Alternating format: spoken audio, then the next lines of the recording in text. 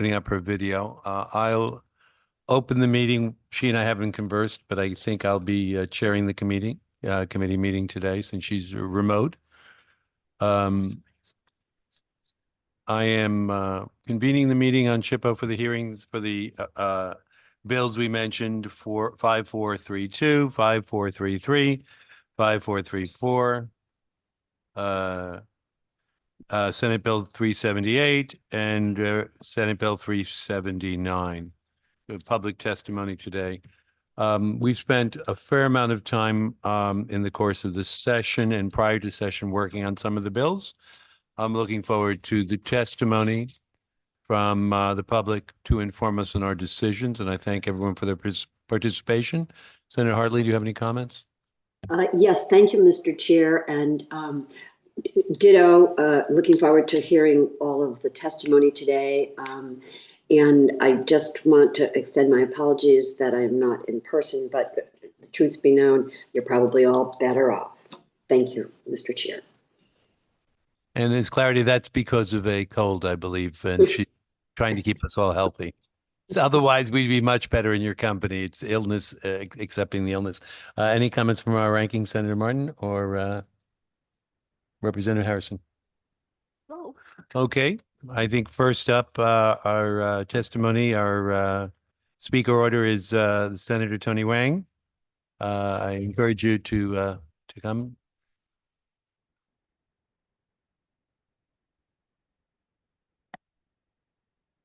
Good morning, Chairman Metzger, and on the video, Chairwoman Hartley and ranking members, Representative Harrison and Senator Martin. I am State Senator Tony Wang, representing the 28th District, encompassing Fairfield, Easton, Newtown, Sandy Hook, and portions of Bethel. I am testifying on two specific bills before the Commerce Committee. The first one being SB 379, an act increasing the rate of credit refund value for certain expenditures by biotech companies. I rise in support of this bill because, as the co-chair of the Bipartisan Bioscience Caucus, along with Senator Cohen, Representative Steinberg, and Representative Yaccarino, we have been intimately and actively engaged with our bioscience and genomic business sector in the state of Connecticut. And it is a state that Connecticut should be very, very proud of, given that our very own company, Pfizer, with its research operations in Groton, was the initiator and the creator of the COVID vaccine that has saved millions of lives, as well as many numerous bioscience and innovations that relates to genomics and personalized medicine that created better quality of life for the people of the state of Connecticut and, in fact, in the entire world. But it's also one that creates tremendous amount of jobs. It is one of the biggest entities in the state of Connecticut, and its focus, research and development, is one of the basic foundations of our bioscience initiative. And every penny put into research and development faces a very competitive landscape, not only in this state, not only in this country, but in the world, in regards to finding the next big solution to our health and medicine in the area of providing a better quality of life. So I ask that, and I would offer to you that many of my activism and support of the bioscience is a result of a lot of the lessons that I've learned from co-chair Hartley. She has been an incredible educator and advocate in regards to the bioscience initiative, but also learning from many of the companies that are in the area and employees that are significantly impacted by sustainability and being able to stay in the state of Connecticut. The industry has a kind of a interesting and a kind of a wayward trajectory. We would take one step forward and, in my opinion, take some two steps backwards because of some of the taxation as well as R&D credit reductions, to the point that where we are now, I think it would send a very powerful message for other companies to look at Connecticut as a place to plant their seeds and be able to grow and build their business, and most importantly, hire Connecticut residents. So I urge this committee and its commerce initiative to understand and support this initiative. Obviously, I know this will need to go to finance, but nevertheless, getting the stamp of approval from the Commerce Committee, as it has done in the past, would be very, very important. My second point of testimony is related to House Bill 5433, a act relating to a procedure for the State Historical Preservation Officer to make determinations concerning certain environmental effects. I understand that this product was a result of a working group that worked through the summer, provided some of the recommendations to allow some authority to be ceded from the State Historical Preservation to the governor's office and DECD. And I understand the impetus for that in regards to economic development and to be able to create initiatives and momentum in regards to moving our state forward with economics. But I would caution, and I would dearly caution, that we need to be cognizant of the impact as it relates to historical preservation. And historical preservation is differ in many different eyes and in different perspectives. But I want to applaud the work of SHPO in the state of Connecticut to have experience and a commitment and passion to preserving her historical context. And I would urge caution on this bill in regards to overreaching and usurping the important role of SHPO in historical preservation. For me, historical preservation is critical, and I'm really reminded of a valuable lesson. On the occasions that I drive or take the train into Grand Central Station, I marvel at the majestic presence of that station. The constellation and the grandness of that station is remarkable. It is one of the prides of historical preservation for our generation. But I'm also then sadly reminded that I've been told many times that the original Penn Station was one of greater majesty and greater artistic expression and historical context. But unfortunately, it was knocked down. And we will never know what future values can be taught from those historical buildings and the historical presence it brings to bear. And Grand Central Station is a great example that we can push forward with progress. We can innovate while retaining the historical presence, and that's where SHPO is such an important part in offering their expertise. But nevertheless, when we knock down historical buildings, we lose more than that physical structure. We lose the historical connection of what makes our community and our state so very unique. The state is full of history, and it is that presence of history combined with our ingenuity and progressive innovation that meshes in to create an opportunity for us to be able to excel technologically and historic presence going side by side. So I urge caution on this bill in regards to taking away the authority and the discretion of SHPO related to historical properties, while at the same time finding a better pathway to economic initiatives and development. I appreciate the time past the 3 minutes. I want to respect that time, and I'm available to any questions to this committee. Thank you. First off, I want to thank you for your testimony. I want to assure you that the committee is cognizant of the role of SHPO and the role of historic preservation in the state. I myself traveled for 25 years on the train from New York to Grand Central Station. What I will, in my observations, not as an architect, will highlight is there was a fair amount of adaptive reuse in the building itself. There was an architectural staircase that was put in that wasn't part of the original plan to provide a mirror image north and south of the train station.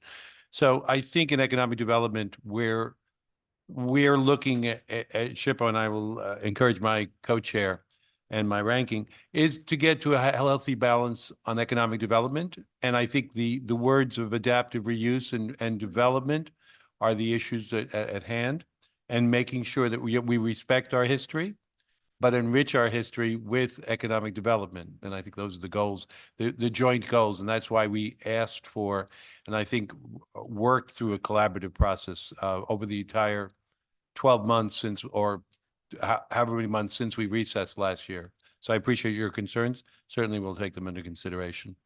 Any comments from the committee or questions? Well, I thank you, Mr. Chair, on that point related to that. And I think when we talk about Grand Central as an example, the input and the guidance that was provided by the historical preservation organizations was critical. The respect for the historical context, the mirroring, they're critical. And so for me, as I read the language, some of that usurpation of that power from SHPO to have the final say in regards to these kind of decisions is really the crux for me in my testimony. You're absolutely right. I believe the representatives that you'll talk to further from SHPO will address their understanding of progression and adaptive reuse. But nevertheless, it really is a challenge. And I know there are frustrations from many developers and reuse advocates to say, SHPO can be an obstacle sometimes. I've had my interactions with them, but I know in their regards and their compliment is their heart is in the right place. They are looking to preserve the historical context into the future for us to remember. So the example you use of Grand Central, I'm sure those historical entities had the final say, and that it wasn't a governmental entity looking to give guidance for the economic greater good.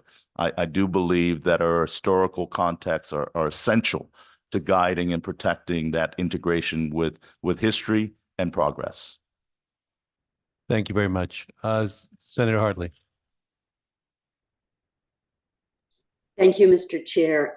Yes, and to my colleague, Senator Wang, thank you so much today for your testimony. Your leadership on the bio sector has been longstanding and has actually been pivotal in terms of moving the state forward with our investments and continuing to telegraph that we in Connecticut are a destination for bioscience, and we have much greater potential. And that's what SB 379 is all about, to continue to invest and scale that that potential. And thank you for your testimony regarding HB 5433. It's been a long journey, and we worked in partnership with the department, DECD and SHPO. Senator Wang, how those processes go. I believe at the end of the day, we will all come to a common place, recognizing the fact that this bill, the state portion of historic preservation is very dated. It goes back to the mid 1980s, 1985 or something of that sort, which the department clearly recognizes it needs updating. It's about the updating and the demystification of this process. And those historic treasures you talk about, those are first and foremost, with regard to the legacy and the history of this state. I myself, being very involved with historic structures, one of which I live in from the 1800s. But I will tell you that there is a balance, and that's really what we're aiming to do when we're talking about brownfield investments, and we are getting stalled by virtue of the fact that we've got old manufacturing sites abandoned for decades that are imploding and are dangerous in our communities. Those aren't the Grand Central stations, and those are the instances where we need to expedite. And so that's what this common project has been about: working together, finding a better way, and supporting historic preservation and economic development. They are not at odds. And I think that even in SHPO's mission statements, you will see that that is recognized. Thank you, Mr. Chair. Thanks again, Senator Wang. Senator Hartley, I just wanted to compliment you in your tremendous education, leadership, and constant advocacy in regards to the bioscience. And it dates back, I remember when I first came into this General Assembly, a fellow colleague that was beloved, Representative Larry Miller, 20 plus years ago, with that now Senator Chris Murphy, initiated the drive towards stem cell research. And that really put the state of Connecticut on the map in regards to bioscience and bioscience research. And we've come a long way, but we've still have a way to go because the competition is vast. And when I talk about how important this credit is to the state of Connecticut and to the industry as a whole, bioscience will be the engine. Just as digital technology and manufacturing was and still is an integral part of our economy, bioscience and personalized health and genomics will be the economic engine that will drive in the 22nd century. And for us in the state of Connecticut, for us to have that start, to be comparable to the Research Triangle down in San Diego and all the other innovation in bioscience, we can be that. But not until we make that investment and show that we state, along with industry and our scientists, make that commitment to be the best in the world. So I want to applaud you, Senator Hartley, for really being the forefront leader in that. And I've been privileged to learn from you in that. And in regards to preservation, I will tell you that you are an example of that, because for anyone that has the pleasure of visiting Waterbury, and they go into that Waterbury Palace Theater, that restoration was remarkable. And I've marveled with many students and people who have gone there for the entertainment. They are just amazed at the preservation and the architectural design and integrity. So again, you reflect both of the things that I've talked about, and you've really truly been a trailblazer. So I follow in your steps, and thank you very, very much for your continued leadership in that area. Thank you very much, Senator.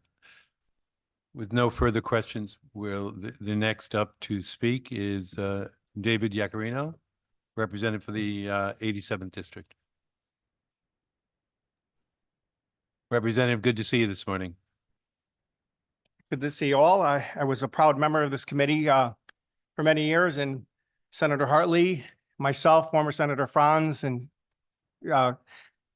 Representative Simmons, we did a lot of work for the subject I'm going to testify for the sciences and bioscience. I think we passed some of the largest legislation before there was even a bioscience caucus, which I'm co-chair of, back around 6 or 8 years ago, about 8 years ago. So it's an honor to testify in front of you. Chairs Hartley, Mesker's ranking member Harrison and Martin, and the members of the Commerce Committee. I would like to thank the committee for the opportunity to testify in support of Senate Bill 379. Senate Bill 379 would increase the tax credit refund to 100% from 65% currently in the bioscience industry, as well as provide incentives for additional research and development expenses for these companies. The number of these companies in the Greater New Haven area has grown in the sector over the past few years. The goals of these credits to expand the Connecticut's private sector workforce and assistance to give better delivery of healthcare, more jobs, and expand our workforce. I look forward to working with this committee, and thank you for the time. Thank you for both the brevity, concise, and direct observations. I know your support has been longstanding, so I appreciate your testimony. Are there any questions from the committee? Hearing none, I want to thank you very much. Go ahead. Because I didn't take my 3 minutes. This sector, Feel free. I do have the time. As a legislator and this committee, you look at platforms in our state, General Electric, General Electric, Boat, Sikorsky, the military, all the sectors, the insurance, the bioscience and the STEM industry is so important. Back in the 90s and early 2000s, we had a strong industry. We really lagged. And I've always looked at Palo Alto, California, New York, Massachusetts. And in 2010, I got elected, 2011, I was sworn in. I looked at, instead of constantly raising taxes over those years, 11, 12, 13, 14, 15, how can we grow our economy? How can we get a better healthcare sector? And it's through the sciences. And I studied for years, Palo Alto, like I said, Maryland, New York, and Massachusetts. In 2011, Massachusetts put $10 billion, academia, private equity, and state government. And they expanded to one of the best bioscience sectors in the world.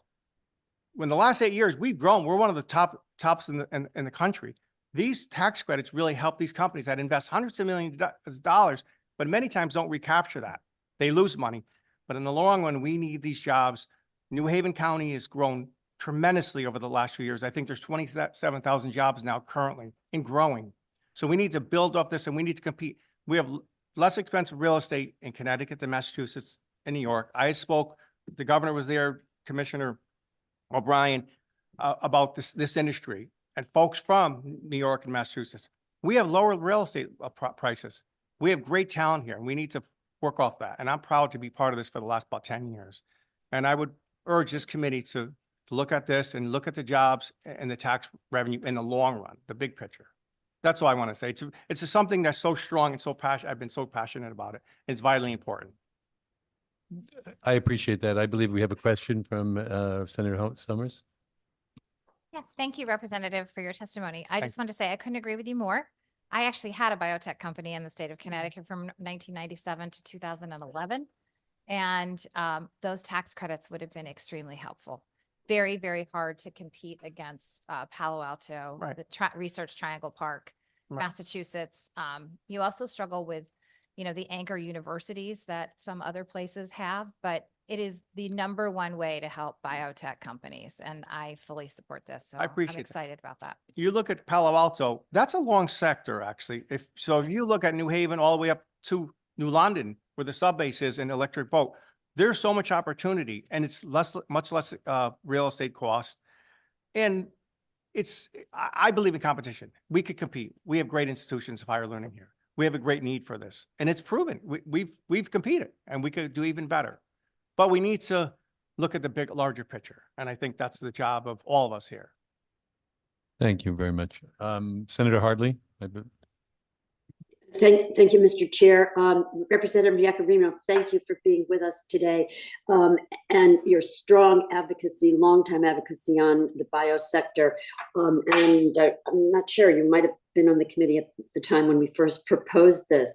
And I know, I'm thinking you're still on finance, so you will be very, very pivotal in the continuation of this proposal, getting it over the finish line. And lastly, Representative Iacarino, I just want to say one thing to you. Come home, come back. I actually missed this committee and I became friends with Senator Hartley. We worked together so well and it's a really good committee. It's a very important committee, but Joan and I hope you don't mind. We really looked at this about 10 years ago and she was right. We've tried this for years and we really need to do this. It's really important. And that's all. We need jobs, healthcare, changing economy. We can't just base on the EBs or Sikorsky and insurance. We need to expand and build our portfolio. And we have the great hires, education facilities and centers and workforce. I'll echo the comments of my co-chair. You need to come home. This committee is singularly focused on economic growth and development, lifting all boats. No, not electric boat alone, lifting all boats across the state, growing the economy.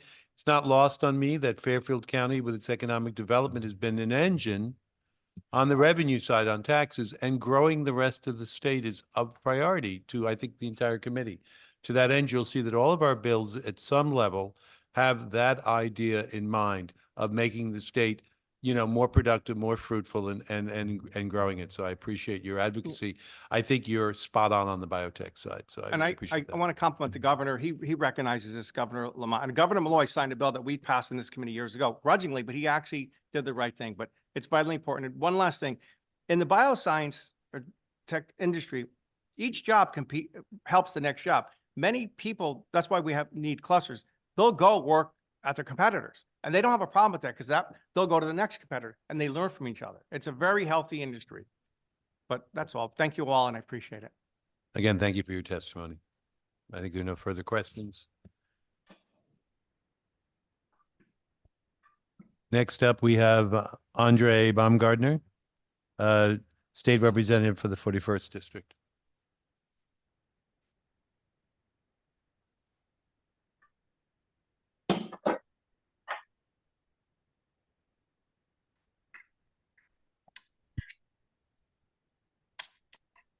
Hello, everyone. It's great to be with you all this morning. I do apologize. I had a flat tire a short time ago, and my mind is rushing. I just realized that I left my testimony right on the top of my office desk.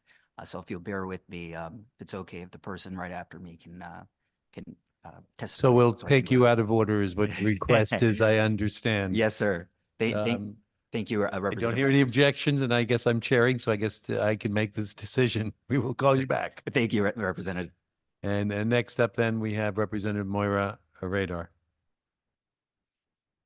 Hi, everyone. Good to see you all. I'm joining remotely. I apologize, I can't be there in person. I just want to run through my written testimony, which I will submit on the system today, and then I'll be happy to answer any questions. Dear honorable members and colleagues on the Commerce Committee, I come here today to express my concerns regarding HB 5433, an act establishing a procedure for the State Historic Preservation Officer to make determinations concerning certain environmental effects. While I understand the aims of trying to streamline development and encourage development, this bill goes much too far in diminishing critical historic preservation protections. I urge you to maintain meaningful oversight by the SHPO and Historical Commission review. The SHPO plays an invaluable role in evaluating impacts to historic buildings, neighborhoods, and archaeological sites during the Connecticut Environmental Policy Act review, SEPA. Removing this voice from the process effectively silence advocates for our irreplaceable historic fabric until it may be too late. Furthermore, granting the Department of Economic and Community Development, DECD, final authority over the SHPO on SEPA decisions represents a concerning conflict of interest. The DECD's mission prioritizes economic growth, as it should. The SHPO's expertise and purpose is specifically ensuring that our historic values and properties evaluated and are preserved when feasible. Additionally, the $750,000 flat demolition fee is neither a reasonable disincentive nor an adequate mechanism for mitigating damage to our historic assets. It provides developers a clearly defined avenue to simply buy the right to demolish historic structures or find other avenues for development, rather than engaging in a sincere and valuable process to explore compromise solutions facilitated by the SHPO. The SHPO exists specifically to uphold standards for historic preservation, advise on environmentally prudent actions, and speak for the invaluable cultural and economic benefits that our heritage of iconic historic places provides to all Connecticut residents. HB 5433 would largely debilitate this essential agency and its ability to be a steward of our shared history. Make no mistake, I share the underlying goal of updating regulations to foster an environment ripe for investment and development, but not at the cost of forever severing ties to the architectural heritage that has acted as a powerful magnet for those very economic opportunities. Our growth should build upon and incorporate the places that make Connecticut so distinctive, not indiscriminately bulldoze them aside. So I call on you, the members of the committee, to amend HB 5433 in a way that maintains the SHPO's integral advisory role while also enacting possible reforms to provide developers with more certainty and timeliness. Let's work together to streamline these processes while still upholding our responsibilities as stewards of Connecticut's valuable, unique historic fabric. I do just want to also share, some of you may know this, others may not. This is a great passion of mine. I hold a Master of Science in Historic Preservation and have worked for largely 20 years in the world of architecture and development and adaptive reuse and historic preservation and architectural conservation. So when I saw this legislation, I wanted to read through it. I've been speaking to Chair Meskers for many months on this, and I'm really glad to know that there was a working group that went through this process, but I felt it important to kind of voice my concerns and also offer up my knowledge base to see if there's any questions that the committee might have that I might be able to help regarding this legislation. So thank you very much, Representative Radar. First off, I want to thank you for your strong advocacy. For those of you who may not know, Representative Radar sits, I believe, like 2 seats in front of me or 1 seat in front of me in the General Assembly. Since we both have been elected, I believe she's been in for to her second term. I know this is going into my Oh, third dear. term. Been engaged in conversation, and I've been, if nothing, is both an understated nature to her and a profound understanding of historic preservation. So I've always enjoyed the conversations and the dialogue and the dialectic on where we want to get to.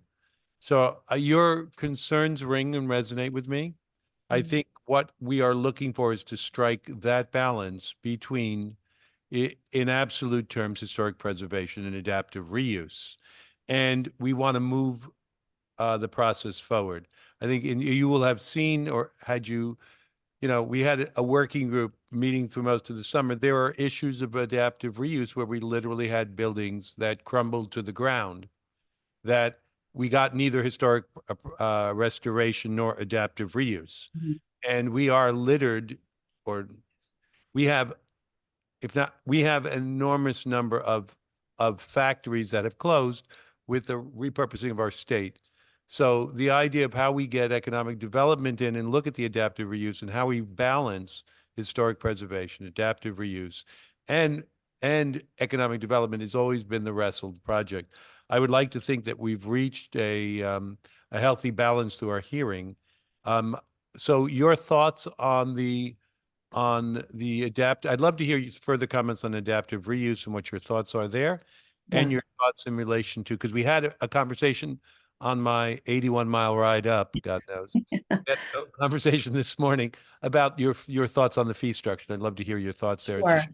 So the term adaptive reuse can have a broad meaning. It is essentially what it sounds like, where you're taking buildings that may no longer serve their original function and finding a reuse for them, adapting them to current code standards, safety standards, ADA requirements, within the framework of having some accommodations made to retain the historic fabric. Look, I'm also an environmentalist, so I understand that some of these buildings are hazardous or have materials in them that need to be abated. But I feel like the intention should be to always identify ways in which to salvage the building, reuse the building, adaptively reuse it. I understand that some buildings are too far gone and have been neglected for years, and that's a case where it's an understandable need to let that building go. But when I speak about the dynamic or the structure that we currently have and being a proponent of it, the SHPO office is staffed with folks like me who have a background in it. Some of them probably largely a better expertise than even I have, and spend day in and day out understanding this from both the federal, state, and local level. And quite honestly, Senator Wang spoke to a Grand Central Station and Penn Station. That's pretty much an iconic example of the two ways that preservation can go. But since then, it's been, we're a very young country, comparatively speaking. And the historic fabric that we have in our communities and what makes Connecticut so emblematic historically is because we have prioritized this. And so I am not discouraging development. Part of my studies was around urban planning and development. And so I'm a proponent of that, but I feel like we shouldn't be making it a fast track process to just simply turn an eye and turn to demolition. So to get to your point around the fee structure, the scale of construction and the cost of construction now, it's very easy to get to that $750,000 number in a budget and look at it as the cost of doing business. And that's what I don't want to see. I don't want to see developers just see that as an entree into bypassing this entire environmental review with SHPO. I think that maybe there is a way to create a tiered fee structure that may be based on the integrity of the building, its historic significance, obviously letting SHPO be the ones to evaluate that, but creating a more amenable structure. I never liked the idea of being punitive. I'd rather have an incentive. And we have a lot of those in Connecticut around tax incentives for historic restoration.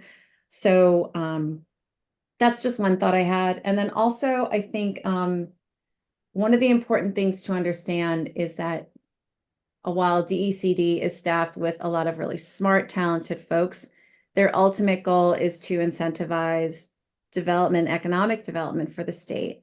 And so I just feel that them having the final word, although it may be in very rare cases, really usurps the expertise and kind of the independent counsel of the SHPO. Now, maybe there's another entity that, you know, again, it's a dollar thing, but creating kind of a neutral position either within DECD or SHPO that kind of comes in at these, like, to your point, very rare situations where we get to this level of disagreement or kind of an impasse in terms of what can be developed. I think there needs to be a better process, but I will just, you know, I will stay on my hill as a preservationist and just say I'm very worried about pulling this authority away from them, because then it becomes a very slippery slope, in my opinion. I appreciate the commentary and your testimony. I think we've wrestled with the issue. And what I'm hearing from you is you'd like us to wrestle with the issue some more and get where we get to. And I appreciate the advocacy. I believe we have my co-chair, Senator Hartley. Thank you, Mr. Chair. And yes, Representative Ritter, thank you for, first of all, weighing in on this. Your knowledge of this is very important and obviously greatly respected. As Representative Metzger said, we have really wrestled with this because we want the best outcome. And we know that there is that common place for historic preservation, not at the expense of economic development. It is to create that balance. And if you go back and look at the mission statement of SHPO, you will see that in the mission statement, they talk about the economic benefit and economic development. So we are not changing any of these missions, if you will. What we are doing is updating this legislation, which the department itself recognizes and wants us to get there. Working with them, collaboratively, recognizing that, everybody has different positions coming into this.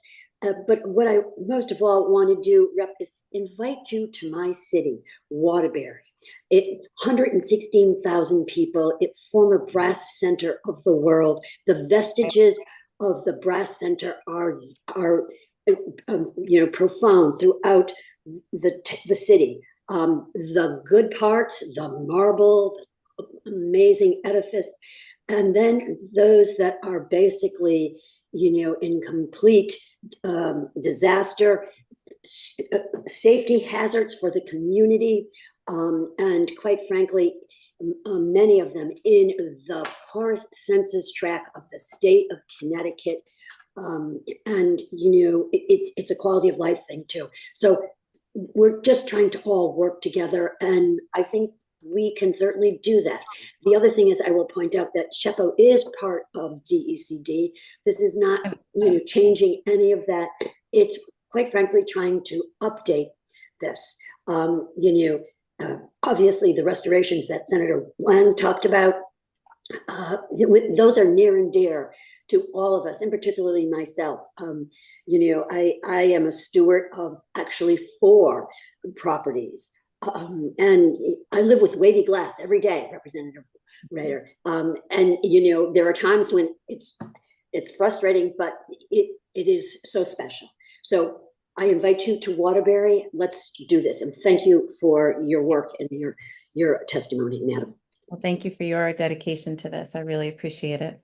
I agree with you that, this is, if you fly back to 1960, this was the folks that were not okay with the preservation advocates were afraid that it would stall development and growth. And it really has done just the same. The United States is really a success story around historic preservation and restoration. We really are, and especially in New England.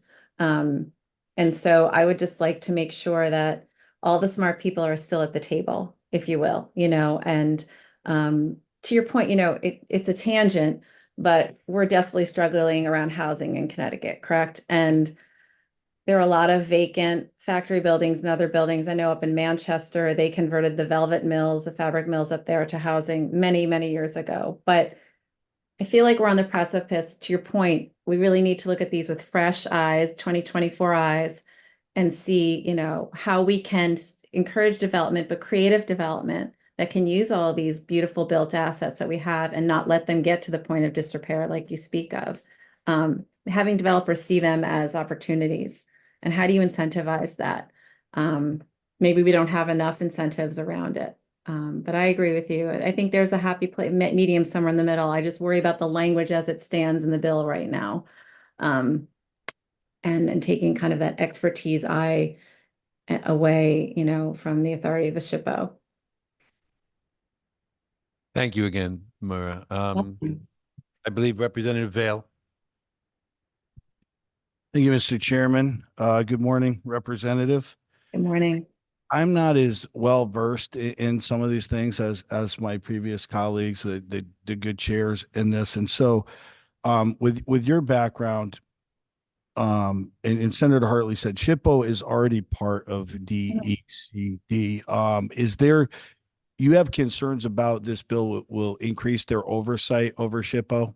If you could elaborate on that. So I can Because in the bill, if it gets kind of, just to talk loosely about it, if it gets to the point where through this environmental review, the State Historic Preservation Officer is saying, we really need you to do A, B, and C, and the developer is saying, that's going to be extreme for me. If there's an impasse, as the bill states it, DECD has the final say on what happens, whereas currently right now, SHPO does. And I understand there's probably been circumstances where that's really been a frustration for development. I just have a problem with somebody who is not an expert in this area having the final word, and kind of taking that out of what has always been SHPO's final determination. Now, can there be improvements made? Absolutely. We don't want to discourage developers from going through this process with the SHPO. So I definitely see a need to streamline things, make it easier and more enticing. But that's what I meant by that, is that in the language, the kind of final determinant is DECD and not the SHPO and the State Historic Preservation Officer.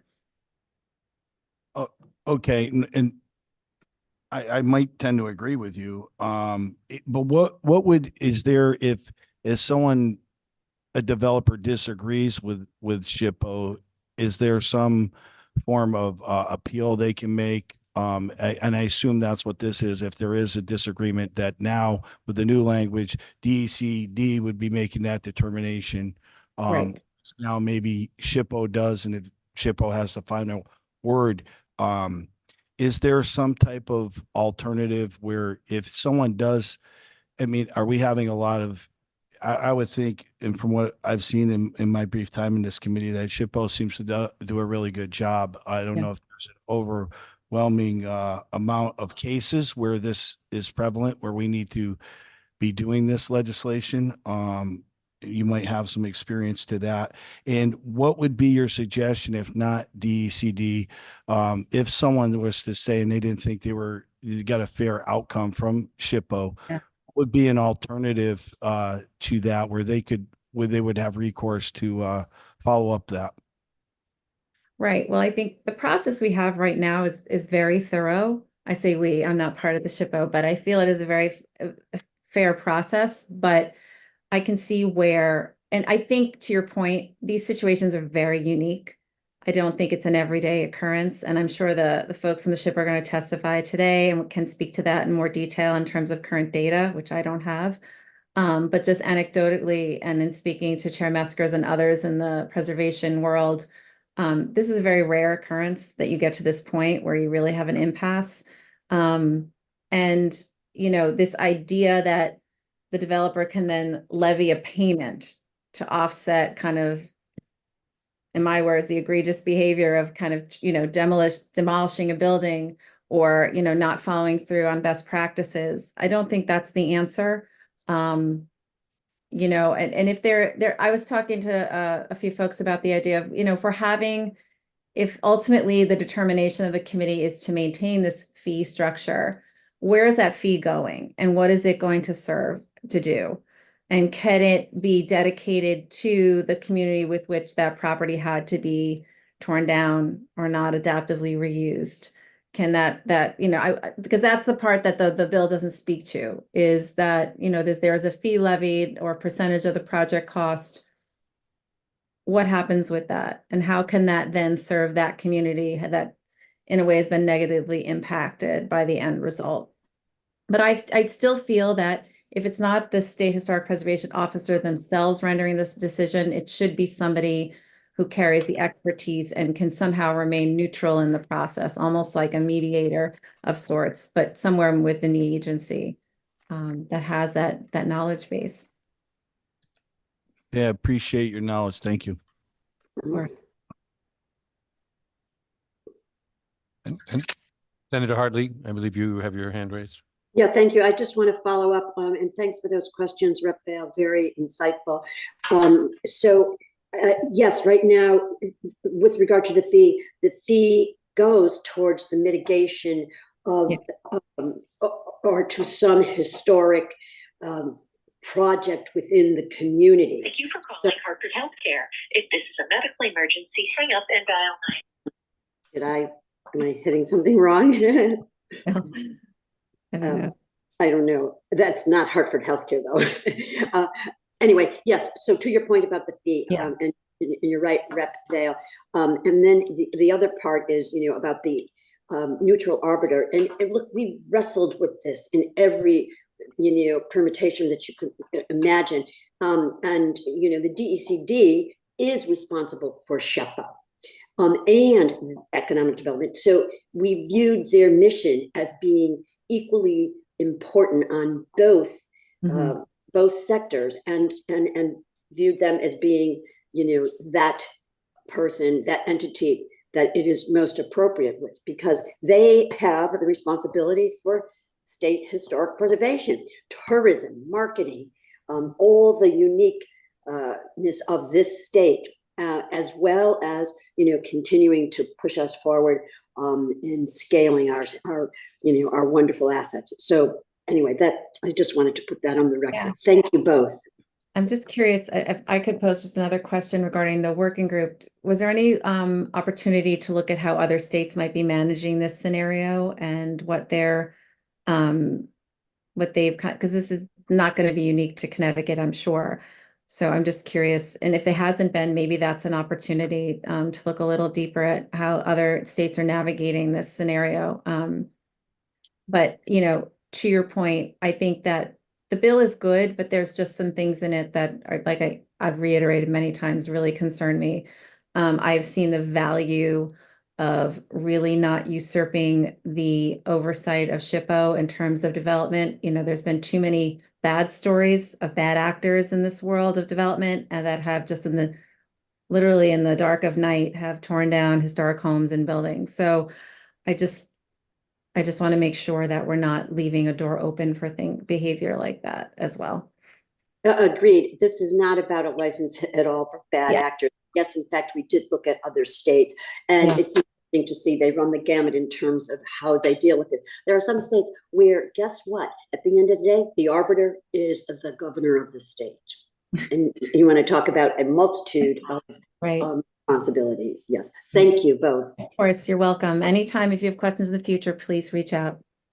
And as Chair, I'll take the liberty. In our conversations in the past, there was an assessment on mitigation. Assessment and mitigation was then left to the determinant of the local community. And the applications went through, I don't know how many iterations of a non-expert mitigating an expert's decision on mitigation.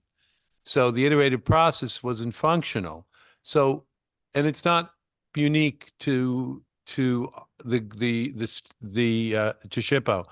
The agency interaction is an important role. We stand, all of us in this chamber, all the committee members stand every 2 years under a very sharp eyeball of an electorate to get reelected.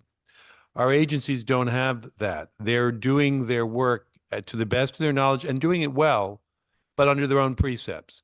So one of the things we looked at is we wanted to return the authority to the agency on mitigation to decide what would mitigate within the community if a fee was assessed, so that we didn't have a development agent having to worry about how he mitigated an impact, giving suggestions, but letting the agency have the discretion. That was one of the things we looked at.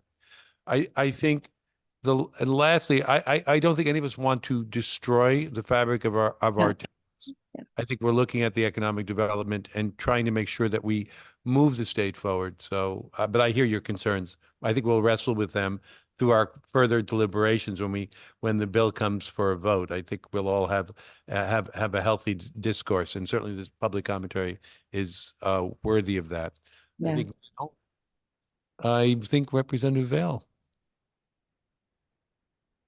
I appreciate your indulgence, Mr. Chair, for a second time. I just wanted to ask, do you think that this legislation, I think this is what I picked up from what you said earlier, that this legislation will allow an opportunity for a developer to just tear something down and then pay a fee later? No, the fee comes before, but it kind of says, okay, we've exhausted the idea of keeping this building intact. You know, here's the money I'm going to pay because I have to move on with this project. I mean, that's but that's not exactly what it means in the bill. Okay, I just wanted to yeah. clarify. No. I mean, no, that's the problem. There's a big problem there too. That's a separate conversation. You know, and you could ask the SHPO officers later today, you know, what happens when a developer just comes in and, like I said, in the dark of night, tears down a beautiful historic structure for the sake of their project. But that's a different scenario altogether. Thank you. And to supplement the question, Representative Vale, I think the concern is as well, is if we go through 4 years of iterations and then the building collapses and we end up just with a plaque, we're not either doing adaptive reuse or historic preservation. So you have to look at all the extremes and figure out which problem you're solving for in every case, I think. And I think we're attempting to solve for the problem as best we could in the middle, to conserve the historic values for the state and to move the economic development forward. So one of the things that I think in our conversation, and I'll let SHPO speak to that when they come up, you know, I don't think we have a good inventory of applications or approaches where eventually the developer just went elsewhere in the state and the project was left or the building was left undeveloped, whether it be preserved or adaptive reuse. So, you know, we need to look at the inventory and performance because, you know, from my situation here as chair with economic development is one of those focuses as well as preservation. And I think we've established that as a group. I think we've had finished our commentary on this testimony. I believe we have Representative Baumgartner with his testimony, hopefully. Thank you, everybody, and thank you for taking this issue seriously, and I look forward to seeing what the committee decides. Thank you very much, Representative Moyer. Come on down. Appreciate the good representative for pinch hitting in my spot. And thank you so much, Mr. Chair, for your accommodation this morning, of course.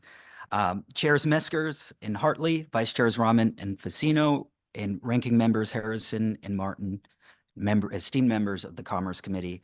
Thank you so much for your, thank you so much for allowing me to testify before this great committee today. Several weeks ago, I stood before this committee to offer testimony in support of proposed legislation SB 159 to create a task force or a commission focused on intermodal transportation improvements, investing in resilience infrastructure, and prioritizing tourism in Mystic, Connecticut. Today, I testify in support of HB 5432, an act establishing a working group to develop a plan for expanding the tourism industry in the Mystic area of the towns of Stonington and Groton. Since last spring, municipal leaders, our state's top tourism attractions, including Mystic Seaport, Mystic Aquarium, community groups, and residents have participated in locally led workshops and discussions on addressing our community transportation needs. I support any opportunity to collaborate with our partners to facilitate investments to our region, especially as it relates to tourism. There are several projects underway in our area, including the Mystic Seaport's proposal to restore the Rossi Velvet Mill as an adaptive, as a multi-use facility that will open up a new area of their extensive campus to visitors. After celebrating their 50th anniversary, the Mystic Aquarium has many capital projects that are critical to the health and safety of their animals that they care for and rehabilitate. From the bustle of downtown to the vibrancy of the Old Mystic Village, we are home to also smaller museums such as the Denison Pequotspis Nature Center and the Mystic Museum of Art, in some of the finest restaurants like the Oyster Club, Port of Call, and Shipwright's Daughter that are a home to 2 James Beard Award finalists, chefs Renee Dupont and David Stambridge. There are many ideas that have been proposed by my Stonington legislative colleagues that could be discussed by a working group organized by the Connecticut General Assembly. Representative Howard recently proposed an idea that would earmark a portion of state taxes generated from tourism for public safety, and Senator Summers has championed enhanced water taxi service that would limit car traffic in our neighborhoods. This year, I requested legislation that would remit the lodging taxes associated with short-term rentals back to the community they are located, which would allow our communities to receive back a small percentage of the significant revenue we generate for the state through tourism. I've personally engaged Department of Revenue Services Commissioner Mark Boughton and believe it would be very valuable to have him or his designee as a member of any working group, task force, or commission focused on state investments in Mystic, including DEEP, as well as the agencies outlined in SB 5159. It is essential that the group engages with the public in an open and transparent process that involves input from all stakeholders, including residents, business owners, and community leaders. This process should also include regular public meetings where residents can voice their concerns and provide feedback on proposed ideas with public comment opportunities. I also propose that the majority and minority leaders of both chambers have the ability to appoint members as proposed in lines 9 through 11 of the underlying bill, so we can include more local representation. Additionally, the scope of work assigned to the group should be expanded to include transportation, resilience, public safety, workforce, and tax/revenue items. Thank you again for allowing me to testify in support of this bill and attention to this matter. So I'll only recognize one complaint on your testimony is the failure to invite me for dinner yet up in your community. And I want to sincerely thank you for your testimony. I think I was instrumental in putting this bill together as sending, if you will, a shot across the bow to all of my delegates, all of my representatives, my esteemed senator who still owes me an invitation as well.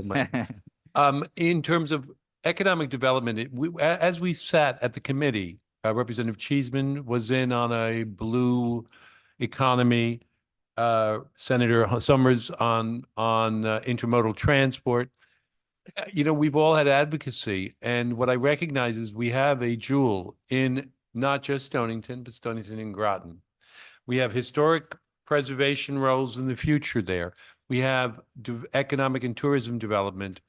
The resources of the region are supporting the revenue stream in Hartford, sales tax, restaurant sales tax, tourism dollars, hotel taxes. And it's important that we recognize the limitations of our local municipalities for regional tourist centers to own and keep the revenue stream to reinvest. So absent a change in our tax structure, what I wanted to get us to is a point where we have a conversation on development where we bring in the tourism office of the state, we bring in DECD, you know, drag them in as being consultants in the process. So we build out a bonding process. I sincerely think of it that way, a bonding process over the next 5 to 10 years, where we think, where do we want this whole infrastructure to grow to? And I'm really appreciative of the commentary. I'm going to go through it with a fine-tooth comb and work with you in terms of figuring out the nature of the committee itself, a working group, and work with our leadership, and the nature of the meetings and the public input, so we can begin to develop a concrete plan. So I really appreciate. Are there any particular concerns you wanted to express in addition to the suggestions? No, Mr. Chair, and very much look forward to bringing you to one of our fine restaurants. Of course, many to choose from, but and I'm paying for my own meal just for the public, the public record. But nonetheless, you know, I think there's a lot of merit to also the SB 159 that was raised in the last hearing, and I do think there should be many provisions that ought to be incorporated in you know, this bill, should it be the vehicle that is used to advance many of these ideas. Thank you very much. Senator Summer. Yes, hello. Hi, Senator. Fellow rep from the district. I thank you for your testimony. I think it's great for consideration to this particular bill. I have concern about the way this bill is written. I do not like that it is centered around one particular area. I think it should be the greater Mystic area. I have serious concerns about the makeup of the committee, the way that it's listed as far as, we see normally in our task force. I think they should be very specific. I think that could be something that we could work on so I could support this bill going forward. I do like the idea of trying to bring everybody together because there are multiple things happening in the district at the same time. I do not want this to slow down some of the progress that we have made to date with some of our other bills. I know that we have talked about having some of the Airbnb or the hotel tax or the restaurant tax returned to the municipality, which is, experiencing a lot of visitation. With that comes policing, it comes road maintenance, et cetera. And I think those could be addressed in addition to this particular task force. But what I don't want to see is this slowing some of the momentum in those areas down. And I would be obviously willing to work with the chairs on the language that I would find acceptable moving this forward. But the way the bill is written right now, it's really centered on one particular area. It's not centered on a greater Mystic area, which would also include parts of Groton and Stonington Borough, et cetera. So that leaves me with some pause. And I wondered if you felt that way also. You touched on it in your testimony, but would you agree with that? It needs to be broader than just the Mystic Seaport area. Well, I would note that, perhaps not everyone in the room would know that Mystic is technically not a municipality. It's not one of our 169 municipalities. It is a village nonetheless, or a frame of mind, frame of thought, depending on, I guess, what time of the year you're down there. But Mystic encompasses both Groton and Stonington. So the Mystic River obviously transects both sides. With the Groton, the westward side of the village is the Groton portion, and then the eastward side is Stonington. So the bill language or the title stated something to the effect of Mystic Seaport area. And I would note that obviously the Mystic Seaport area is far more extensive once you do factor in both Groton, since obviously the Mystic Seaport is only on the Stonington side, and tourism in Mystic is a lot more extensive than just the Mystic Seaport. And we are so grateful for the Mystic Seaport, and both the senator and I are very much supportive of their initiatives underway. But I would also note, as mentioned in my public hearing testimony, the vibrancy that Old Mystic Village, brings to the area, along with the Mystic Aquarium and the downtown core, which I think is one of the most beautiful coastlines we have in, I think, not only New England, but the entire country. So I would say, kind of give the committee or perhaps LCO the benefit of the doubt on that one, but I'm sure that's something we can figure out offline with all the relevant stakeholders. So I will assure you that I can blame the LCO as well. So I think I've heard the commentary and the concern. I want to reinforce the issue that this is the first stab at an issue of how do we deal with development and planning and strategy for the region. And I think it's a region that is phenomenal and attractive. And the state needs to have a coherent focus. And I'm not looking to delay pieces of it. I can understand the concerns, but I want to, we tend to work in bienniums and we adjust issues by biennium. And having worked in finance for a career, I don't understand the process, why that works satisfactorily for our long-term planning. So I'm hoping we can do both and not forestall one versus the other. I believe I've grabbed the microphone against Representative Vale's predilection, so I will surrender. It is always good to follow you, good chairman. And thank you. You brought attention to it. This is going to be brief. This isn't a very long bill, and I just read it 4 times and noticed that there is, and I think you alluded to it, there is no representation from the House Minority Leader and a part party used to be a part of, my friend, at least this year. But there are a lot of representatives on both sides of the aisle from that district. And I do have concerns that the House Republicans are not part of this task force. And again, Representative Cheeseman, so many of our colleagues on both sides of the aisle from that area. So hopefully the committee takes that into consideration as they move forward. And even not being from that area, but having visited often, I do agree with yourself and Senator Summers that it should be the whole area, not just that seaport area. But I'm sure Representative Meskers will take that in mind of adding maybe the House Minority Leader appointment as well. Thank you. My intent at some level was to provoke in launching with the bill, and it was a constructive provocation. I want feedback and instrumentation. My biggest concern is really what I wanted everyone to hear is long-term planning, a goal, and development coherently driven, and where I think at some level it should reside, which is in our legislative body and in our House, I guess I should say House and Senate, so I don't create any waves. Our legislative body should be driving some of the plans for medium to long-term economic development, and that's why I'm happy. One of the reasons I wanted to join Commerce is our long-term planning.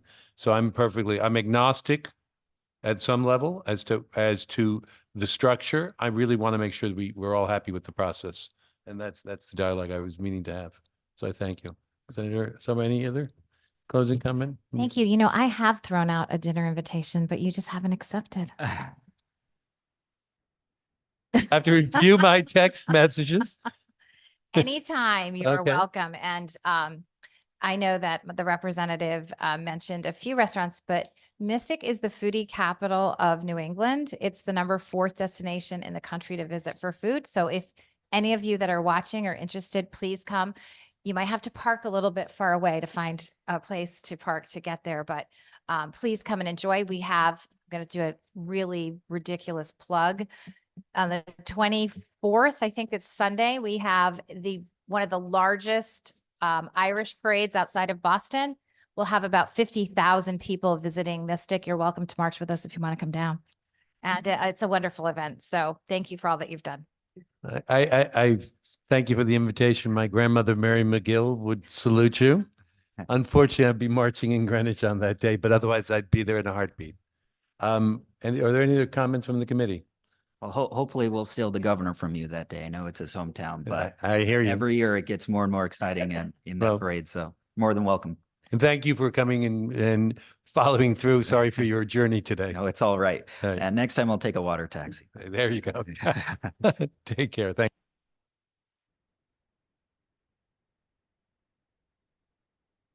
you. Next up, we have Ashley Zane from CBA.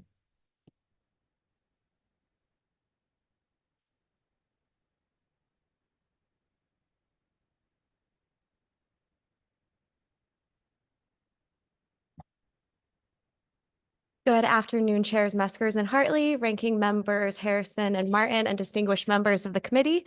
My name is Ashley Zane. I'm a Senior Public Policy Associate for the Connecticut Business and Industry Association. We want to thank the committee for raising a number of bills that promote economic growth in the state, and I've submitted on quite a few of the bills on today's agenda, but I'm going to focus today on 2 bills.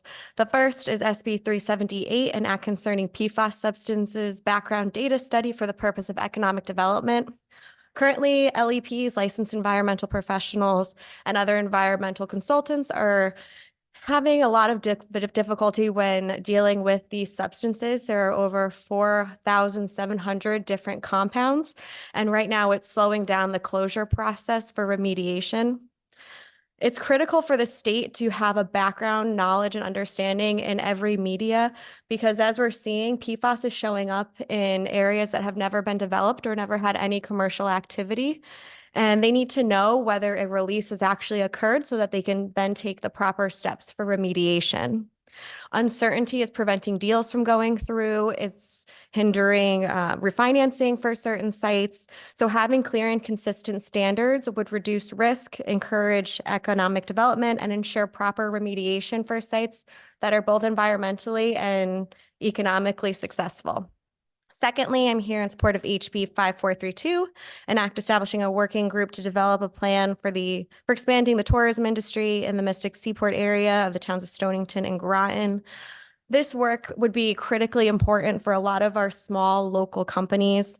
15.4 billion in business sales are supported by traveler spending. 2.3 billion in tax revenues are generated, including 1 billion in state and local taxes.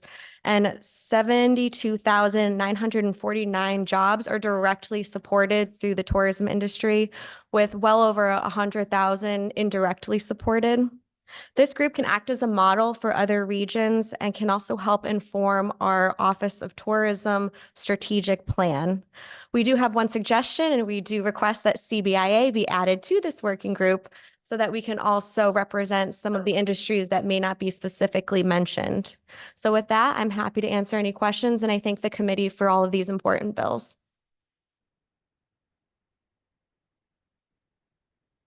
If there are no questions, I want to thank you for your testimony. Most importantly, thank you for your advocacy for the business community.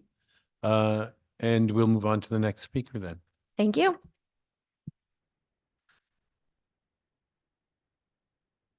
I believe we have three people speaking as Mr. Henry, Melchior, and Haydock. Come on down. Thank you.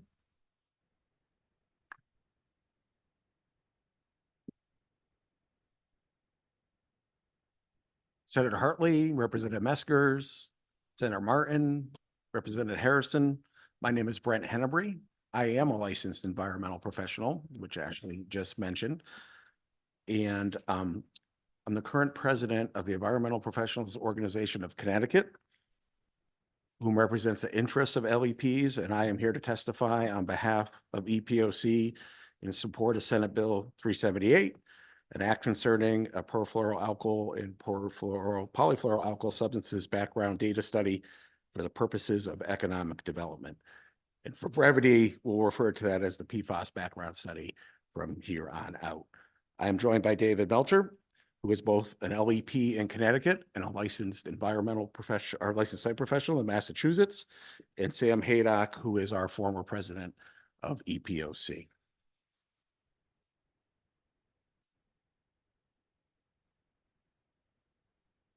First, we'd like to thank the Commerce Committee leadership for raising this important bill and providing us with your time to support it with this testimony. LEPs are privatized professionals authorized by the Department of Energy and Environmental Protection to perform investigation and remediation of properties in Connecticut and close those actions through a verification that the properties have been investigated and remediated as required by Connecticut's remediation standard regulations. Our governing regulations require that LEPs hold human health and the environment paramount in our professional activities, and this is not a responsibility we take lightly. With that said, based on the nature of our business, LEPs are on the front line working with the regulated community, attorneys, financiers, on commerce items that are subject of this committee's actions, including the transfer of ownership of real property or businesses, financing using properties as collateral, and property redevelopment. Redevelopment, including the state's brownfield programs, often includes both property transfer and financing. PFAS provide many challenges to environmental professionals in a regulated community in Connecticut. Regarding commerce, the challenges include the inability for LEPs to verify compliance with Connecticut's remediation standard regulations for properties where PFAS compounds have been detected in soil or groundwater. This results in regulatory uncertainty for properties that have potential sources of PFAS or where PFAS are detected in environmental media. The regulated community, particularly those that buy and sell and finance and redevelop property, desire as much certainty as possible to evaluate the deals they make and the value of the collateral they take for financing. Three specific challenges that LEPs face is one, determining the source of PFAS if found to be present at a property. It is fact that PFAS are present in the environment across Connecticut and New England, and their presence over much of this area is not the result of a release or a spill from a site activity. PFAS are ubiquitously present in the environment due to the widespread use of these compounds by society. PFAS do not respect state boundaries. Connecticut is both downwind and downstream of other industrialized states where PFAS compound impact kinetic properties via aerial deposition or migration via groundwater or surface water. Without the proposed background study, the identification of impacts related to these potential out-of-state sources to Connecticut properties will be difficult to establish, resulting in Connecticut property owners and buyers being penalized for a condition beyond their control. Property-specific background studies could be completed at every single property across the state when PFAS are detected. However, these studies would cost tens of thousands of dollars per property. It would provide repetitive and duplicative results that would place a heavy burden on property owners and buyers. The second challenge is determining cleanup standards to achieve closure. Currently, there is not a complete set of cleanup criteria for PFAS in Connecticut. Since complete sets of standards do not exist, the default standards for PFAS become background. In absence of this proposed study or a property-specific evaluation, the background value for PFAS is assumed to be not detected, not present, zero. Simply said, remediating to assumed level of zero from boundary to boundary across the state is not feasible. Cost for an average site to address PFAS would be in the order of hundreds of thousands of dollars, and for more complicated sites in the millions of dollars. To establish cleanup standards for spills or release of PFAS is critical to understand what exists in the environment in the absence of a site-specific release or spill. The cleanup standards can then be based on the risk posed by the presence of the compounds in excess of the background values that would be established by this study. The third challenge is disposing of environmental media that contain PFAS.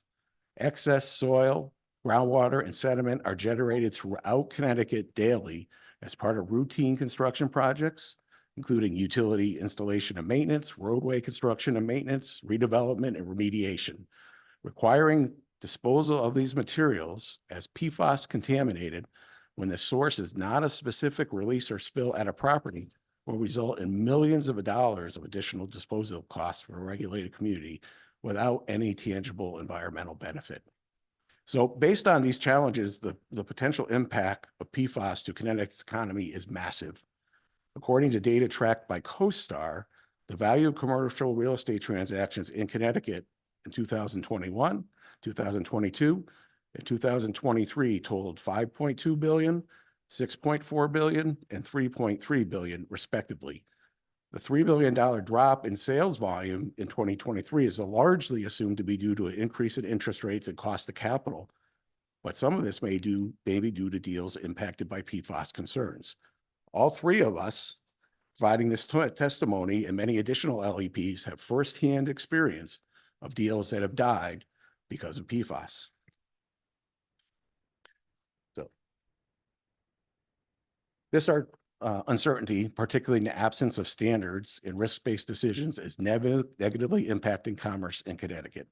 It is putting the state at a competitive disadvantage for economic activity with our neighboring states.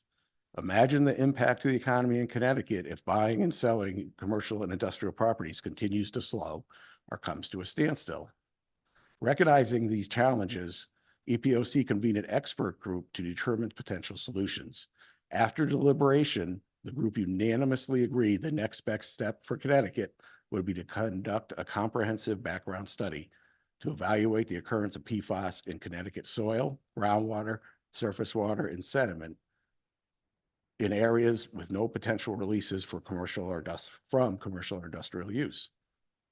Samples would be collected in rural areas where limited sampling has already been conducted across New England, but also our suburban and urban areas where background sampling has not been conducted to date.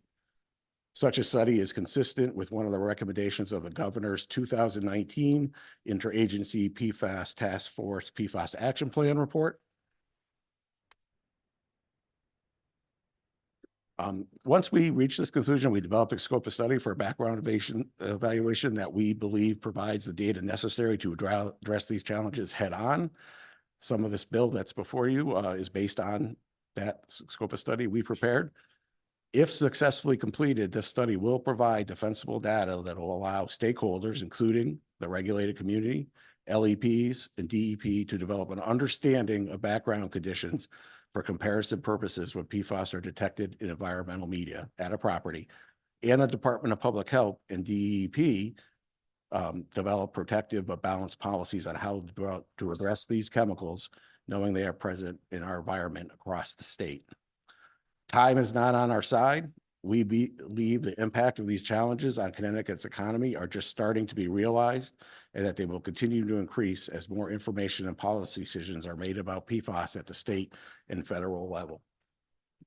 The anticipated upcoming federal designation of 2 PFAS compounds as hazardous substances under the Superfund cleanup law, and establishment of maximum contaminant levels known as MCLs for 6 PFAS compounds in potable water will bring additional attention and magnify these challenges.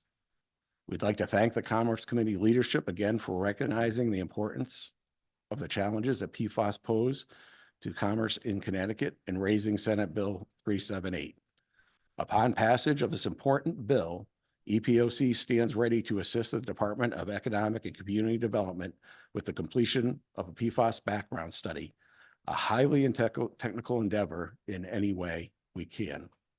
And with that, I'd like to hand it over to Dave Melcher to make some comments about PFAS and how they're handled in Massachusetts.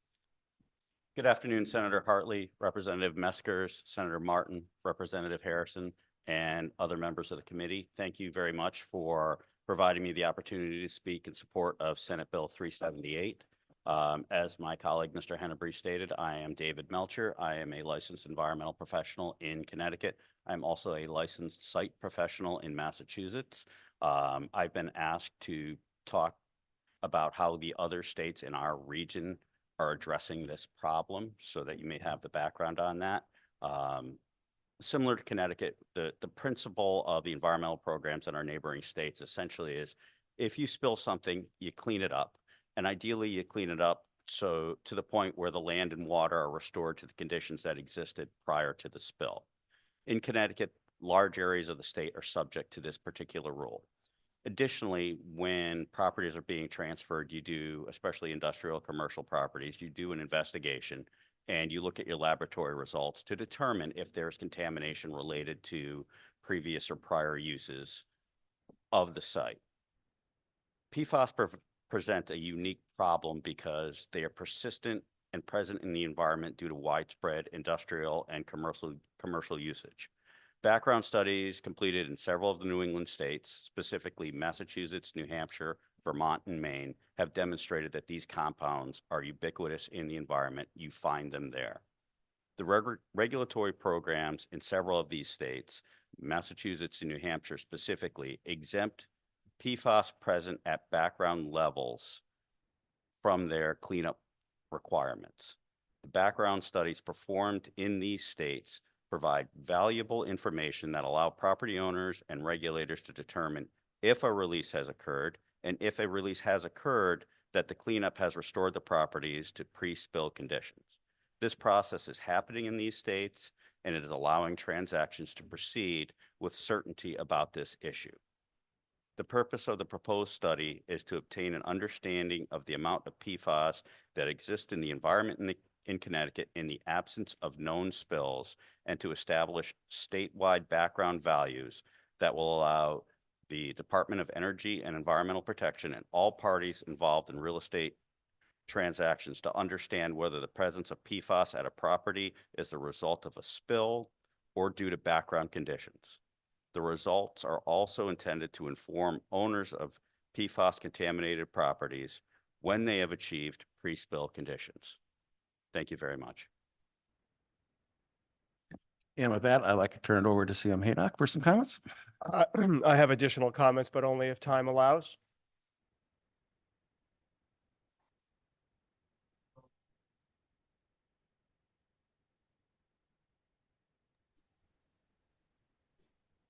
That is fine.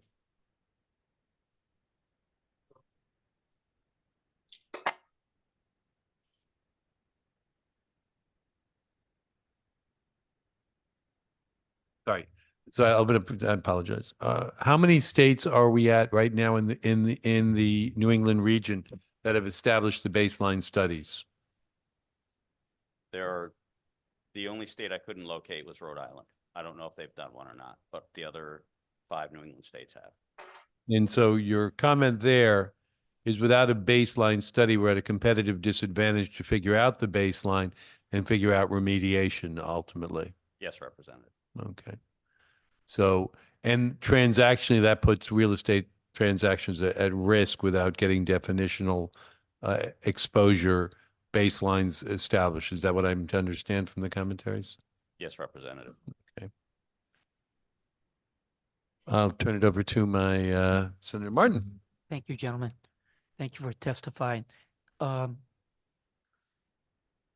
The amount of PFAS that you're seeing, can you give us an idea? So it's typically measured on the part per trillion range, which is a very small number. The toxicity of the chemicals and the science behind it, the current science behind it suggests that they're toxic down at those levels. In soil, we look at in the part per billion range. But from a background perspective, it's at the low end, right around where the toxicity of these chemicals are. When you actually go to a fire training area or a car wash where there's been a release of these chemicals, you find numbers substantially higher, 10, 100, 1,000 times higher. And how about rural areas? I grew up in East Hartland, Connecticut, and I ran around Tungus State Forest as a child. And there were some students that did collect some background samples in Connecticut from UConn.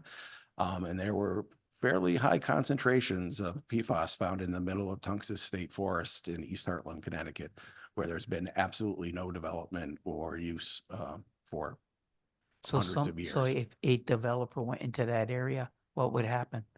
How would one find that out? So I go in for a subdivision. I've got to put in a road. How would I know that? So in this day and age, to get financing and get approvals to do any type of improvement, redevelopment, or construction, you need to do environmental due diligence. You need to go collect samples and show what's there. So folks are willing to give you financing and hold the property in collateral. And that's when these would be found. I think on a commercial piece of property, I may be required to do a phase 1 and phase 2. It's or phase exactly 3, what I'm right? talking about. But on a rural piece of property, I'll go in and get a zone, get my subdivision approved and I'll start digging. So I guess, I guess I'm trying to figure out how that impacts a developer in a rural area. Yeah, so if they don't know the pollutants are there, they have no knowledge of it, they're going to go forward with their development and they're going to stay there. Yeah. Okay, thank you. For the rest.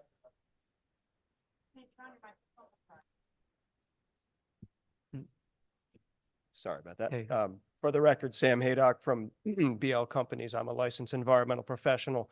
For a single family home construction, there may not be any environmental due diligence. That's fairly common. But if there was a large subdivision going in and financing required, it is typical for lenders to require a phase 1 at a minimum, and depending on the property, that may lead to a phase 2. So there is some potential in that scenario that you described that testing would be done.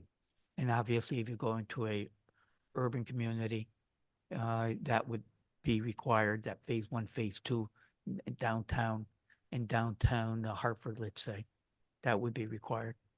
Yes. Yeah. Okay. Thank you.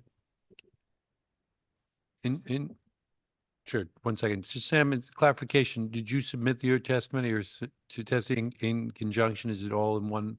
Yes, our piece? testimony was co-authored, Okay, and perfect. so it is Thank you. together. And I think I have Representative Harrison with a question.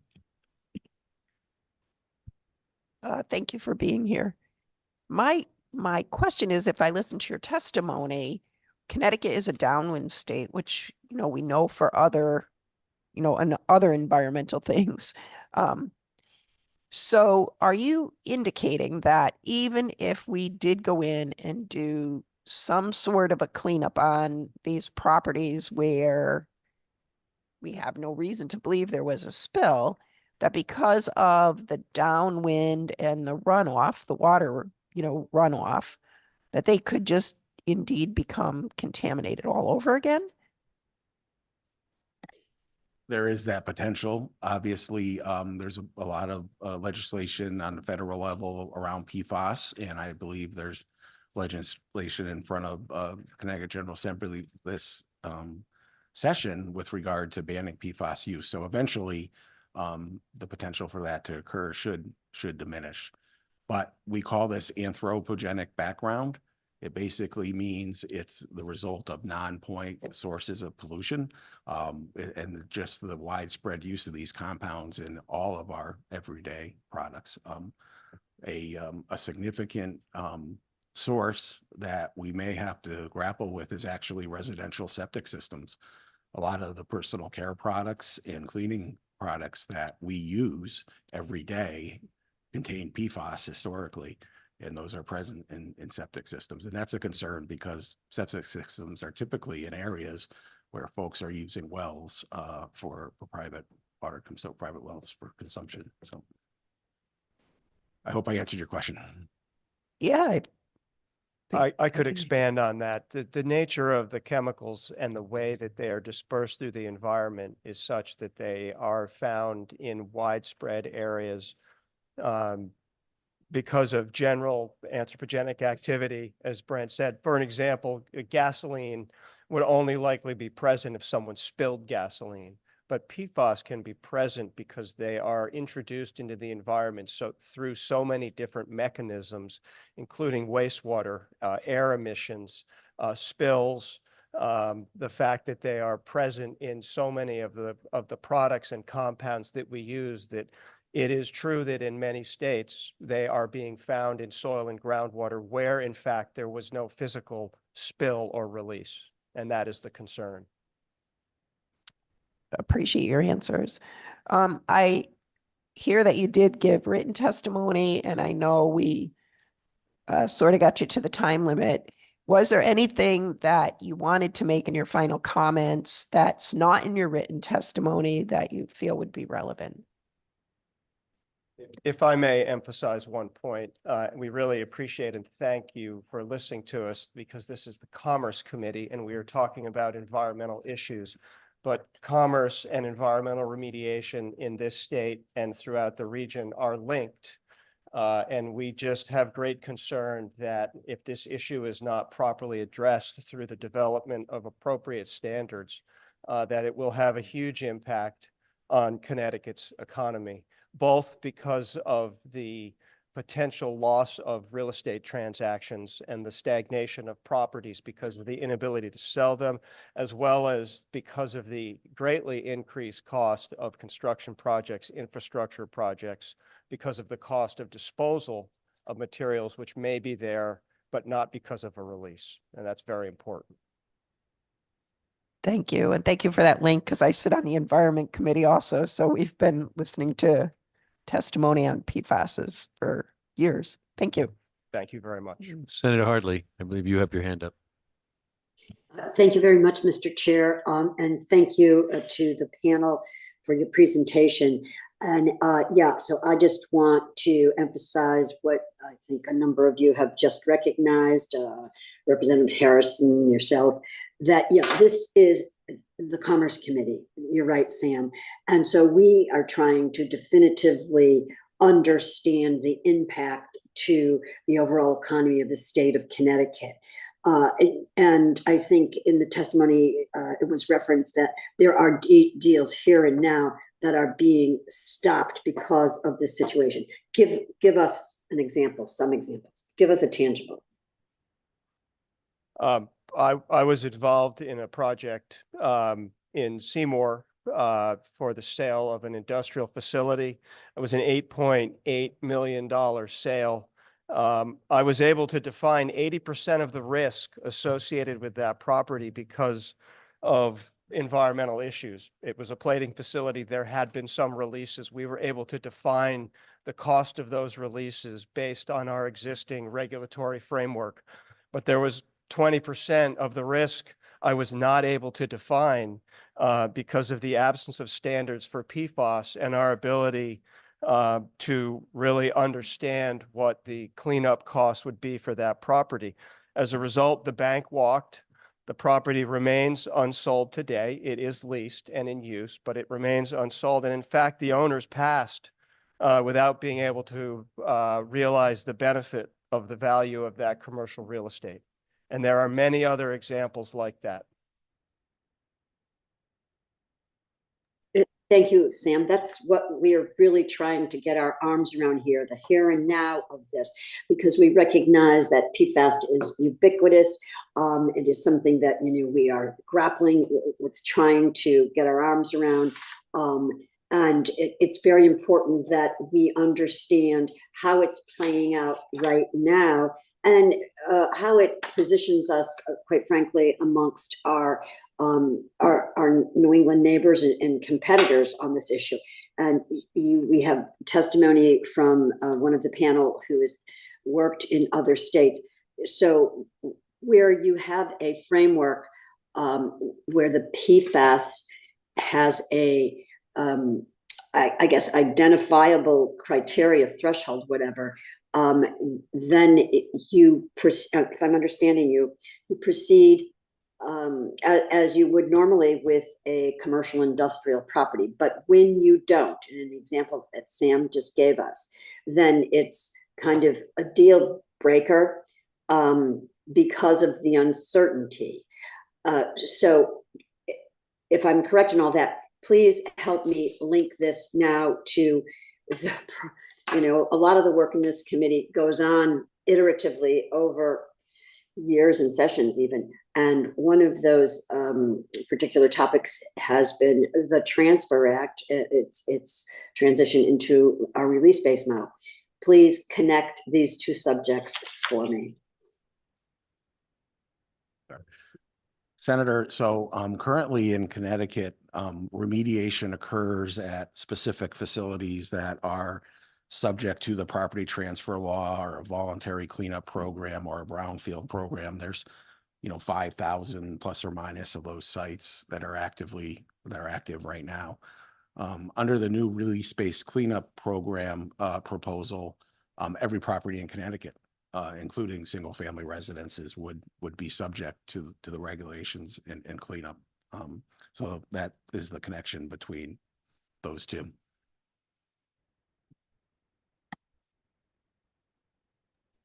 So going forward, without definitive measures, if you will, for PFAS, nothing moves. Yeah, we're on the front lines, and we think we're starting to see that now. It's going to be magnified as more information comes out about PFAS, and they're more heavily regulated on both the federal and state level.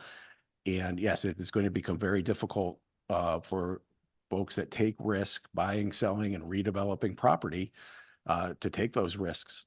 I have an example of a auto body shop in New London where we could not tell the nonprofit that was purchasing and rehabbing a building for their purposes what the cost to remediate for PFAS was, but they took the risk and they went ahead and bought the property, and they still don't know today what they're in for coming down the road. They are going to be in the ABC Municipal Brownfield Program, which provides assistance. They don't have to chase the PFAS off-site based on the liability revisions in that bill, but they do not know, as they sit here today, what it's going to cost for them to deal with this in the future. I would add to that real estate deals happen when parties come together and agree on purchase and sale agreement, and for the buyer in particular, where they have been able to evaluate risk. And there will always be uncertainty and some risk in any real estate deal. And there are those who may be willing to take more risk than others. But when lenders and attorneys and relatively sound business people are evaluating deals, and there is a high level of uncertainty created because of unknown environmental liability, those types of issues have a tendency to kill deals. And I would just add that as licensed environmental professionals, as Brent said, we take protection of human health and the environment very seriously. If PFAS are affecting someone's drinking water or sensitive receptors are being exposed, that absolutely has to be addressed, no question. But it is also important in those situations in our commercial industrial areas where groundwater is not used for drinking and more relaxed environmental standards are allowed, that we create environmental standards that put us on a level playing field with our neighbors. We do not need to have PFAS standards or other environmental standards that are more conservative than Massachusetts or our other surrounding states. Otherwise, we end up right back in the situation we have today with the Transfer Act, where investors look at Connecticut, look at the risk, look at the uncertainty, and decide to move on to another state for their investments. We sincerely believe that this background study will help address this issue. Thank you. Thank you, Sam. And can I just follow on? So are we, Connecticut, late to this issue? Connecticut has a unique set of environmental cleanup regulations that require you, if you find any substance, whether there's a cleanup criteria or not, to remediate that substance and actually develop cleanup criteria. Other states have policies and workarounds with respect to that. So that puts us LEPs in a spot where we don't have the information to develop the criteria. It's kind of like an unfunded mandate. And what we're looking for with this background study is to take the next step to understand what's in our environment, not due to spills or releases, and move us up to a level playing field where we can close sites like they can be in Massachusetts and other states. I'd also like to point you, Senator, to the testimony. I believe there is testimony, written testimony from both commercial real estate lenders and real estate brokers expressing concern with this challenge.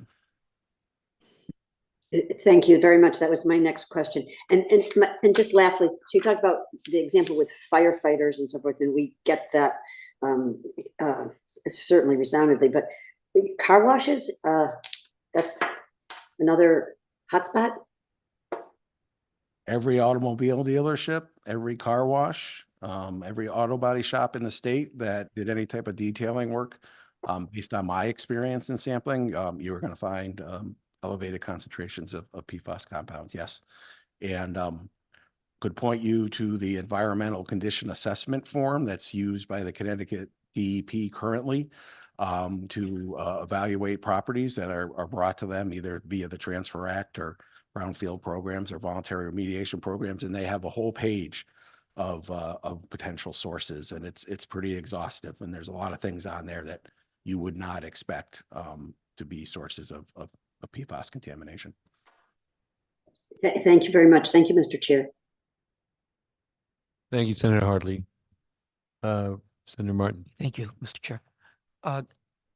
With the release-based document that's in, it's a draft right now. What are we going to find in there regarding PFAS? Nothing specific. As Brent said, the new regulations will apply to all releases at all properties, whether industrial, commercial, municipal, institutional, even residential. And they set forth a framework for investigating and remediating properties. So PFAS are not specifically listed.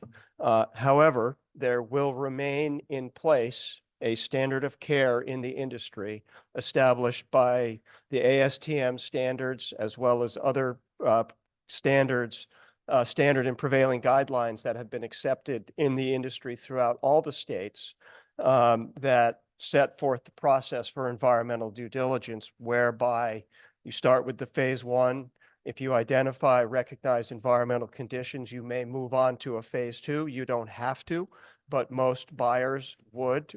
And in that process, you evaluate those contaminants of concern, and there has been set into the standard and prevailing guidelines lots of information around where PFAS may occur, the types of industries that manufacture with PFAS, the types of sites where PFAS may have been released, the types of commercial products where PFAS may be within those products and subsequently released through other mechanisms such as dry cleaning or even septic systems.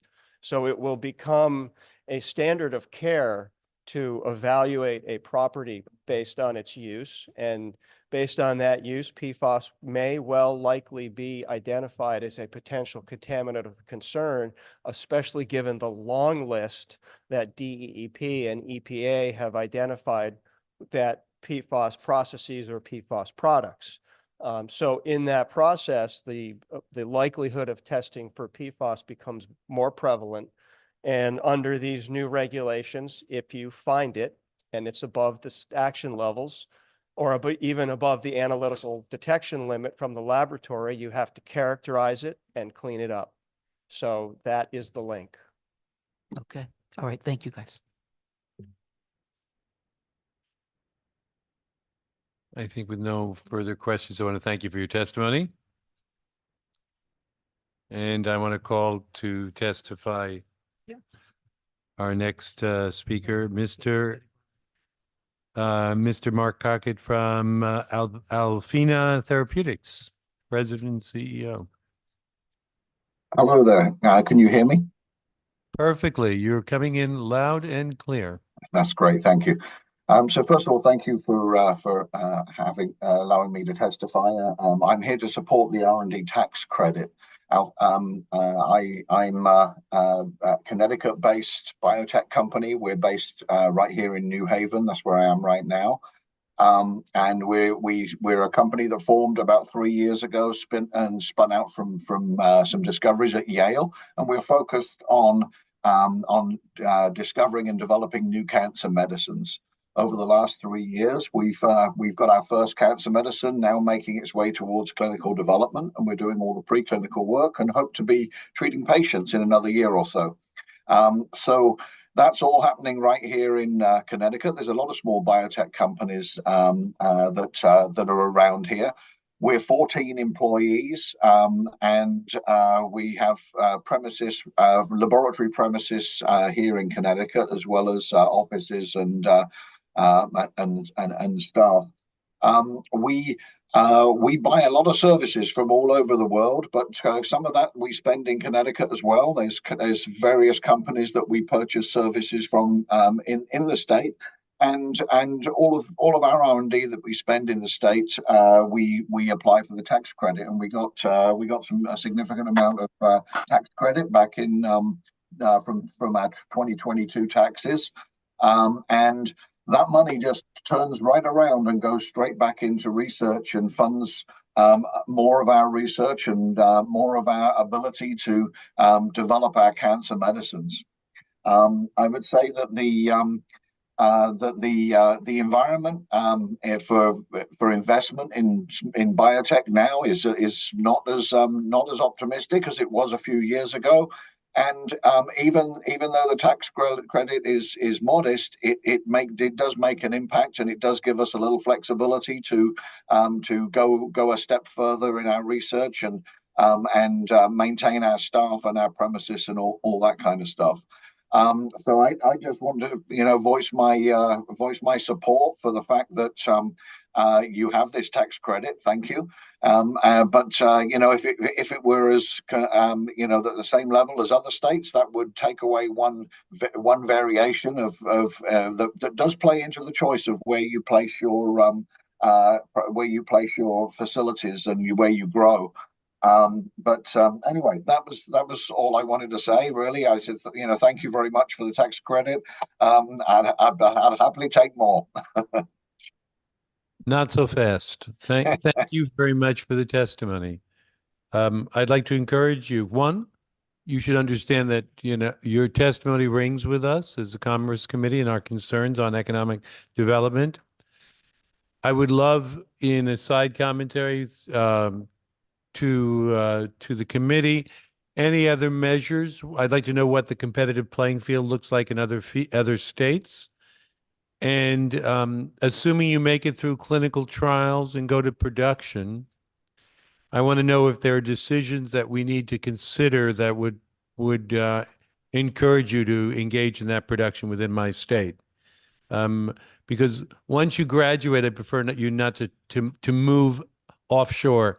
And for me, offshore is New Jersey, not Jersey. So I just like to see you in my state. So anything you can do there. Senator Hartley, I believe you have some questions. Thank you very much, Mr. Chair, and thank you very much, Mark, for being with us here, and your testimony is really important. So I just want to dial back. Did I hear you say that the state's support in bio is not as robust as it has been? No, the state support, we get fantastic support from Connecticut Innovations, actually. They're one of our founders. And we got some significant initial seed investment that helped found the company, and we have a board member, an observer on our board from Connecticut Innovations who really does make great contributions. So I'd say, I'm a big supporter of what you're doing with Connecticut Innovations. They actually help us in hiring up and things like that. They help us. They have really nice boardroom that we use for our board meetings on occasion, and things like that. Is really good support network around us. I think what I was reflecting on is that the current R&D tax credit is a percentage. I think in other states it's up at the 100% level, and so that's just a difference in competitiveness, really, rather than anything else. Yeah, thank you. Well aware of that, and that's why we continue to push this conversation forward. And then you started with Yale. Was it the Yale School of Entrepreneurship? We started out with a Blavatnik Fellowship seed funding of $300,000 about 3 years ago or so. Ranjit Binder is a professor at Yale who won that pitch and got that initial funding, and that really started the company. Since then, it's grown with seed funding, and we had a Series A funding. We raised $40 million that's supporting us to grow our premises, and we're here in the Elm City Bioscience Center, with laboratory space and office space in downtown New Haven. We're here. We host lots of investigator meetings or consultant meetings here. Bring people into the town for those meetings. We hold our board meetings in Connecticut. That brings people in, and we love where we are with all the restaurants and what have you, to be able to support the infrastructure. There's a lot of more companies in the New Haven area too, and there's Jody will be speaking next from BioCT. But she supports hundreds of companies in the area, many of which are in downtown New Haven, and there's a network of people to kind of help each other out and to as a vibrant community. And I think that you're starting to get the beginnings of what could be a Cambridge, Massachusetts style growth in biotech. If the conditions were right, there's a lot more availability of facilities here in New Haven and the surrounding area, such as Branford. And I used to be at Bristol Myers Squibb in Connecticut many years ago, and they closed that down, as you probably all remember. But I took a significant chunk of Bristol Myers Squibb to ViiV Healthcare and established them in Branford, Connecticut, focusing on HIV medicines. And so, I've seen this growth over the last decade or more, and all the support from the state is critical. It really makes a big difference to all of us. Thank you, Mark. Thanks for your testimony, and please feel free to always reach out to us and keep us posted. Thank you, Mr. Chair. Thank you very much. By the way, I just want to tell you, that's a cool place to have your board meetings, that district, Mark. It is. It's a great spot. Yeah. Okay. All right. Thank you very much for your testimony. Any other questions from the committee? So then I think we'll move on. I think you've received the lead-in. Jody Gillian from BioCT. Great, thank you. Can you hear me? Perfectly. Perfect. So thank you so much. I'm here in support of SB 379, what we in our industry call the R&D tax credit. I really want to thank this committee for raising this bill. I also want to thank Mark. Mark with Alfina is one of our 250 member companies in life sciences.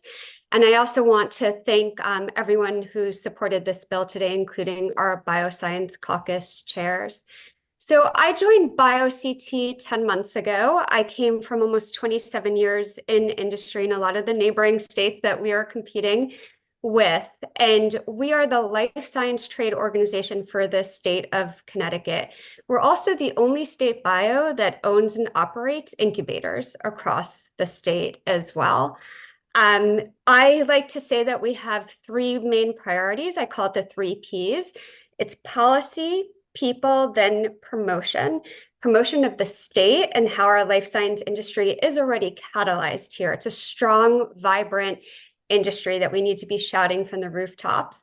Now, I say that policy is first and foremost because if we don't have favorable policies supporting life sciences, then we won't have the people and we won't have anything to promote here. So that is why it is absolutely our first priority. And we have a very active government affairs committee as well, comprised of some of those 250 member life science companies, as well as larger companies and mid-sized companies with activities in the state. There is wholehearted unanimous support of this bill, not only from the small startups directly receiving benefit that they so greatly need, but even the larger organizations that are operating in the state that need clusters, that need an ecosystem, that need for Connecticut to be a leader in life sciences so that they can attract talent as well to the state.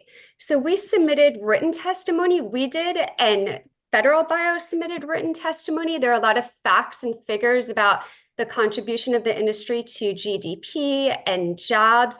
I want to focus on 2 points that I think are really important that I haven't heard a lot about yet today.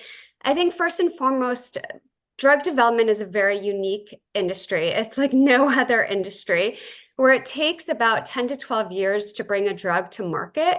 It takes on average $2 billion and 90% will actually fail. So there's no industry like it. And that all sounds crazy, but the ROI on that 10% is a paradigm shift for the industry. And it makes up for all the other, that one makes up for the other 9. So if we hear about, companies that might be cutting, even if you hear 9, if you look at the success stories in the state, whether it's Alfina or we have Arvinas in New Haven as well, we have Intensity Therapeutics, another oncology company, one of the few in the US that IPO'd last year, all homegrown, all growing, all changing the paradigm in oncology care today that are here in the state. But they desperately need this incentive to grow because we are competing with our neighbors here that have the 90 to 100% tax credits. BioCT held a legislative breakfast in January, and I invited the heads of Mass Bio, the heads of New York Bio, here to explain what the magic formula has been in their state to create that Kendall Square. And really, it's about holding on, investing, throwing everything we can into the life science industry, but also patience. It is not something where you'll see the ROI overnight or even in 2 to 3 years. It's a long game, but it has worked. In all the states that have invested, it has worked and it has paid off in droves. So thank you so much to this committee for listening, and I'll open it up to questions. Well, first, I want to thank you for your testimony. I don't know that you were on earlier when we were talking about Stonington and Groton, and it was the same observation about a 5 or 10 year investment plan for infrastructure to do something there. And that's just simple tourism. Yours on $2 billion in 10 years for the research to market on an oncology for a pharmaceutical tells me, that the investment is long stream. It speaks towards where we are with the tax cuts, the fiscal guardrails in the state, and building an economic platform. you're suggesting that, you know, we're investing that, and it takes a long time for it to pay off. Where do you think our competitive disadvantages lie right now? And are there other issues in terms of either quality of life or issues that I asked, I think, Mark, just before?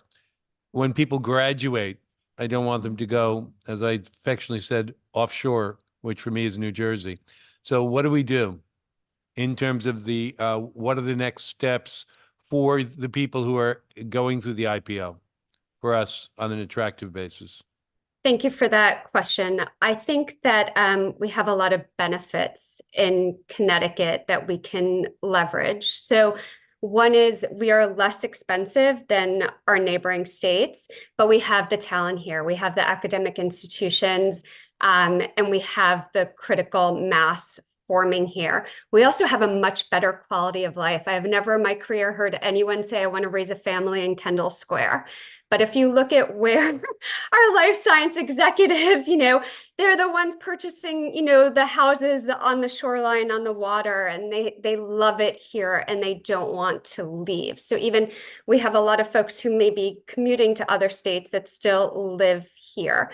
I think what we need to see is an investment. We need to de-risk drug development. And I think this is one major step in terms of fiscal policies to be competitive. Another challenge we have in the state is around space. It's not space by land, but it's again about de-risking graduate space, vivarium space, and having the right space for companies to grow. I think Connecticut is very unique, and we're seeing, you know, a critical mass in New Haven.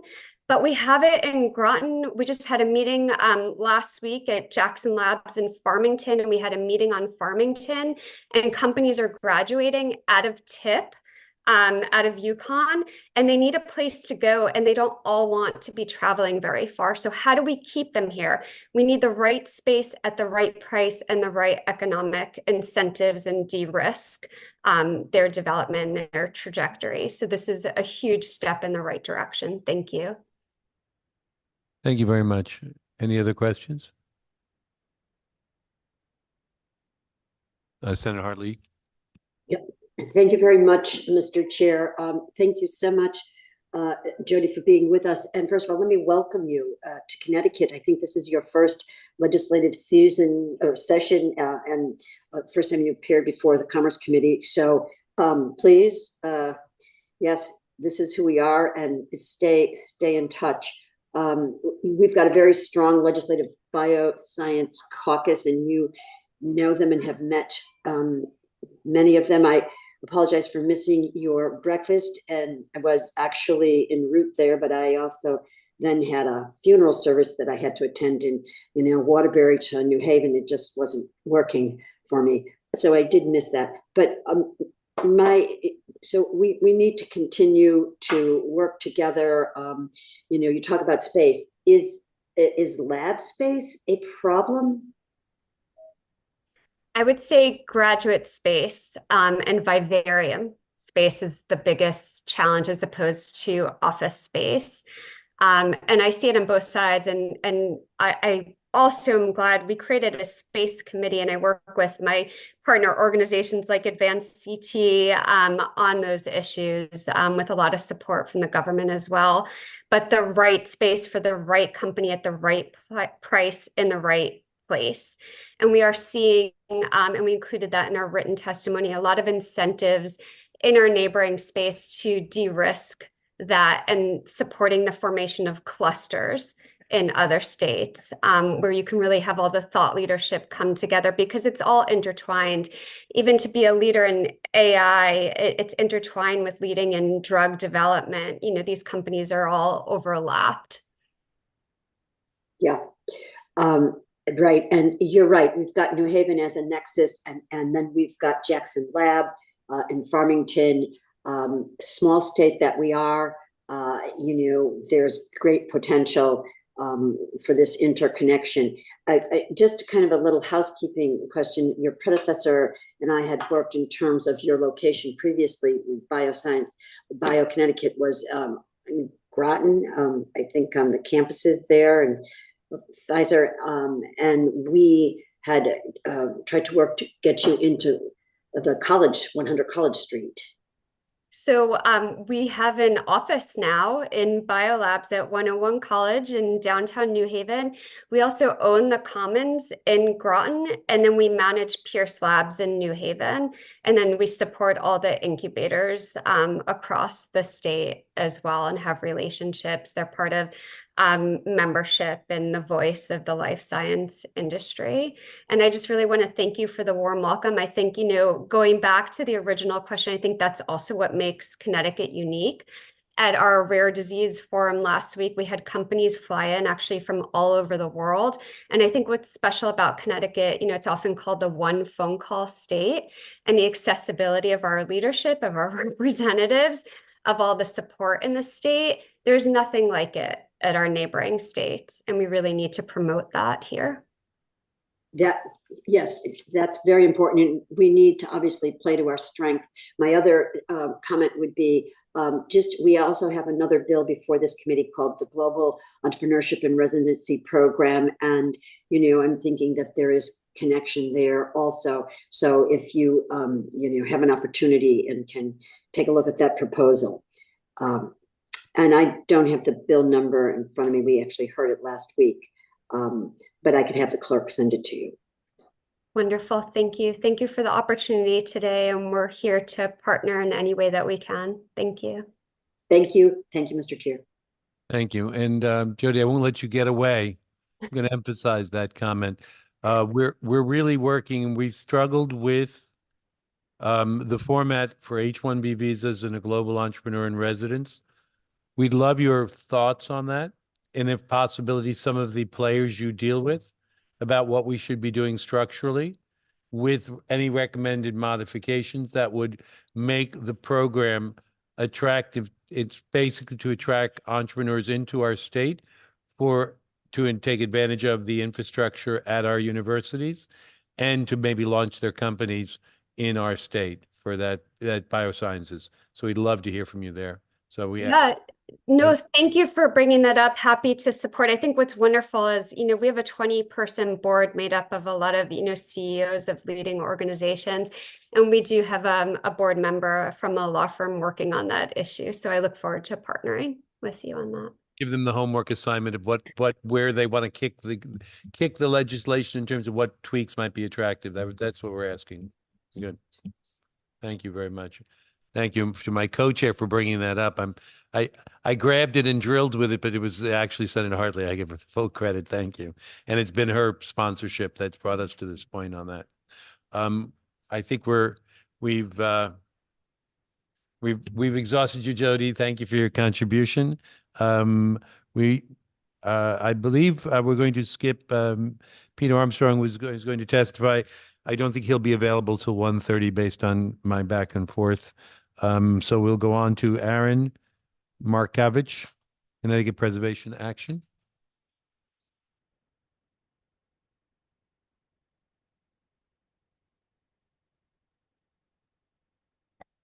Thank you and good morning, Representative Hartley, Mesker, the committee, other bow tie supporters. My name is Aaron Markovich. I've been involved with historic preservation activities since I started working in the field of historic preservation over 20 years ago. I live in the town of Suffield and have been leading a statewide organization for the last 3 years, dedicated to preserving the special landmarks of Connecticut. I'm here today to express the concerns of the board of the Connecticut Preservation Action for HB 5433. We believe strongly that this bill, while somewhat clarifying and supporting the work of the State Historic Preservation Office as it relates to the existing Connecticut Environmental Protection Act, massively undercuts their work in unexpected ways. It puts developers, perhaps unwittingly, in the driver's seat. The Board of Connecticut Preservation Action voted on Monday, March 11th, in opposition to this bill. I bring that opposition and offer several specific points. You'll hear from other preservation leaders throughout this meeting who also have concerns about this bill. As you probably know, this bill was brought forward after the work of a preservation working group. The group was trying to manage specific issues for specific types of buildings but seems to have offered solutions without certain input from certain committee members. The original goal was to clarify how specific groups can work effectively with the State Preservation Office. Instead, this ended up with a bill that gives developers who sometimes do not hold the best interest of our historic communities at heart an off-ramp from the SEPA process. While SHPO currently has a regulatory process that includes financial mitigation options, it does not often offer financial mitigation as a first choice because there are too many other options in the preservationist's toolbox. In this bill, the potential state fund recipient will have an easy opportunity to opt out of the process, with the DECD commissioner having the ability to go around SHPO's final determination. For a state fund recipient who receives $50,000, they can opt out for $7,500. For $100,000, they can opt out with $15,000. The applicant can avoid a process, tear down a building, or otherwise remove historic fabric for less than a new car. And it's now just the cost of doing business for those developers who don't want to deal with a historic place. And they will not have to go through the formal mitigation process. This bill would end up introducing a new process very different from the current laws and regulations. This change will require projects to have SHPO review rather than a targeted regulatory system, which exists now, leading to a potentially massive workload for an already short SHPO staff. It will have the opposite effect of the work group's intention, whereby the bill will cause massive delays in the processing of state funds, bonds, grants, tax credits of any size. This bill leaves unclear where an applicant would even want to work with the process. It will cause a massive upheaval in the historic preservation field, a field that agrees with the current legislation that historic places are as important as clean air, water, and coastlines. By putting developers in the driver's seat and not a fair, adequate regulation that protects all residents of the state of Connecticut, this bill could have the disastrous unintended consequences. I strongly request that you either vote this bill down or send it back for a great deal more work to make sure the process is fair for all. Thank you. First off, I'd like to thank you for your testimony. I know that our work over the last 6 months or 12 months was thorough and concerning. And our concerns on economic development and our concerns on historic preservation remain. I think one of the things you highlighted in your concern, which I'm not sure that we adequately addressed, is the issue of a $50,000 grant and remediation. When I look at the state's economic activity and restoration, historic preservation, and adaptive reuse, my concern is that we grow the state, obviously, and preserve it and give historic preservation its due course. My concern in some of our conversations is that we have stepped into places where we have seen that we've ended up with failed projects. We've ended up with historic buildings that were no longer preserved and were left to decay and eventually burn down or have to be demolished, which I think goes against all of our interests. I can't economically develop an empty field any more than you would celebrate my tearing down a beautiful historic building. And I understand those. I think what we were trying to do, and I thought we have addressed fairly well, is an attempt at the balance. But certainly I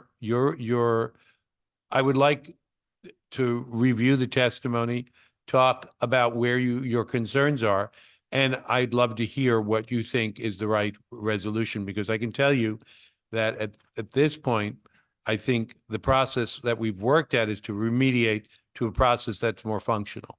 And your concern is that we're handing the keys to the driver, not to the owner of the car. Right. And I appreciate that that's your concern. I do not believe that our interpretation is the same, but I certainly will give it due import. I don't know if anyone has any questions on the commentary.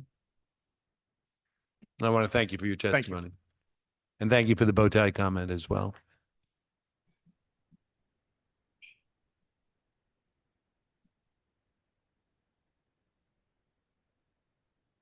Lo and behold, a non-stranger to the committee, Mr. Pescatello, the Connecticut Bioscience Growth Council, who I will also charge you to forward on to our bioscience Jody the gear and make sure we get her going on that, if I can ask you. Thank you. Go ahead, Paul. Yeah, so good afternoon. Again, Paul Pescatello. I'm chair of We Work for Health Connecticut. I'm also executive director of the CBIA's Bioscience Growth Council. Thank you so much for this opportunity to speak before you. Let me just say that the Bioscience Growth Council, we work for health, represent a broad spectrum of life sciences companies and organizations, emerging startup biotechs, established pharmaceutical companies, medical device, IT and data analytics companies, hospital technology transfer offices, and life sciences research organizations. The central mission of both organizations is to grow the life sciences sector in Connecticut. I'm here today in support of SB 379, an act increasing the rate of the credit refund value for certain expenditures by biotechnology companies. Let me just start by saying SB 379 is wise economic development policy. SB 379 targets biotech companies. Connecticut has invested in the life sciences for good reason. This is an investment in the most innovative sector of our economy. It has hastened the introduction of life-saving treatments and cures for patients and created thousands of high-paying and rewarding biopharma jobs. These jobs are not easily exported or outsourced, and they pay well. The average annual salary approaches nearly $140,000. 379 is an acknowledgement of how important R&D is to biotech innovation and how effective R&D tax credits are as an economic development tool. In order to harvest the good jobs and ripple effect of biopharma investment across the Connecticut economy, it is critical to recognize the unique R&D profile of biotech companies. It takes about 12 years and $2.7 billion to bring a new medicine from concept to FDA-approved product. The state where all this research gets done and the benefit of all the jobs created and all the research investment dollars circulated throughout its economy reaps the benefit of this. Since biopharma is about R&D, it's not difficult to see that the scientists, entrepreneurs, investors, and company executives choose where to do their R&D, where to set up their essential operations in places that recognize the great value that comes with the commitments and risks inherent in huge R&D spends.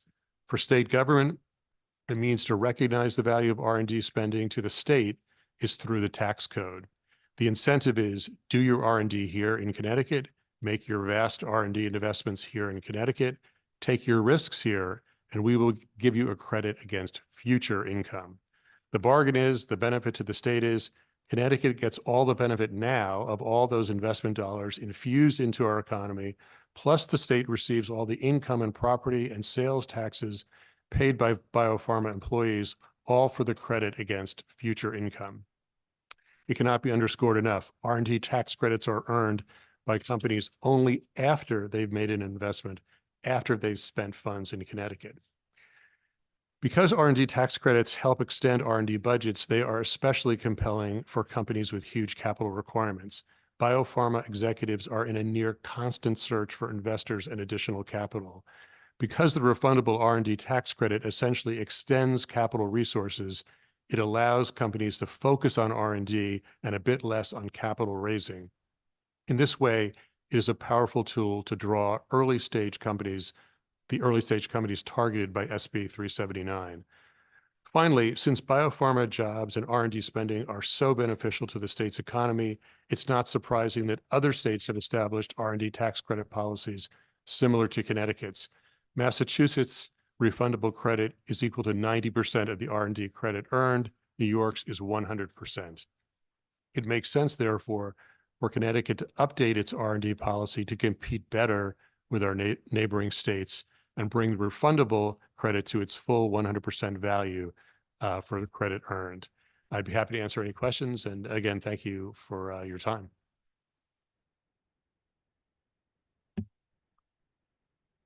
Paul, I'm at a loss because I think we've had the conversation a number of times, and I tend to think that, measuring the economic activity and growth, that bringing jobs with $140,000 salary to the state is relevant, and bringing CEOs to my state on an economic impact basis is very relevant. And we just finished, I think Jody commented that, the life cycle on the research side is 10 years before the company is profitable. So I'm going to have 10 years of economic spending in my state by offering a tax credit for future earnings for companies. And those tax credits, ultimately, I think what you might have missed, Paul, in the commentary is the tax credit only works for those who actually fly.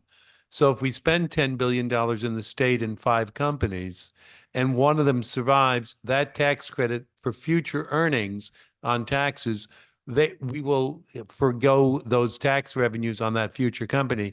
The others will have spent billions of dollars in my state, not get to a launchable product, and I will have been the beneficiary of all their economic activity. So I'm not necessarily rewarding everyone.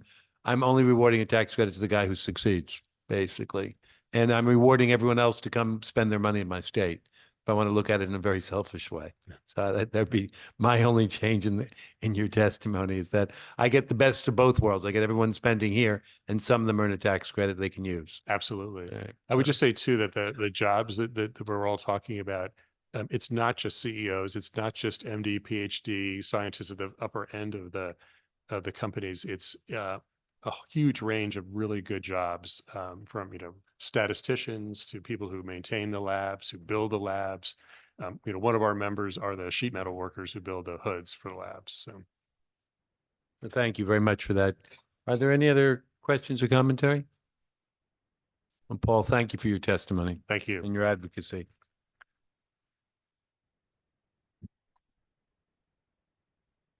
Next up, we have Jonathan Kinney from the State Historic Preservation Office.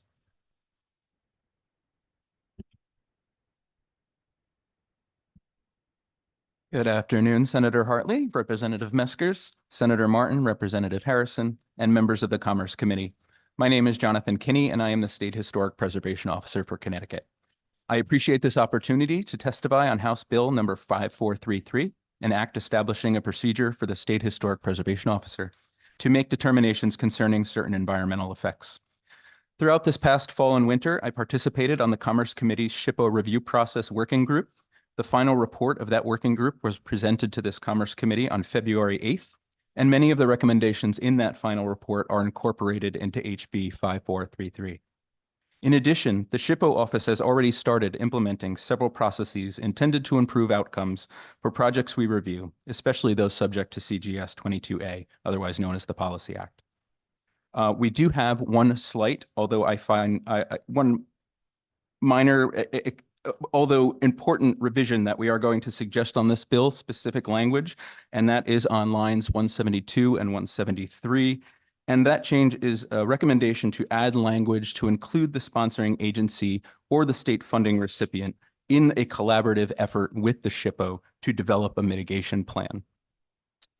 Finally, excuse me, we are not sure what the implications of the changes recommended in HB 5433, particularly the new language in sections 1 and paragraph 2B, could be.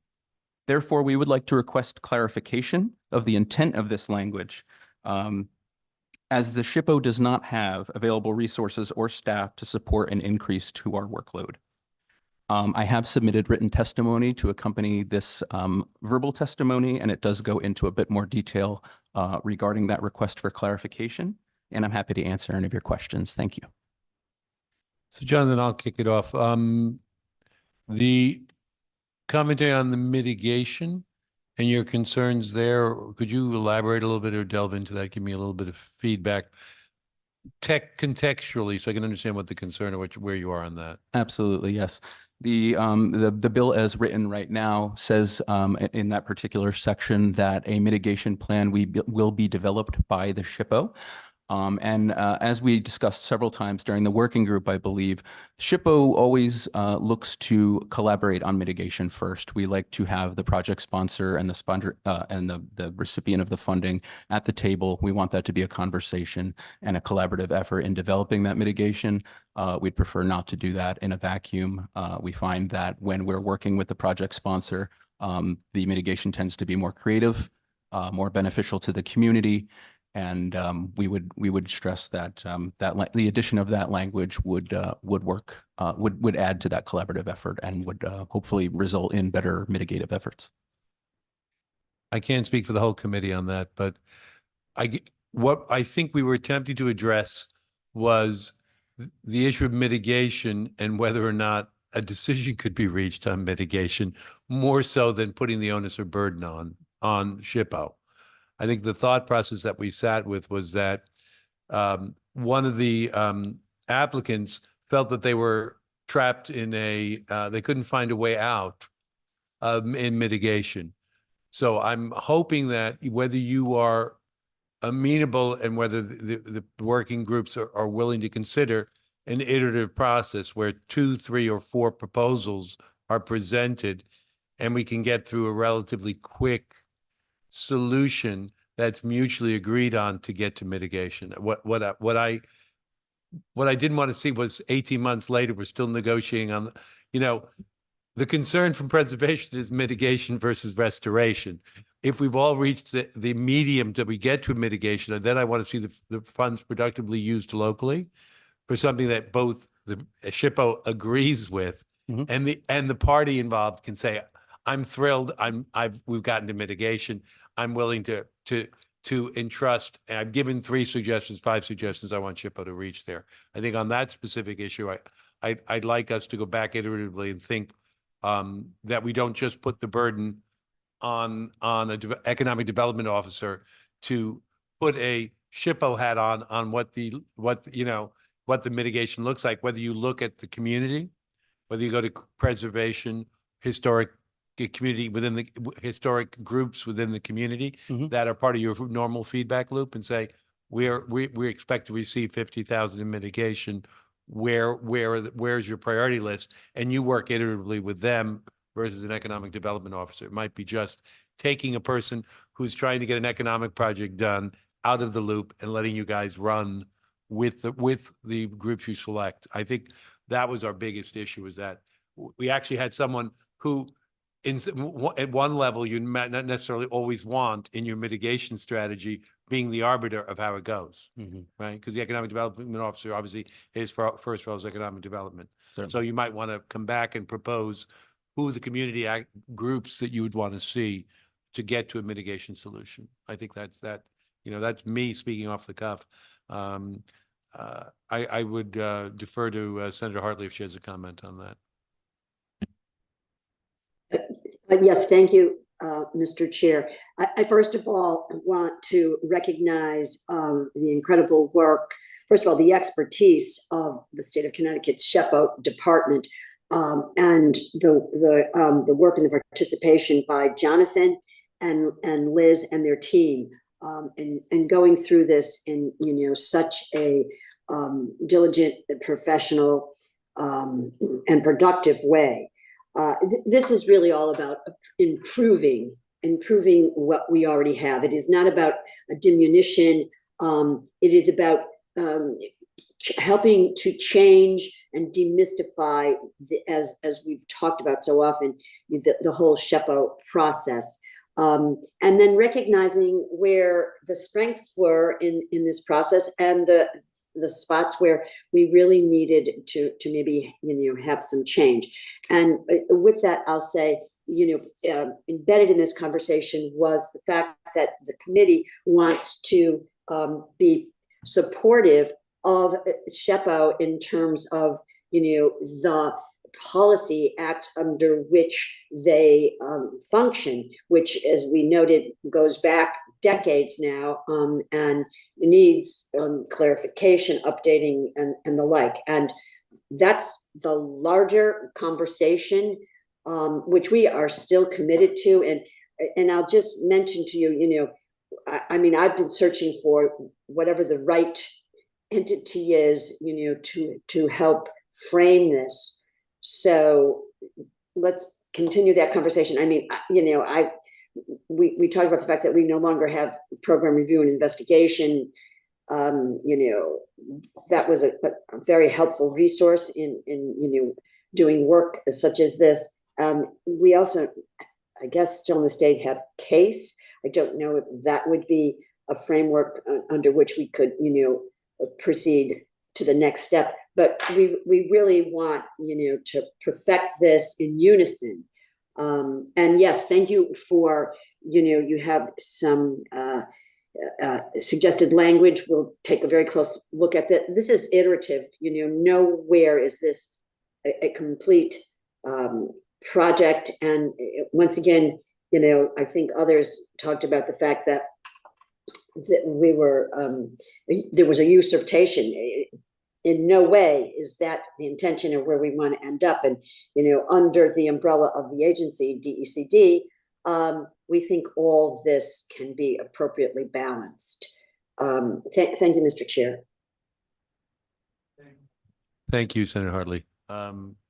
Representative Vale? Thank you, Mr. Chairman. Good afternoon. Afternoon, Representative. All right. So I can't stand acronyms. This is all acronyms and all the time. So you've been here the whole time, so you've heard the previous testimony. Yes, sir. And so you are SHPO. Yes, sir. Okay. But you also work for DECD. Correct. Correct. And so there are concerns, and there's a lot of opposition, written opposition to this bill from different historical organizations, preservation organizations, and our colleague who has this experience in her background, that they seem to want to keep that authority with you. Mm-hmm. And my understanding is that you support not keeping that authority with you. Am I to understand that correctly? I would say An oversimplification way. Yes, I understand. I would say that this was a recommendation that came out of the working group, and we did participate in that conversation. But I can't not say that I don't have any concerns about what that change could mean. And it's just an unknown at this time. Okay. So some of the things that they were concerned about, you might have some concerns about yourself. Yes, sir. Okay. Thank you.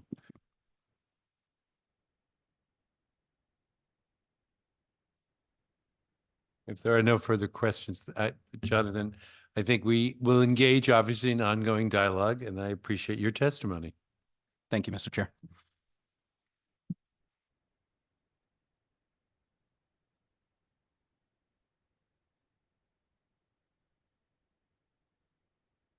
I'm not sure that we have Tommy Hyde. Well, I'm not sure because I was looking the wrong way. Mr. Hyde. Oh. Welcome to the dais.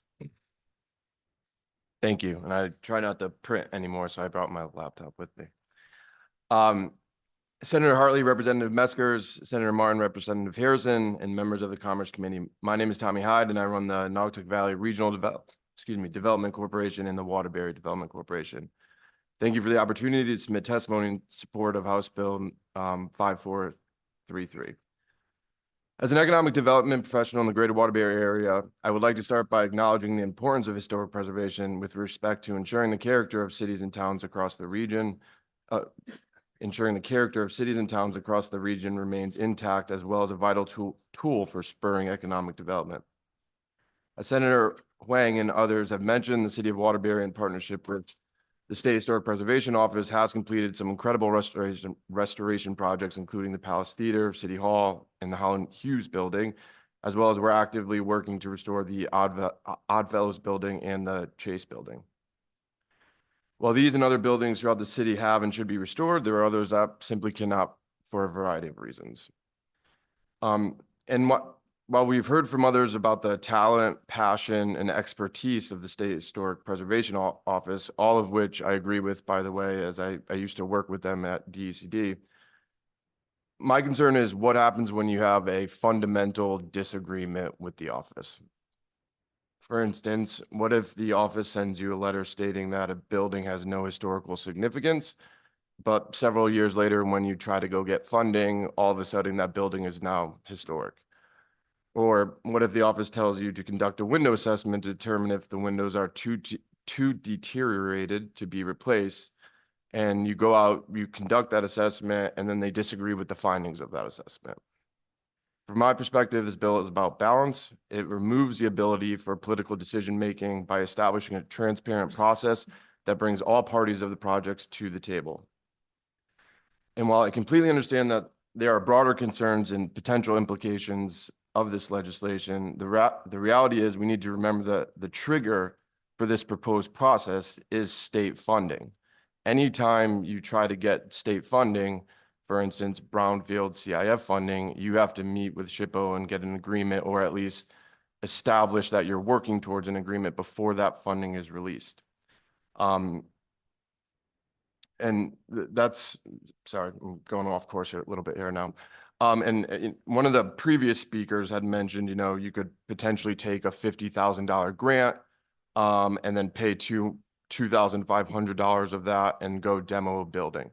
The reality is state funding is used because the projects otherwise wouldn't work. So no one is going to take $50,000 and expose themselves to this process and this review to tear down a building, which we know is going to cost significantly more. $50,000 really isn't going to move the needle on that.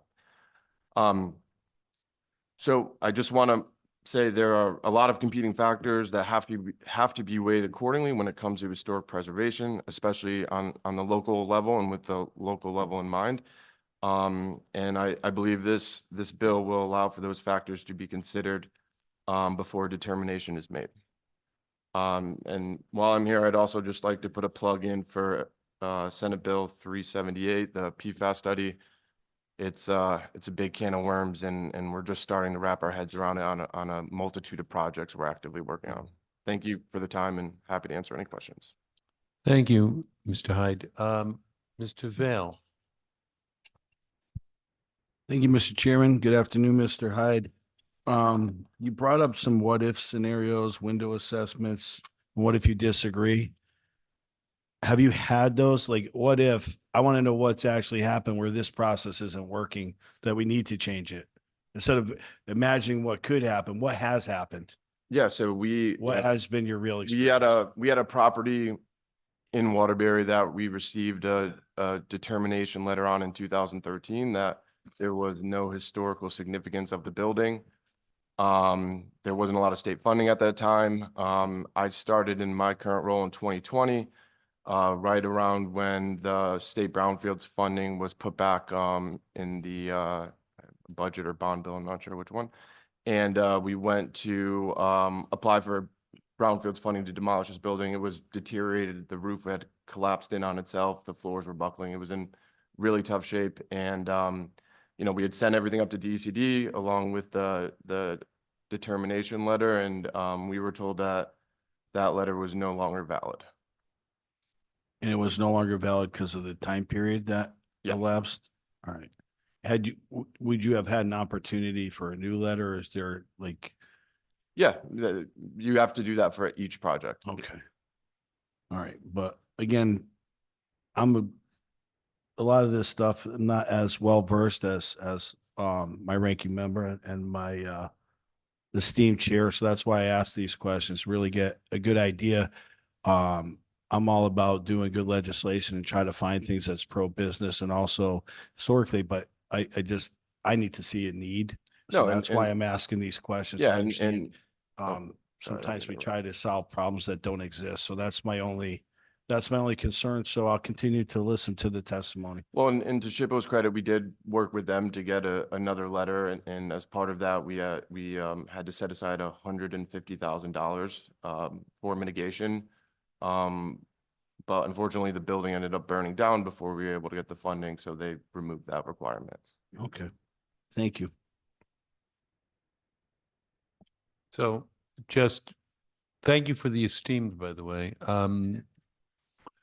What I'll mention is that, so the iterations went, yes, you can tear it down. No, you can tear it down. And then it collapsed. Right. And that's not meant as a criticism. It's meant as an observational event. So ultimately, I would have liked Tommy have shown up a couple of years earlier and gotten for an adaptive reuse and have the building still standing and completely rehabbed with maybe new windows, maybe the same facade, and adding to the architectural integrity of the downtown area. I've been to Waterbury. It is extraordinary. I've been to the mayor's office, and my jaw fell open in terms of the architectural beauty. Although the building has new vinyl windows that are adapted, reused windows. But, you know, I think, Tommy, in the conversations we've had, it's been the question of the iterative process. And I think one of the things that was clear as we walked through the process was the timing was uncertain.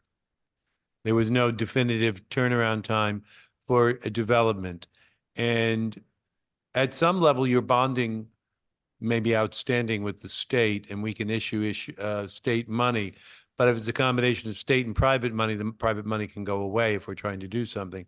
So turnaround times become something. Maybe you want to talk about that, or how have you seen the turnaround times on issues with that you've worked on in Waterbury? Would you care to elaborate? Turnaround time specifically with With letters and responses to issues. I'd say generally it's been good. You know, there has been a couple that have taken longer than I would have expected, but overall, you know, I think the team has been fairly responsive. You know, for us, it really comes down to it's a hurry up and wait. So it's based on when available funding is, right? So you're always trying to plan ahead. We had the opportunity to bring SHPO down and you know, visit multiple sites to try to get everything out in the open all at once. In order to streamline the process essentially when these grant funding became available.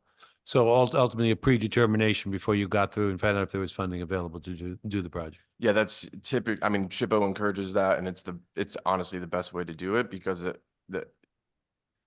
you're not going to get state funding unless you have that letter, or you're going to find yourself on the other side of it where you get the money and then all of a sudden the project isn't in line with what their expectations of it is. So I'm happy. And Jonathan, I know as you're in the room, I'm hoping that's a communication we send out to some of the major cities in terms of that, or general recipients, that encouraging them to invite you in early to get a preview. I'd love to see that done.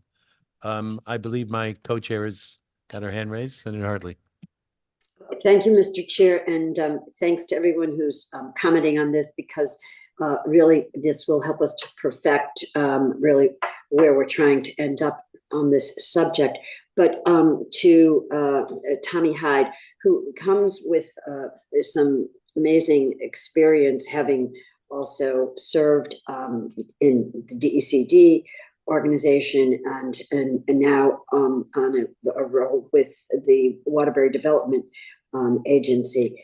I'm wondering, Representative Vail has appropriately asked for instances, and that's very helpful to understand tangible progressions in situations that we're trying to deal with.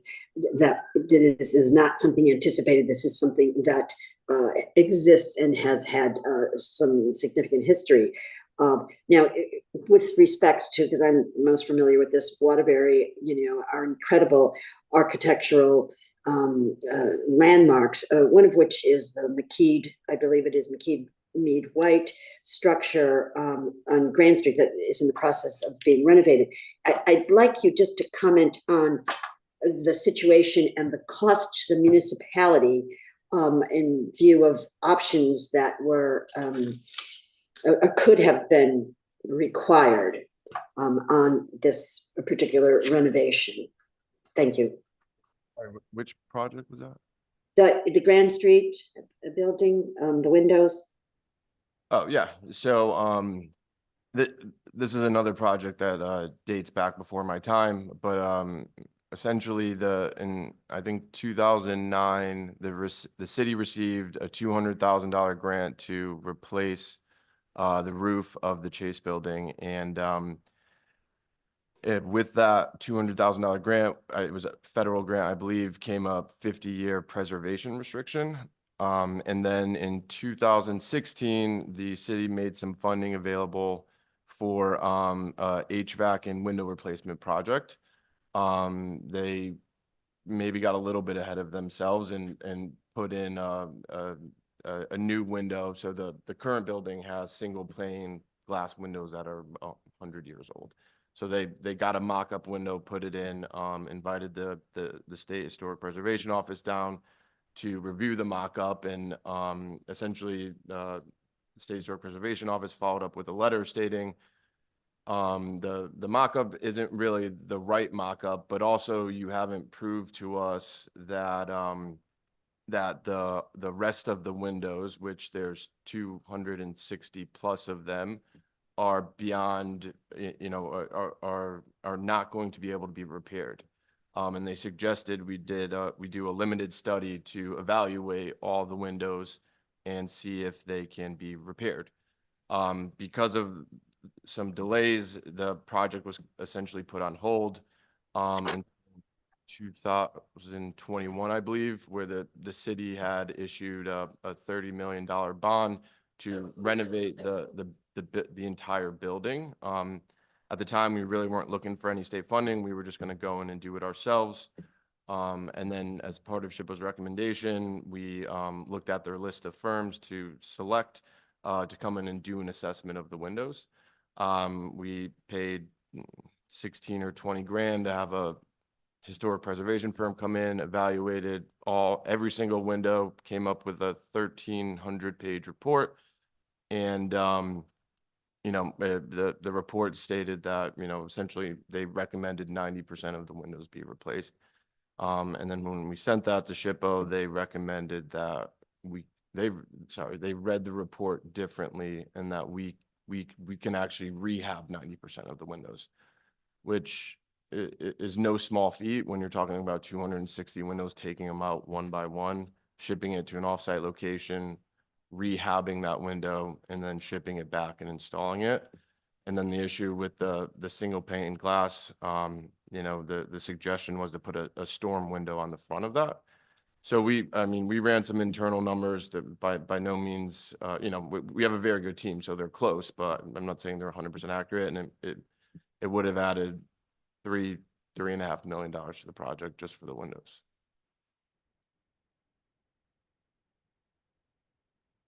So having been intimately involved in the conversation, Representative Vale, it was going to be $3.5 million for windows, which were going to require a storm window with wooden windows that were going to be in a functional Board of Education building, I believe, in principle for Waterbury. So the ongoing maintenance costs, and this is where the question in balance would be, the ongoing maintenance costs were going to come out of the budget of the town.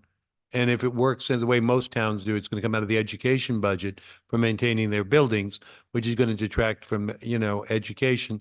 And there's the adaptive reuse versus historic preservation or restoration. And I don't know that the thought on the iterative process we felt was very robust. It was a decision, and it was a decision. And so it required a fair amount of work. Yeah, And I think hence part of our research on this. And then, we did re-engage with SHPO after some of those initial meetings. And they came down to Waterbury with the mayor, negotiated, and ultimately agreed that we would only restore the windows on the front portion of the building, which I think worked out to 150 or so windows. But to date, the project, we haven't moved forward with the project yet because we're still trying to figure out, because if we were going to do this right, like we did the City Hall, it'd be a $60 million project, but we only have 30. So are there any other questions, Senator Martin?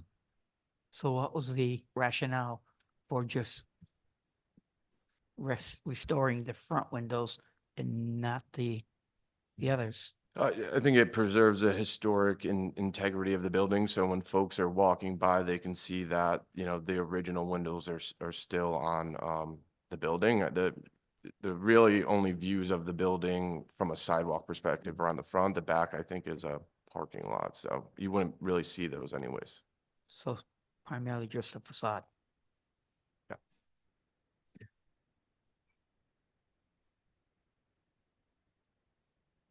Thank you, Tommy, for your time. And if there are no further questions, I really appreciate your efforts. Senator Hartley, any comments for you? Thank you, Chairman. I'm fine. Very good.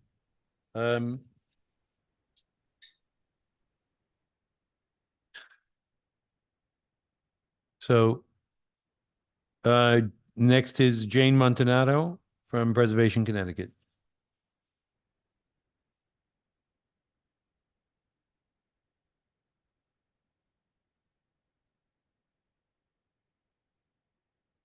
Good afternoon. Good afternoon, co-chairs Hartley and Meskers, vice chairs Rosman, Fazzino, ranking members Martin, Harrison, and members of the Commerce Committee.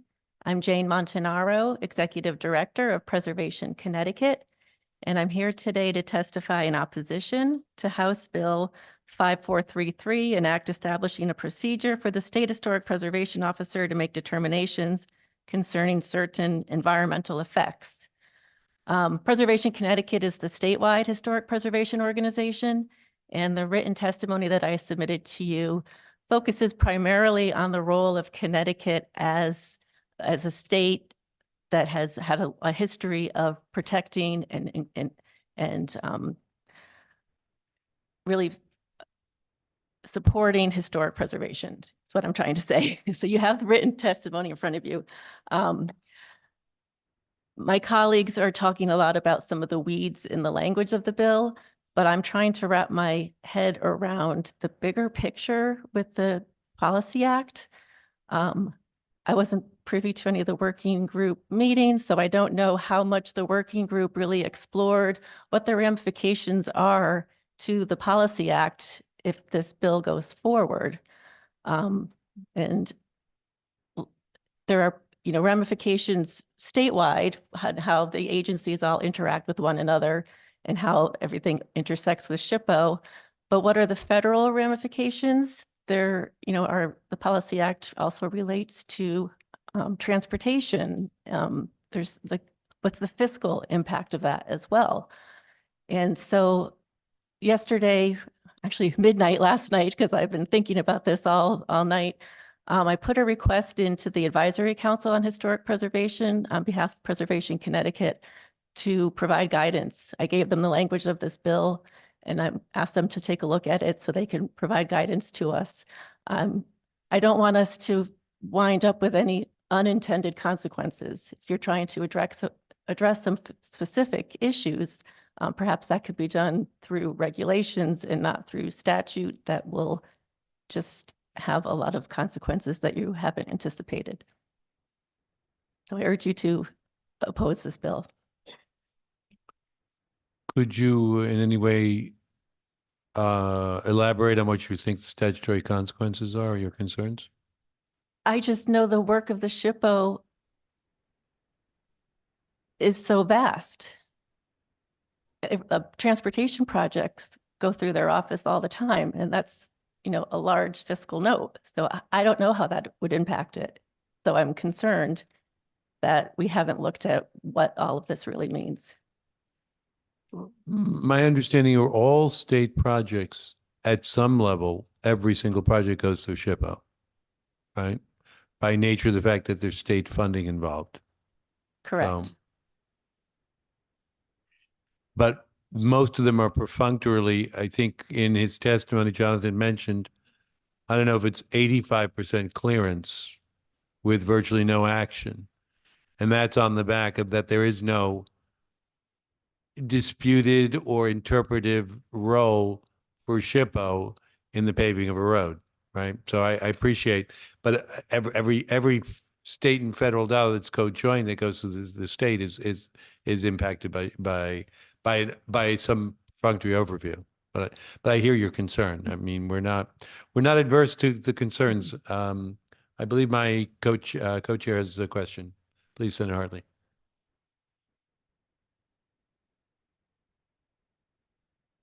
You're muted.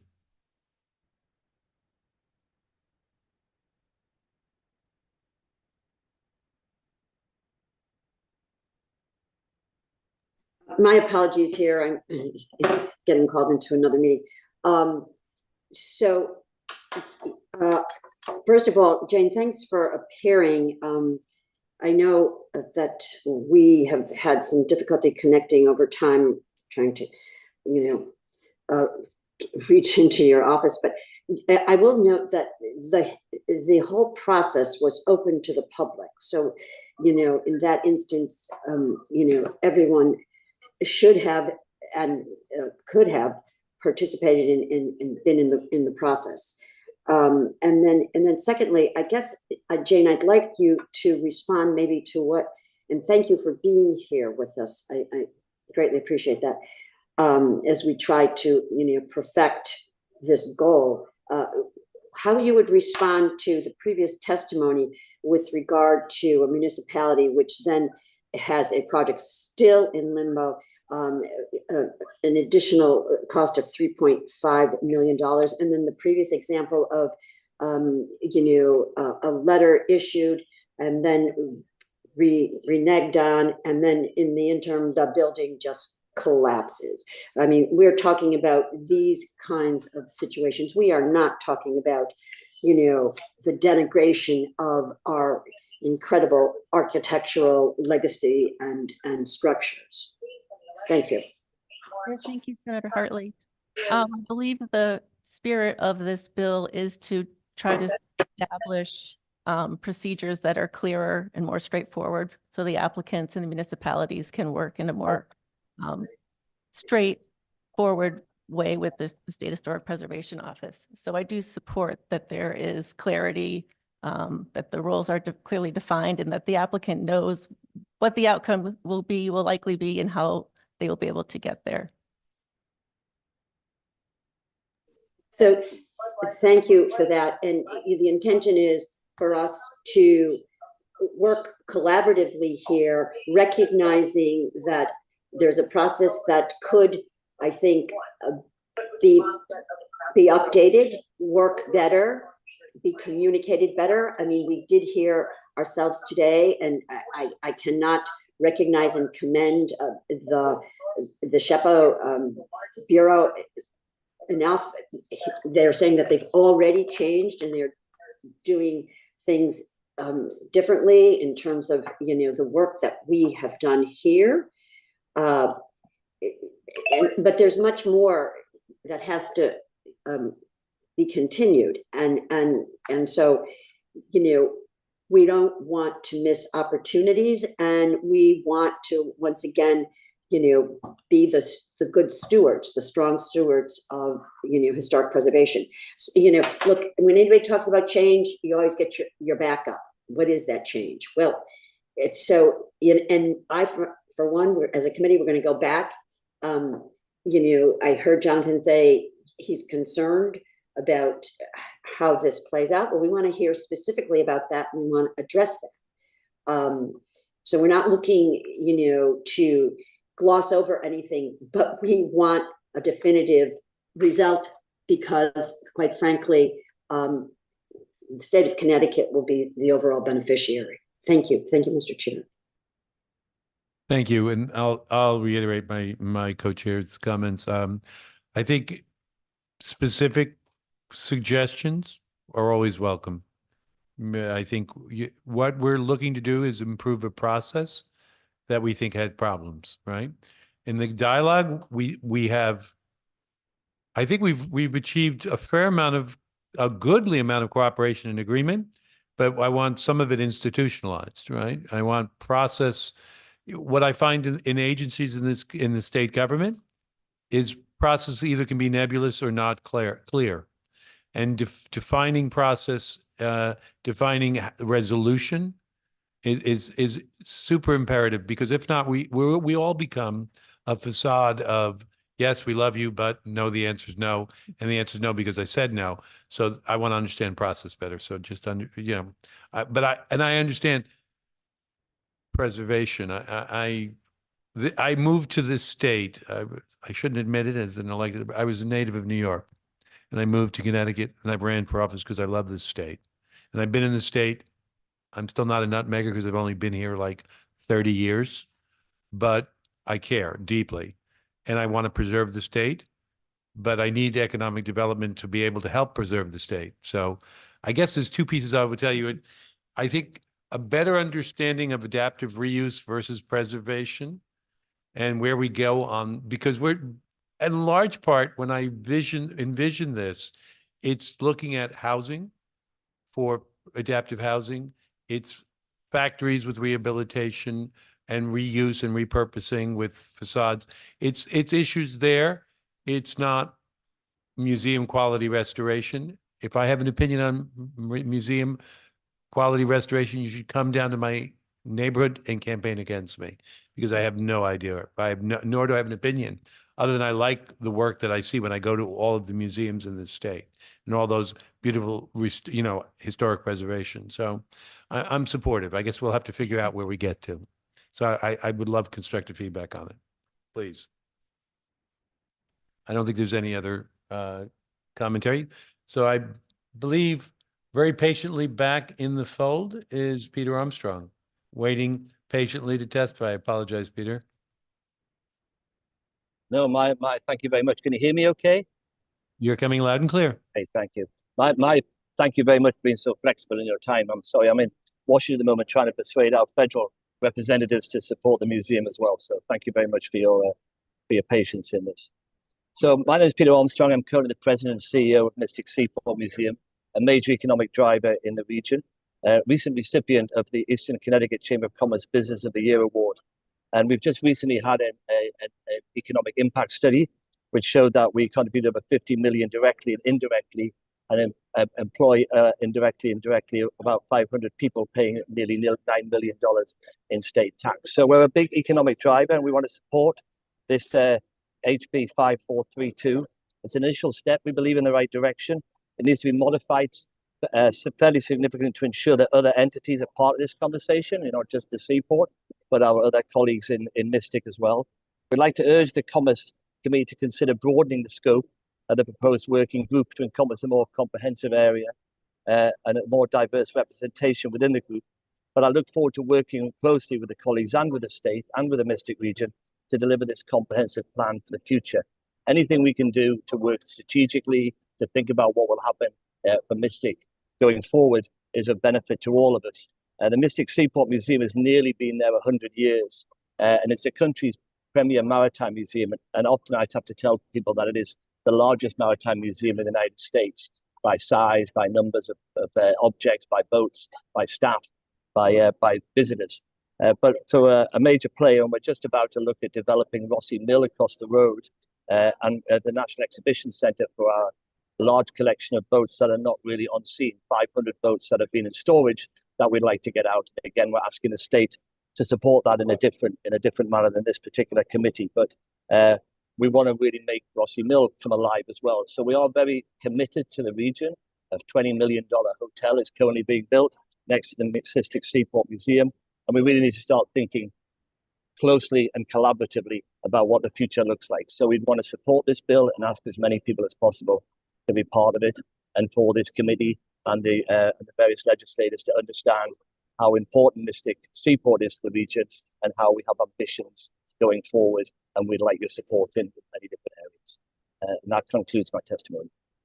Peter, thank you so much. You're the third or fourth person to constructively criticize my bill, and I am thrilled.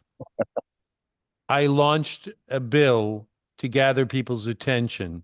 I created an invitation list expecting that people would criticize the invitation list because I'm looking for a collaborative, inclusive group.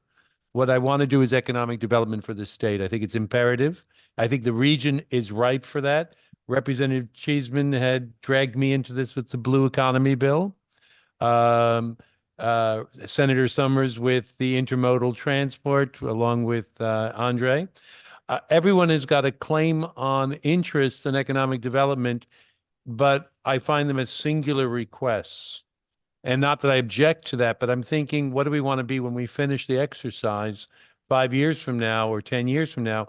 And that's why this is I want to get to a collaborative approach. So I'd be thrilled pointedly from you, Peter, given how entrenched you are in that region, your personal feedback on suggestions. It won't be, I don't expect yours to be definitive, but between yourself, Senator Summers, Andre, Chris Connolly, the various members and representatives at the local level, state, probably the first selectman of both Stony and Groton. I want to create a collaborative group that all we get the agenda on the table of what the heck we want this area to develop and how we want it to develop, and look at what the bonding request might look like over the next 5 to 10 years. I suppose I will have obviously involved SHPO as well, because it is a historic tourist location. So I acknowledge, and so there's a fig or olive leaf or olive branch on involvement there because that's a gem I want to see preserved and developed. So yeah, anything you can do. I'd love pointed commentary on inclusion on that, if you would. Be very- Absolutely. So just in conclusion, we're 100% behind what you're talking about. We have about started to launch a master plan for the whole of Mystic Seaport as a museum, because we need to consider that in the next 20 years, sea level rise will have a big effect in that particular area. So we need to consider that as well. So this joined up thinking across the whole of the region is crying out for that, and we're really supportive of that. And we thank you for bringing forward this particular bit. Well, thank you very much. I appreciate that. And I look forward to those suggestions, myself and the co-chair. Thank you. Wonderful, Peter. Thank you. So I believe we are now with Mary Falvey, Mary from the Hartford Preservation Alliance. Welcome, and thank you for your patience. Thank you. This is actually one of the shortest waits I've had to testify. I've been here. I've done the midnight shift. So Senator Hartley and Representative Meskers and honorable members of this committee, my name is Mary Falvey. I am the Executive Director of Hartford Preservation Alliance. We are the nonprofit group that advocates and collaborates and educates for the preservation and revitalization of over 5,600 listed historic buildings in the city of Hartford on state and national registers. And I am here to speak in opposition of HB 5433. In the brief time I have with you today, I just want to touch on why the preservation of our cultural resources was added to the Connecticut Environmental Protection Act in 1982. In 1980, Governor Ella Grasso created the Connecticut Heritage Task Force that was charged with developing an integrated program to protect and preserve the state's natural, historical, and cultural resources. As a result of this group's work, the General Assembly voted overwhelmingly with bipartisan support to amend the Connecticut Environmental Protection Act to include historic structures and landmarks. For over 40 years, the state has honored this promise to the public trust in recognizing that our historic buildings and parks and sites are just as important to the well-being and livelihood of Connecticut residents as the air we breathe and the water we drink. I think it's important to note that this legislation was enacted after a sufficient time had passed to evaluate whether the promises made by the economic development projects after World War II did indeed transform our cities and towns for the better. And in many cases, we found these promises of revitalization fell flat, leaving many communities, and especially those in urban areas like Hartford, with lifeless and barren areas in their town and city centers. You need not go any further than a couple blocks east of where we're sitting here to see the devastating after effects that Hartford was left with after the destruction of whole blocks of historic buildings. Every flat surface parking lot that you see in Hartford was once occupied by buildings that could have been rehabilitated, but now are lost to the ages, all in the guise of economic development. So thank you again for this opportunity to voice our opposition to HB 5433. And please know that my preservation colleagues and I are more than happy to work with you in finding ways to make economic development and historic preservation mutual partners in the revitalization of our cities and towns. Thank you. Well, first off, I want to thank you for the work you do. Thank you. I want to let you know that I have sat in the bonding committee and authorized and argued for the increase in historic tax credits for rehabilitation. So we're not, I don't think you'll find one of us among the committee who's advocating for more parking spots in Hartford. And I think the testimony of how we ended up with more parking spots. I want to actually go down the road of how we got there because I think it's unacceptable. So there's no way I'm looking to find an excuse for it. I think it was horrific. I think what we're specifically talking about is the revitalization of some of our downtowns. And the revitalization is adaptive reuse and rehabilitation, not blanket leveling of properties.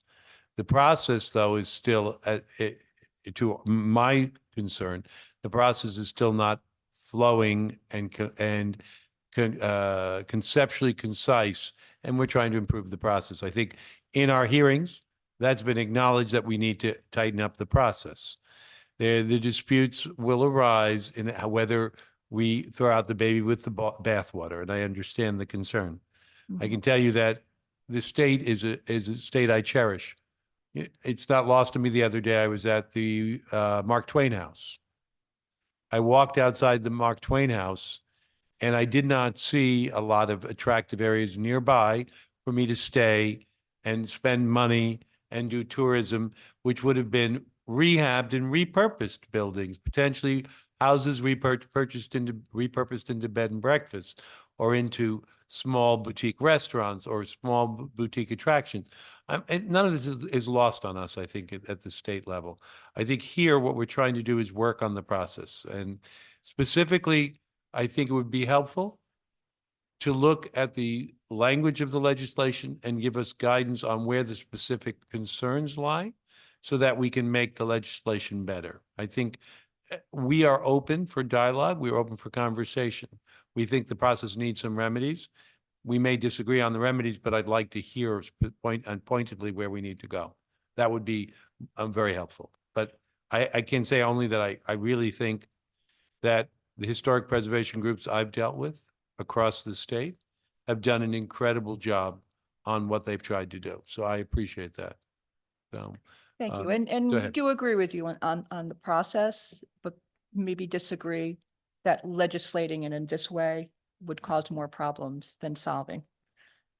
And I appreciate, but I'll pointedly say, Right. I'd like to get a couple of line items of where that needs to be remedied, because this is an iterative process at all times. I mean, we stand for election every 2 years. We stand before the public in every public hearing. We want to make sure that we have the appropriate level of buy-in and support and understanding. And if there's a disagreement, that the disagreement is aired in public and resolved productively and fruitfully. So the fact that you've spent the time and come to testify, it does register, and I do care. Appreciate it. Thank you. So, thank you. Are there any other questions or comments? Seeing none, our next speaker is Karen Malzanowski from CEDF.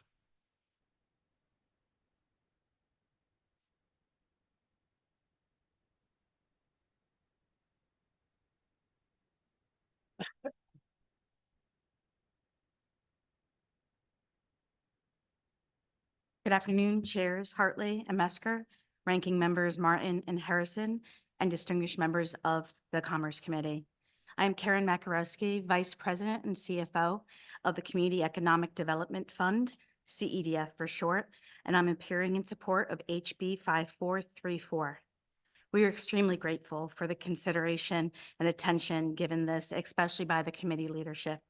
The proposed changes to the statute will allow CEDF to adapt to a changing economy and build a more efficient operation. For 30 years, CEDF has led and supported small business formation and growth as a catalyst for meaningful economic development. We are proud to be a U.S. Treasury certified community development financial institution, or CDFI for short. HB 5434 accomplishes much. We want to highlight 3 constraints that, if addressed, will allow us to amplify our commitment to Connecticut's economy. First, the statute requires CEDF to conduct 70% of its lending activity in 11% of Connecticut's 169 municipalities or targeted investment communities. If this percentage were to be eliminated or significantly reduced, CEDF would be much better positioned to provide its mission services to BIPOC-owned and low-income-owned businesses that operate a business outside of these communities. We'd also be able to align state statute as well as federal regulations.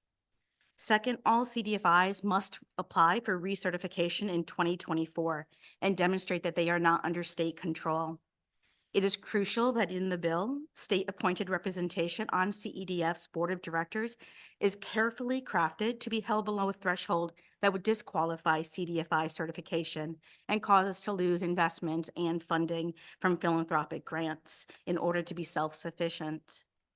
Per the original statute, CEDF has leveraged the state's investment to raise private equity and federal funding. We have been self-sufficient and have not relied on the state funding to operate, but many investors and funders have told us that they could not invest in us because of the perceived state control. And third, expanding our market share outside of Connecticut will foster economies of scale and strengthen our organization. Many of our investors are banks that span multiple states and prefer to invest in a CDFI that can serve all of their social impact needs. The small business ecosystem has changed drastically in Connecticut, especially with the 2022 launch of the Small Business Boost program. 3 large out-of-state CDFIs were invited or recruited to manage and participate in the program and have originated 95% of the loans in Connecticut and are actively offering their own products to Connecticut businesses. We are now competing for market share with these out-of-state entities. We appreciate the opportunity that legislature is providing to address the statutory restrictions which impede CDF's future. Our written testimony expands on many of the areas I've spoken about, and our board chairs and our clients have offered supportive letters and testimonials that have also been uploaded. Members, for this reason, I ask your support for the approval of HB 54334, and I welcome any questions that you may have. Well, first of all, I want to thank you for your testimony. And as we were in a public meeting, we obviously started at a different place last year in the requests. And I think this represents what I feel is a relatively fair compromise in the interaction. Your original request was basically regulatory relief, and I was concerned, and I expressed that to you, and I think you've addressed it, and in the form of oversight.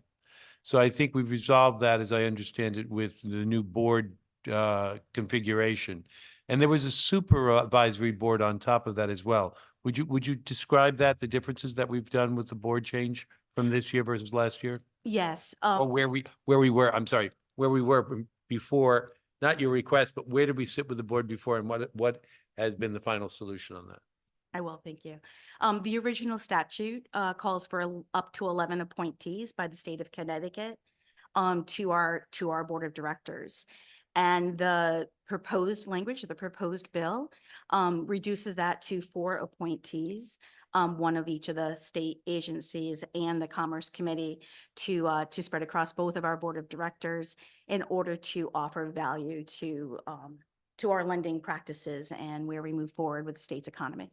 Okay. And the level of commitment to Connecticut on the commercial activity, where did we end up with that? If you could remind me. Yes, we ended up with the language calls for the ability for us to work outside of the state, but our commitment remains to the state of Connecticut. By going outside of the state, we can build economies of scale, and all revenue that is raised for outside of the state for lending can be lent, and then all revenue gained from such as loan interest and fees can be spent inside of Connecticut. So we've, when we discussed the bill language, I think we ended at a place that really shows that our commitment is to the state of Connecticut, and that allows us to just build that economy of scale. Just for my fellow members, in our original conversations, there was seed capital provided by the state. It looked like it was a grant. No one is quite sure whether it was a grant or seed capital. And on the back of that, and the further dialogues with both OPM and with our esteemed CEDF, we were able to, I think, negotiate to a point where we're comfortable that we're going to have the right level of interaction going forward with seats on the board to make sure that the benefits accrue to the residents of my state to the maximum possible, while still providing you with a venue to grow the business. I would encourage the clerk, if she has the chance, I think your last community statement or your last report. If we would circulate that again, I know you have circulated, but I'd recommend to the committee members, you can see the activity of the group. It's quite impressive, your involvement with the community and economic development. So I do salute what you do. And I appreciate that we gave you an interesting time last time, and I think we're at a better place today. We very much are appreciative of the conversation that's happened over the last I year. think there might be questions, Senator Martin. Thank you for testifying. I've got your annual report here and I see your pool of capital investors. Can you tell me how that works? Sure, absolutely. So CEDF is we have 3 entities that work together for lending. We're certified CDFIs. We pool private equity, typically from banks that provide capital in order to receive CRA credit by investing in a CDFI. We have credit capital that comes from the SBA micro lending that provides us the loan capital that's necessary. We have the grant that was provided to us by the state of Connecticut that we utilize for capital, and it's a revolving loan fund. So as we pool capital from different sources, including philanthropic sources, we're able to continue to revolve those loans to small businesses. We also do have federal funding from the CDFI fund for loan loss reserve for our organization. Okay. You also made your comments, Karen, regarding you want to change. Can you explain regarding the ratios, I guess, right? 70%. Could you go over that a little bit? Yes, absolutely. So the original statute calls for CEDF to provide lending in public and targeted investment communities in Connecticut. So the economic corridors and economic enterprise zones and enterprise corridors. In those towns, which there's 44 of them currently, outside of those towns, we provide lending to low and moderate income, any individual that's a borrower underneath the state median income published by HUD. So the current percentage on line 77 of HB 5434 calls for CEDF to provide 70% of our lending in just targeted investment communities, which represent about 11% of Connecticut's economy. So we're simply asking for the chance to change that percentage from either 70% or decrease or to eliminate, to still allow us to serve targeted and public investment communities, but also those that CDFI recognizes as low income communities, typically the same economic factors such as low unemployment or high employment, low poverty, or a specific income level. So many of the economic factors are the same, but they go by a census tract, which may be adjacent to like a city like Bridgeport or Waterbury. Yeah. So Karen, is that 70% in the old language or the old bill? It's also in the current. It's also in the current bill. Okay. All right. Thank you. Are there any questions from the committee? Seeing none, I want to thank you very much for the testimony. I want to thank you for working with the committee on getting us to a place where we think our residents are duly served with the changes. And I want to commend you on the work your organization does. Thank you very much. Thank you. Thank you so much for your time.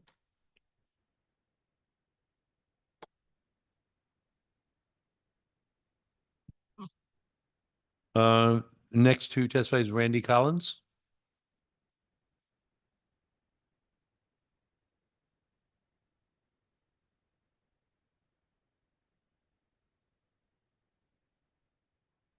Good afternoon. My name is Randy Collins with the Connecticut Conference of Municipalities. Here today just to briefly speak on 2 bills. Firstly, I'd like to support, CCM would like to support Senate Bill 378, which have DECD conduct a background study on PFAS and PFOA. Please don't ask me to pronounce them because I can't. But as we watch this emerging issue, understanding the background levels will be important to identifying what the remediation and end goal products process is for that.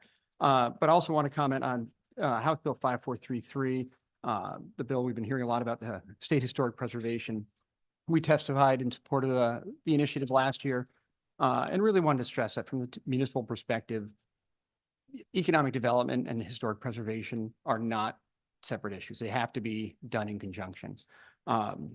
Just listening to the previous speaker, the last thing we want to see is these buildings are gone. Like they're the foundations on which we build livable downtowns, but we need to make sure that we create a process by which municipalities and developers have a streamlined process of better understanding and predictability as they go forward. If you know what potential costs are going in for municipalities, if they're raising revenues, issuing bonding on their own and getting town approval, they can work those numbers in rather than having to go back and ask for an additional sum at a later point. We do appreciate the creation of an appeal process if there's not an ability to reach an agreement with SHPO. We don't think that this will probably happen very often sitting through the task force and hearing the number of, initial not claims, but projects that come to them and how many are dismissed kind of out of hand. And then there's a few that do have to go through a secondary step. We don't think that there'd be very often that we'd be looking for an appeal process to the commissioner, but at least it does now create a process outside of a legal counsel, which, when you go to court is extremely expensive. We really look forward to continuing to work with the stakeholders on the bill. I think one of the things that I learned on that task force was more understanding of the SHPO process. I think it's something that CCM and SHPO could work together on to work with our membership, allowing them to further understand that process, the timelines, and really, as I said, the cooperation between economic development and historic preservation, I think, has to be maintained. As I said, we do have beautiful buildings. We do have amazing history in the state. And I think that is one of the things that as mayors, first selectmen, it is something that they truly wish to preserve.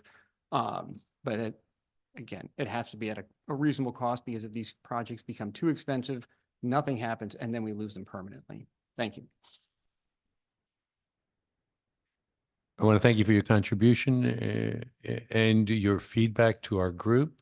Through the whole process, it's been very helpful and insightful. I don't know if Senator Hartley, you have any committee members, any comments? Seeing none, I want to thank you for your participation. My favorite kind of testimony. Thank you. Have a good day.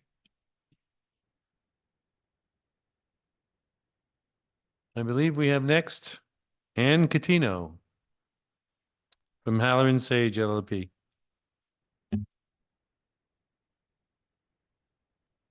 Good afternoon, Senator Hartley, Representative Meskers, and committee members. I'm Ann Catino. I am an environmental attorney at Halloran Sage, but together with Gary O'Connor, we also co-chair the state's task force working group on brownfields. In addition, I had the pleasure of serving on the SHPO working group. And, Gary couldn't be here today, and given certain timing, the opinions in our written testimony are those of Gary's and mine, and obviously the oral testimony is mine because we couldn't get to the Brownfield Working Group in time with the bills to get feedback. Our next meeting is next Tuesday. But two bills in particular that we submitted testimony on have brownfield implications. And they are, we're always concerned not only on how do we deal with our existing brownfields, but how do we prevent brownfields from occurring. And 5433 establishes a process for SHPO, obviously, to make determinations regarding impacts on historic resources. And that bill we support. I think from my perspective, there's room for improvement. As you know, Representative Meskers and Senator Hartley, we were looking at trying to have a more transparent process with a certain time frame that minimizes risk for the developer, because we don't want that building to crumble. We don't want it to fall into further disrepair and become more expensive to deal with. And it's never dealt with until the vagrants move in. And unfortunately, the last people who see it are the firemen. That's not a good result. We need to figure out a way to engage the developer and the municipality and all the stakeholders in a much more meaningful process. And I think 5433 goes a long way. It was enlightening to sit with Jonathan and the folks from the SHPO office and DECD to go through this process and try to figure out a more workable solution. And I think that's where this bill piggybacks on very nicely.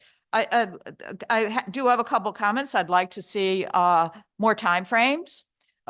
It does have some timeframes for going to the commissioner and for the commissioner to act, but what are the timeframes to get to the commissioner? We want to work, developers want to work with SHPO and the sponsoring agency and the municipality and be collaborative, but it can't take forever. So we need some timeframes. I also heard a concern over the money. As you know, the mitigation can be accomplished through the payment of money, and this identifies a process. Could it be improved? Probably, it could be improved. I think that the payment of either the $750,000 or the alternative percentage was something that we struggled with, and that's what we came up with as something that was workable to provide some certainty. I think that we did hear a comment earlier from one of the prior speakers that this puts the developer in the driver's seat. Not at all. The developer is actually for the first time invited in the car and has a seat in the car. That's important. We're not in the driver's seat. SHPO is still in the driver's seat. And then the commissioner has the toll booth that we have to go through if there's a complaint. She's or he is holding the card. So I think we fully support 5433 as it will go a long ways to improving our state's brownfields and seeing that they become redeveloped in a more timely and meaningful way. 378 is another bill I want to touch on, which is the study for the PFAS compounds. As you heard from the LEPs, PFAS is ubiquitous. It's everywhere. It's a real problem.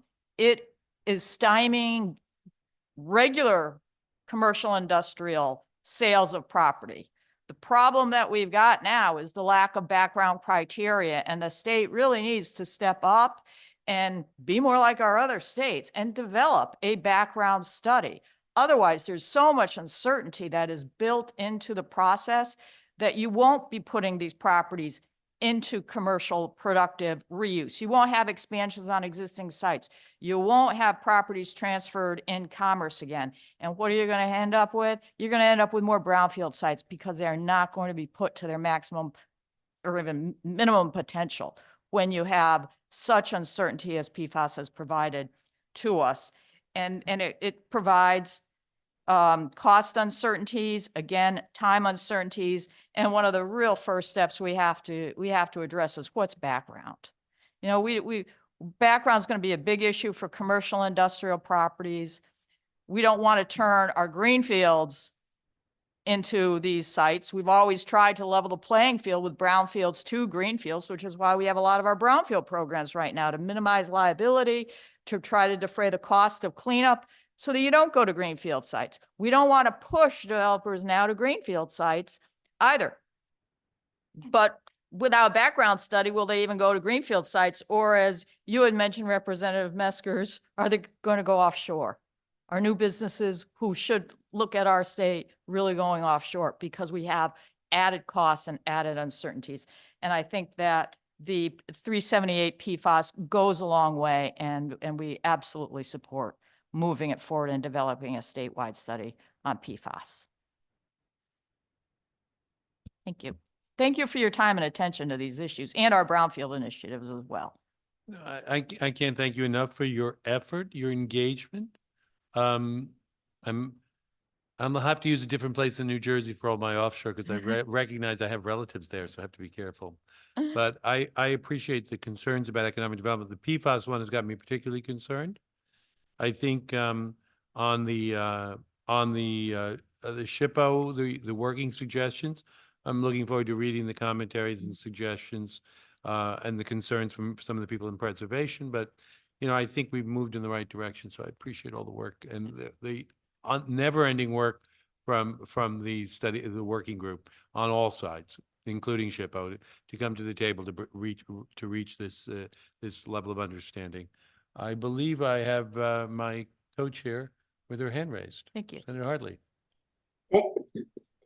Thank you, Mr. Chair, and thanks, Ann, for being with us today, and also for your leadership for years now in the area of brownfields, which has helped to distinguish this state, but more importantly, helped to light up communities, to unshutter properties, put them back on the tax rolls. And your point about, this ultimately is a preservation strategy for preserving greenfields. You're absolutely 100% right. Living in the Northeast, it's a very congested area. And so our greenfields, our open space is very precious. And also, our legacy of industrialization haunts us. And so we need to obviously be prudent in trying to get our arms around all this. But specifically, Anne, you talked about you'd like to see specific timeframes with regard to getting to SHPO and stuff. So I don't know if you have those today or if you want to share that with us, but yeah, I'm very interested to hear what those suggestions might be. Sure, I'd be happy to share them with lines, the bill lines, to identify where I think some timeframes would be useful, again, to provide predictability for the project moving forward. Okay, thanks. That would be very helpful. Appreciate that. Thank you, Mr. Chair. And I want to thank you, Anne, by the way, also for your work and your time on this subcommittee initiative as well. Thank you. Thank you very much. Thank you, Ann. I believe next up, I see that the next up should be Christopher Regan, Old Mystic Village, or Christopher Reagan. Regan, good. You Got it right. First time. Yeah, there was. Shannon McKenzie. I am on. Sorry about that. No problem. I'm kicking you out, Mr. Regan, for the second. Mr. Kraus, who I did salute and talk to. Sorry, no intention to ignore you. I'd flipped the page in anticipation. Mr. Kraus, go ahead, please. No problem. And welcome to the dais. Okay. Apologize. Well, thank you, Representative Metzger and Senator Hartley. I'm Bill Kraus. I'm a real estate development and historic preservation consultant based in Stratford. And I specialize in redeveloping historic buildings for urban revitalization. And I'm here to express my strong opposition to the SHPO Bill 5433. For a number of reasons, I do believe it undercuts SHPO. I don't think it strikes the right balance, but I'll focus here on the 15% mitigation fee, or sometimes called the off-ramp, because I believe it actually can create an incentive to destroy irreplaceable historic resources that may well have the potential to be integrated into a proposed project or even act as a powerful economic development catalyst. Let's say an historic brownfield redevelopment site is awarded a $4 million brownfield loan. The 15% mitigation fee would be $600,000. But if the total development cost of the project is $60 million, then the $600,000 fee is in fact only a 1% of the project cost. Not nothing, but essentially a rounding error. And the state doesn't fund 100% of projects. It's always matched in multiple ways. And where does the money go? If it goes to a municipality, then there's actually a financial incentive to tear the building down from the municipality's point of view. And I think it also opens a potential conflict of interest where a municipality could be working together with a developer to that end. In my experience, if done right, redeveloping historic buildings can pay big public and private dividends in terms of quality of life, jobs, tax-based growth, branding, and yes, even profits. They can be catalysts that turn around challenged markets, especially where they need it most, where we as a state need it most. These types of projects can attract and retain businesses and residents to distressed and even blighted areas. I can give you specific examples in Norwalk, Bridgeport, New Haven, and New London. But here's one. The old Reed's department store in downtown Bridgeport was vacant for 20 years and slated for demolition, and was instead redeveloped in the early 2000s as affordable artist lofts. The Reed's Art Space project was literally the catalyst for hundreds and hundreds of millions of dollars of a follow-on redevelopment. It turned the tide in downtown, when nothing had worked for decades and decades before. Preservation can actually even be cheaper than teardowns. When you tear down a contaminated building, you have to remediate the whole thing anyway. When you can save millions of dollars sometimes by encapsulating the contaminants on site.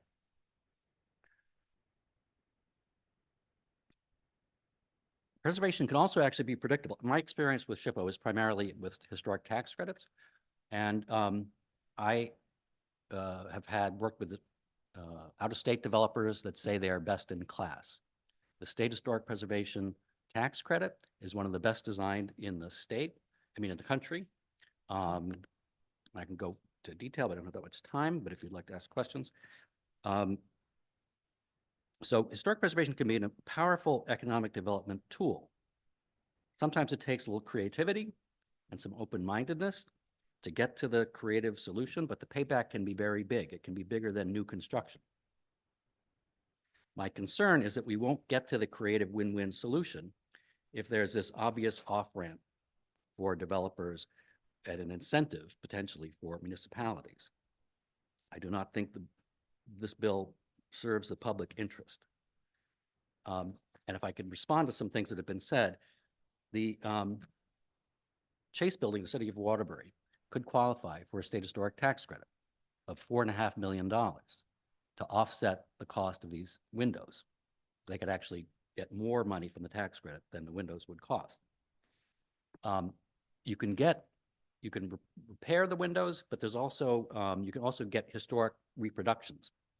And I worked with people that can supply solid wood reproductions with vacuum double pane glass that has a higher R value than triple pane glass.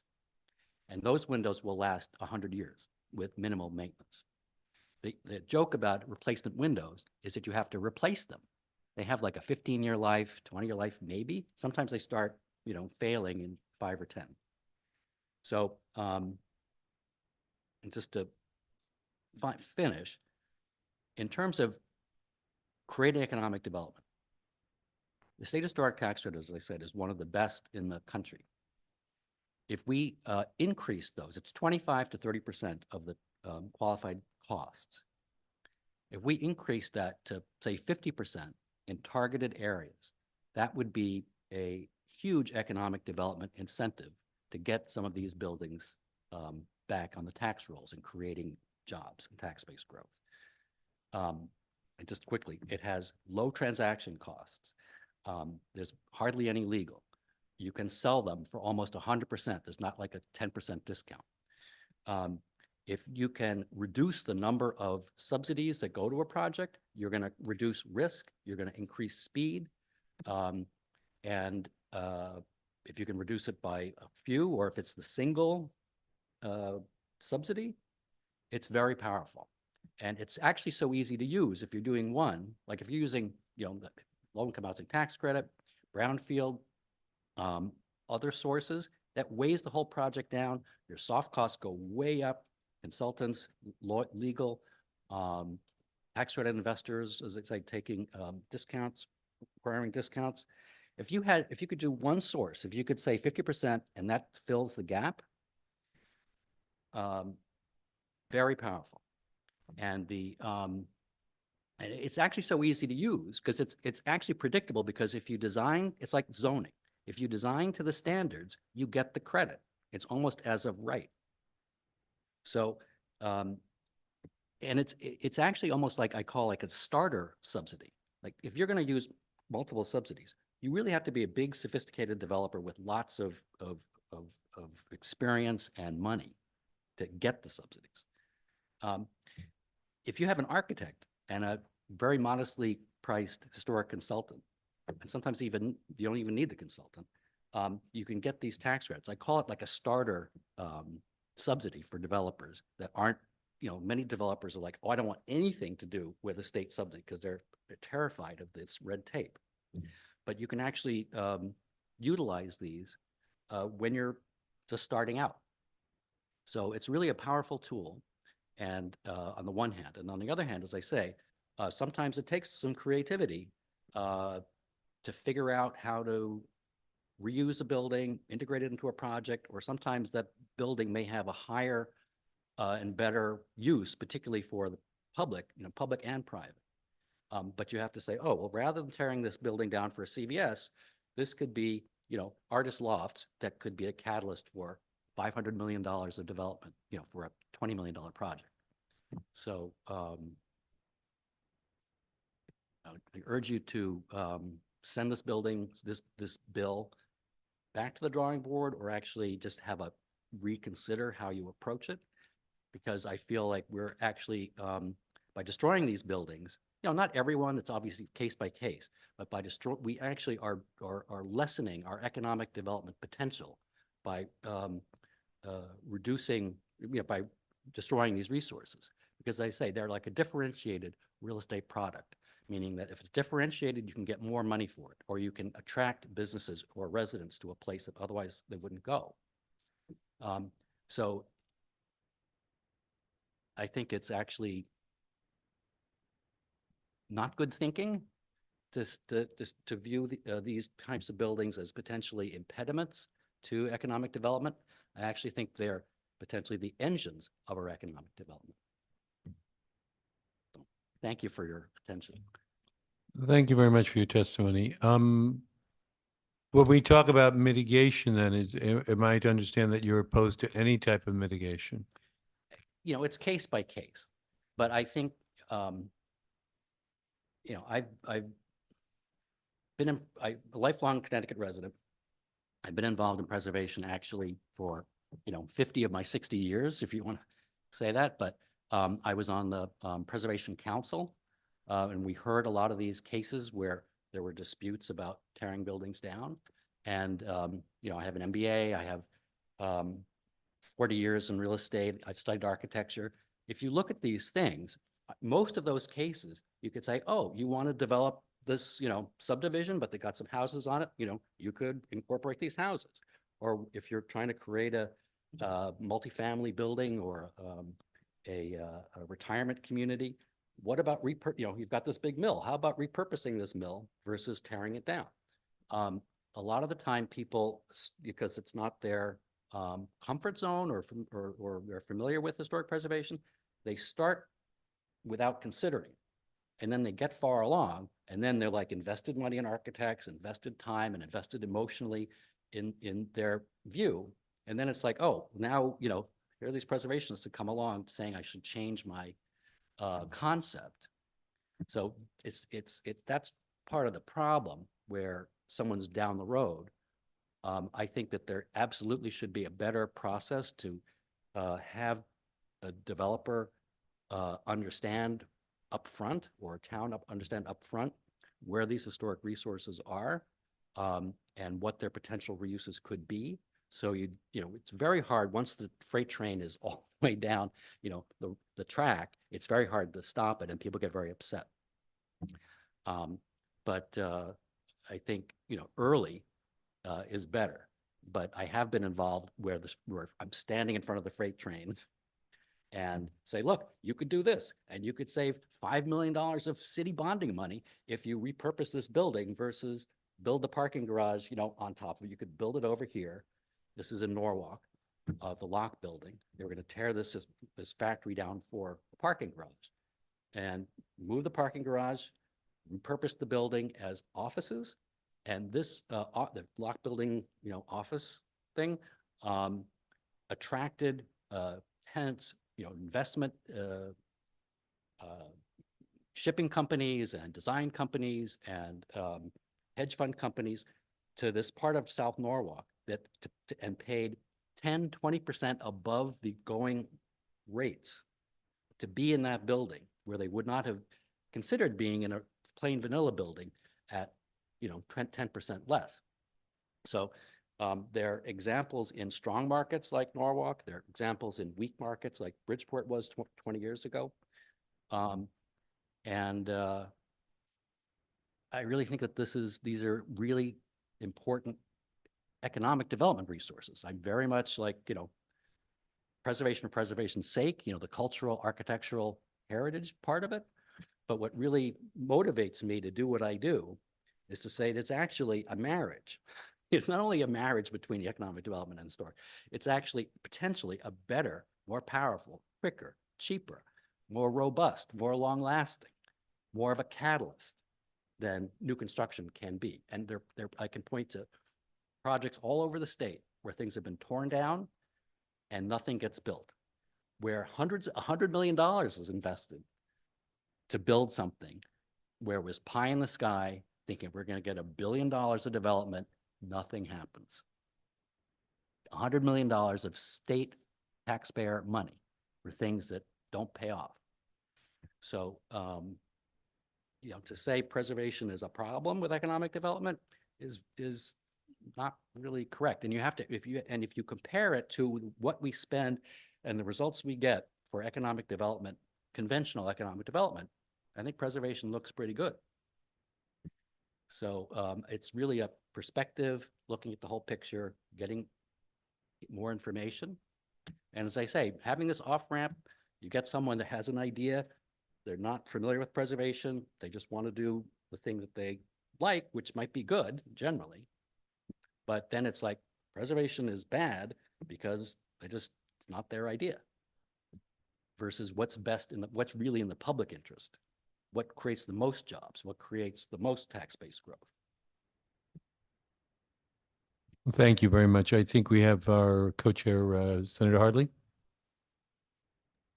Oh, thank you, Mr. Chair, and thank you for being with us. And I know this is kind of been a long conversation starting earlier in the day, but this is very important conversation, and it is our goal to get this as correct as we possibly can to try to realize some improvements and efficiencies. And I do not disagree with your analogy about a marriage. It is a marriage of historic preservation and economic development. And that's why the working group felt very strongly that it should stay within the umbrella of the department. Whereas when we looked at other states, we see that in some instances, there were some states where, you can go directly to the governor of the state to make these kinds of decisions. It is that commissioner's task to represent all the entities, which is the economic development, but not at the expense of historic preservation. And yeah, you talk about replacement windows. Nothing, that's a solution, as opposed to being backed up against the wall, a municipality taking $3.5 million, from the city coffers, state coffers to do these replacements. We're talking about trying to have better working relationships, not unilateral determinations, so as to really get to the bottom of things. And you talk about Waterbury. So let me just tell you about that building in Waterbury. So first, there was a letter saying it wasn't historically significant. Then a year later, it was said that, yes, it is historically significant. And in the meantime, you talk about nothing getting done, it collapsed. And when it collapsed, it was a neighborhood, a very dense, one of the poorest census tracts in the state of Connecticut, that had to endure the results of that building, which came down, and then there was a fire there. So that's what happens. Yes, you talk about nothing happens after. There's an example that, yes, nothing. And today, it's still all of the tinders all over the ground. So we're looking for what those changes, those improvements will be, working collaboratively.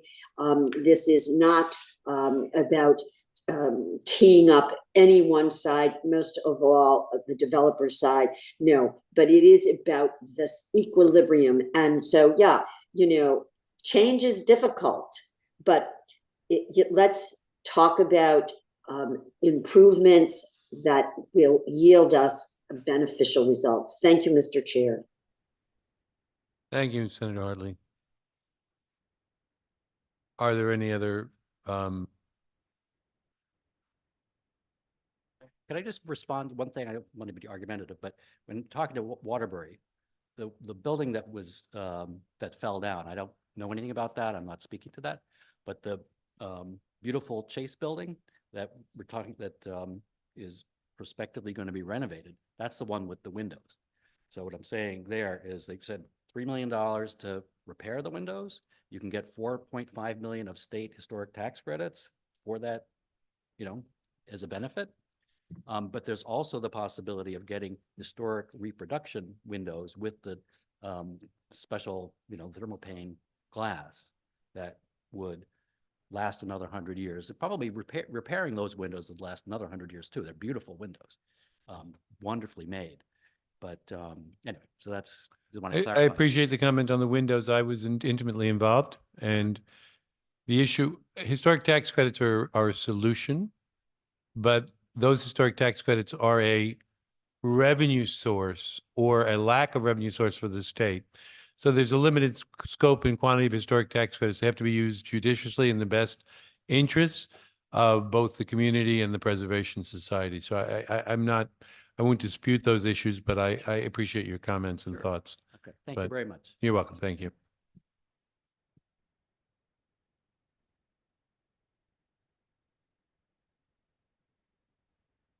And the reason, Madam Clerk, I was wrong was Shannon McKinsey is not testifying, which is why I went on to Christopher Reagan, so I apologize. I had skipped 2 instead of 1 on Mr. Kraus. So Mr. Reagan, have at it. Thank you, sir. Thank you. Thank you, Chair Meskers and Chair Hartley. My name is Chris Regan. I'm the Marketing and Leasing and Property Manager of Old Mystic Village. I'm currently the Chairman of the Eastern Regional Tourism District for 41 towns. I'm the Vice Chair of the Connecticut Tourism Coalition and former Vice Chair of a Mystic Chamber of Commerce. My grandfather, Martin Olson, my mother, Joyce Olson Resnikoff, and her twin brother, Jerry Olson, developed and opened Old Mystic Village over 50 years ago. It has become Mystic's #1 visited attraction with over 1.9 million visitors in 2023, with an increase of 16.4% year-over-year traffic. I'm here to testify before you on House Bill 5432. I support the bill's concept, but with modifications as follows. 1, broaden the Mystic Seaport area to say the greater Mystic area, which includes some areas like Pawcatuck, Stonington Borough, downtown Mystic, Mystic Seaport, Mystic's Golden Triangle off exit 90, Noank, downtown Groton, Nautilus Museum, and the list goes on. Number 2, more local representation with appointments. 1 representative should be appointed from the Mystic Chamber of Commerce, 1 representative from the Mystic Aquarium, 1 representative from Mystic Seaport, 1 representative from Mystic Downtown Merchants, 1 representative from Old Mystic Village, and the chairperson for the Eastern Regional Tourism District should be on that committee. The working group should have members, as they say, have skin in the game and be vested. As an example, I came up with the concept of public-private regional partnership grant program for the Eastern Regional Tourism District. Since 2020, has produced $900,000 in advertising our Eastern region with leveraging $450,000. This has allowed the district to connect 41 towns through collaborative efforts, like the thinkmystic.com, which is a partnership between Old Mystic Village, Mystic Aquarium, Mystic Seaport, and others to advertise the Mystic area. The partnership has consistently raised over $100,000 per year since 2020. We've reached 3 million, we engaged 3 million visitors in 2023, but also had impressions of over 10 million. In regards to the immediate area of Mystic, the task force or the working group, I have a list of 8 items that I would recommend that we consider as parking structures at Mystic Art Association downtown, Mystic Seaport Marine, up in the Mystic Golden Triangle off exit 90. That would be for parking structures. 2 would be a water taxi on the Mystic River. 3, trolley buses, multiple buses per frequency. It was done in the past, but it failed because everybody didn't buy into it. Airbnb is great for tourism. And we should encourage it because the stay is not for 1 or 2 days, it's for 5 to 7 days. That's why we're having record numbers in attendance. Advertising as a unified group, dredging of the Mystic River for bigger boat access, increase the shoreline east during peak summertime schedules to get people off the roads and use the rail. And then the other saying, in regards to the return on investment, heads and beds means more revenue for the state. So we need to encourage people to come here and vacation here and stay longer.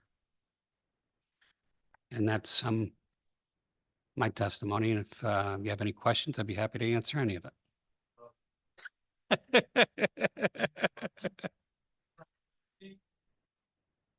think first, I hope you take a written test. I could keep up. So I want that in written format. Okay, I'll get it to you. Two, if you and I were to agree to disagree at any point, Yep. it might be the scope of your ambition versus mine. This is the first step of the functional group for economic development. Yep. So I want to figure out the scope of how wide and broad reach is. Because I want to get a group that's functional that gets together to get a process in place that maybe can be either expanded or duplicated. So I haven't looked at what your geography is versus geography I haven't looked at. But I think, first of all, Well, let me walk back. That was phenomenal. That was very helpful, very Yep. comprehensive. Might be more ambitious than I'm willing to chew on the first time.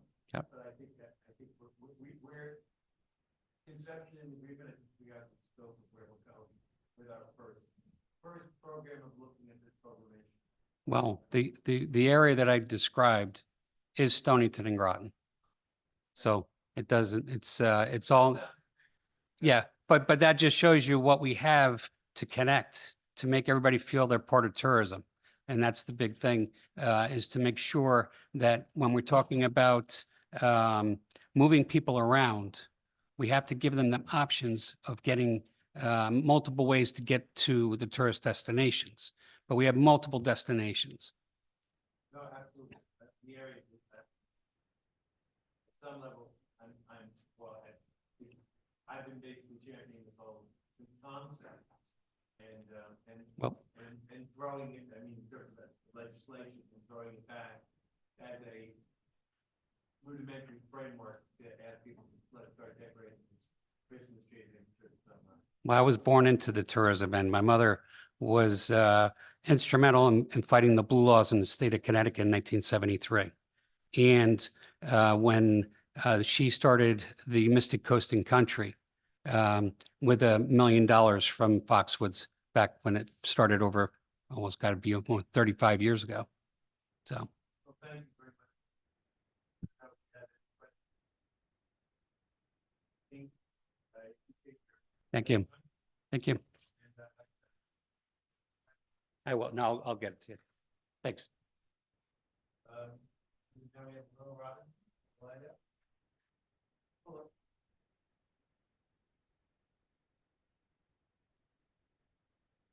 Thank you all for having me. I am also in support of Bill 5432.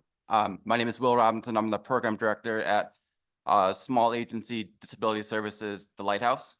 So we are in that same geographical area. We work with people with developmental disabilities, intellectual disabilities, and those on the autism spectrum. We have partnered with several organizations in that area, and I just wanted to show some support to the Mystic community, and I wanted to show some support specifically to the Mystic Aquarium and Mystic Seaport. We've worked collaboratively with the Mystic Seaport for over 3 years. They are an amazing group of people. They brought us in open arms, wanted to know really what they could do for the disability services community, what they could do for people with disabilities. We sat down, we've created opportunities for people with disabilities to be able to work functionally there, volunteer at the Seaport.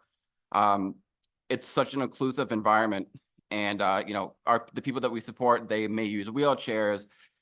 They might not be studying on their feet at times. They might have limited stamina. They have reading challenges, comprehension difficulties. We all have these, right? but the Seaport staff there are so caring. This environment that they create is inclusive. The job seekers that when they work there, they have no fear of repercussion if they make a mistake, just because it's such a welcoming, warm environment. And so several years ago, we started this partnership here, and right now the job seekers that go there, they're able to gain these really important skills that they're able to take into their working career once they've graduated this program or they're not volunteering anymore. Some of those things would be they work to assemble activity craft kits for some of the people that come to the Seaport. They work with various tools in the boat shop. They do some greeting and demonstrations for games in some of the exhibits. And the people that we work with, they've gained so many excellent experiences. I wish they were here to tell you about it. So I just wanted to take a minute to just thank the Seaport for everything that they've done. And I think it's just a bigger general concern of, you know, the Seaport's doing such a great job, but I think we need other people in the community to pull together as well to help out this cause.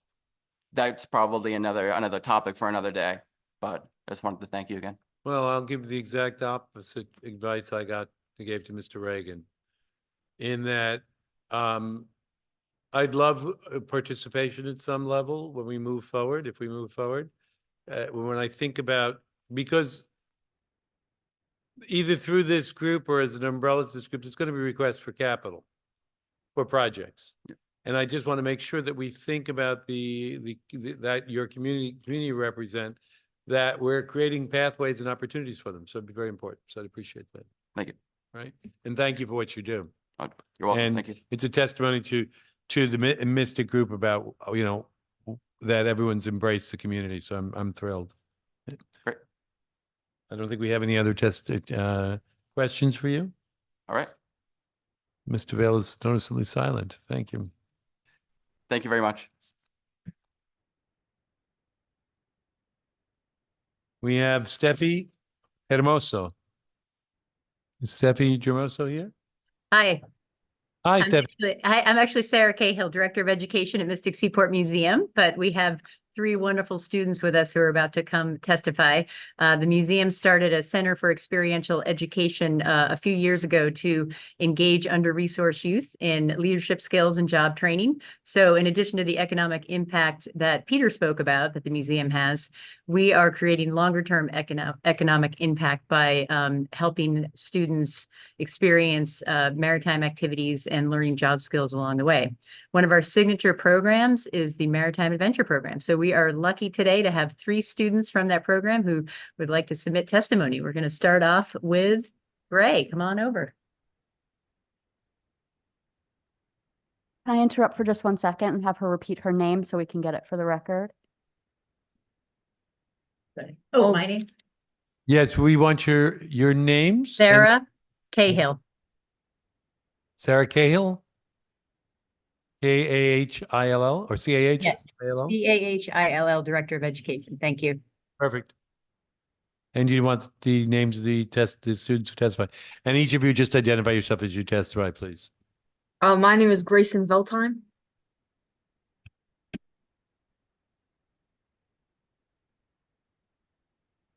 Take it away. To the esteemed members of the Commerce Committee, my name is Grayson Veltheim, and I'm a resident of New London, Connecticut. I'm here to speak to you about my experience in the Maritime Adventure Program at Mystic Seaport Museum.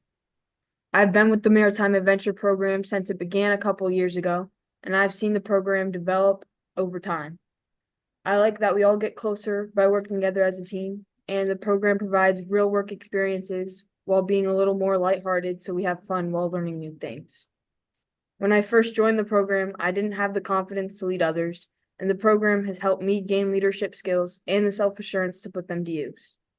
The Maritime Adventure Program has helped me enhance my social and emotional skills since we have to work together as a team to communicate and accomplish our goals.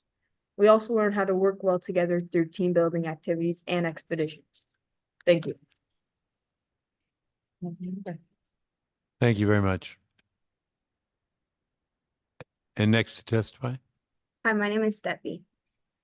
I'm a resident of New London, Connecticut. I'm here today to speak to you about my experience in the Maritime Adventure Program, Mystic Seaport Museum. This program is one example of how the museum is helping youth in the region enhance social, emotional, and leadership skills. It shows how the museum is not only a key part of the tourism industry in Connecticut, but also has a positive impact on surrounding communities. The Maritime Adventure Program has helped me learn new skills like hiking, camping, and woodworking. Through the program, I was able to get my power boating certification and learn how to row. These activities have helped me feel more peaceful because they're away from technology, and being part of the group has given me the courage to try new things I would not have done on my own. The Maritime Adventure Program has helped me develop my leadership skills and to grow as a person by encouraging me to move past my comfort zone. Thank you. Thank you very much.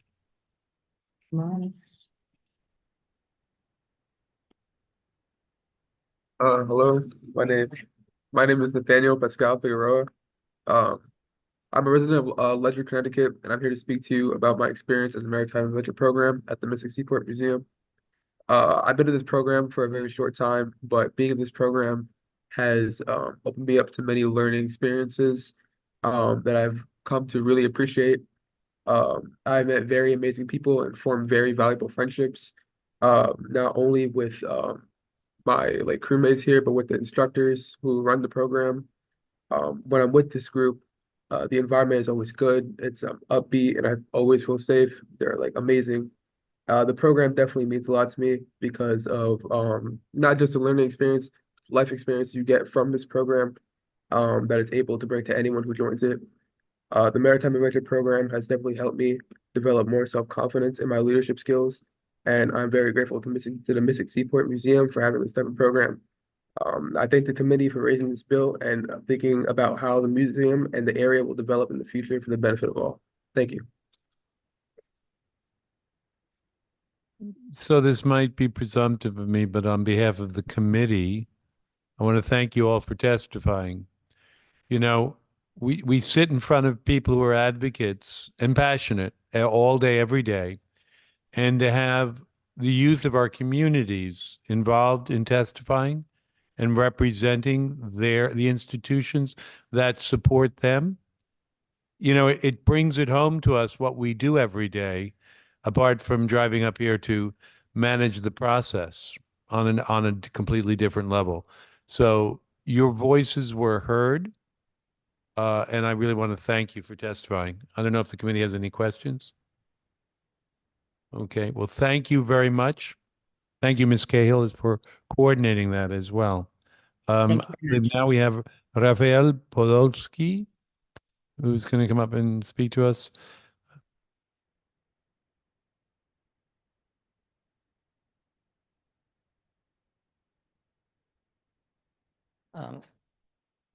Representative Meskers, Senator Hartley, and members of the committee.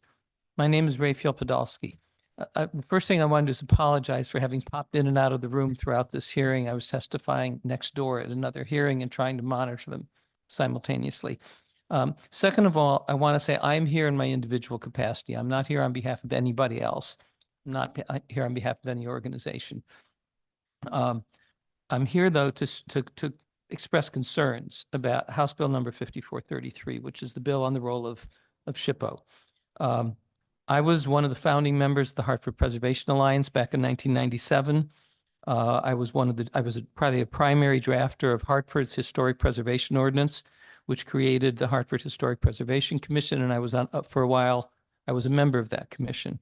So I feel like I've had a lot of connection with the preservation process. I don't disagree with what has been said about the committee's effort to balance the interests of economic development and the value of preservation. I don't think this bill has done that successfully. And I would hope that if the bill is going to move forward, you're going to make some pretty substantial changes in the bill. The two parts of the bill that are the biggest problem, I think, from a preservation perspective, and you've heard from other people today. One is the authority of the commissioner of the ECD to simply override the SHPO's decisions. And because it's so important that SHPO be independent. And the second is the ability for developers to buy their way out. And if you think about the implications of buying your way out when you have a preservation issue, You buy your way out by paying money to demolish buildings. But the whole point of preservation is to look for reuse of those buildings. So if you can simply pay money and demolish the buildings, you've defeated the whole point of the preservation. Those two pieces of the bill are, for me, the major factors. If there are issues of timeline within the process of SHPO review, I think that's a reasonable thing for the committee to look at. And if I don't feel like I know enough about how SHPO works in terms of the timeline to be able to comment to you on that. But if that's something that needs to be adjusted, then that may be a way that you should go. And if you focus the bill on that and not on the other pieces, that might make the bill at least acceptable from my perspective as somebody who's interested in preservation. The other thing I wanted to say, though, is preservation is economic development. And I'm really against, I mean, I said up front, there's, well, it's a balance between the two. But the reality is, in most cases, you don't have to balance them. I live in Hartford. The preservation in buildings in Hartford, historic buildings, has been absolutely critical to Hartford's the regrowth of downtown. To talk about them as two different things, that doesn't make any sense. One of the early processes I got involved in was the demolition of 410 Asylum, which is a 1926 building you can see from the Capitol. It's at the northern end of Bushnell Park. SHPO was absolutely critical in essentially changing the dynamic so that the property owner who wanted to tear down the building essentially couldn't do it because SHPO's intervention. The result was they kept the building. They converted it from an office building into mostly apartments. The building is now named, the Hollander Center is named for the very person who fought hard for the right to tear that building down. And then they named it for him, and the family was there, and they got awards. It's in the last quarter century, our whole attitude towards preservation, I've called it a revolutionary change. People used to just assume the building's bad, there's a lot wrong with it, you got to tear it down.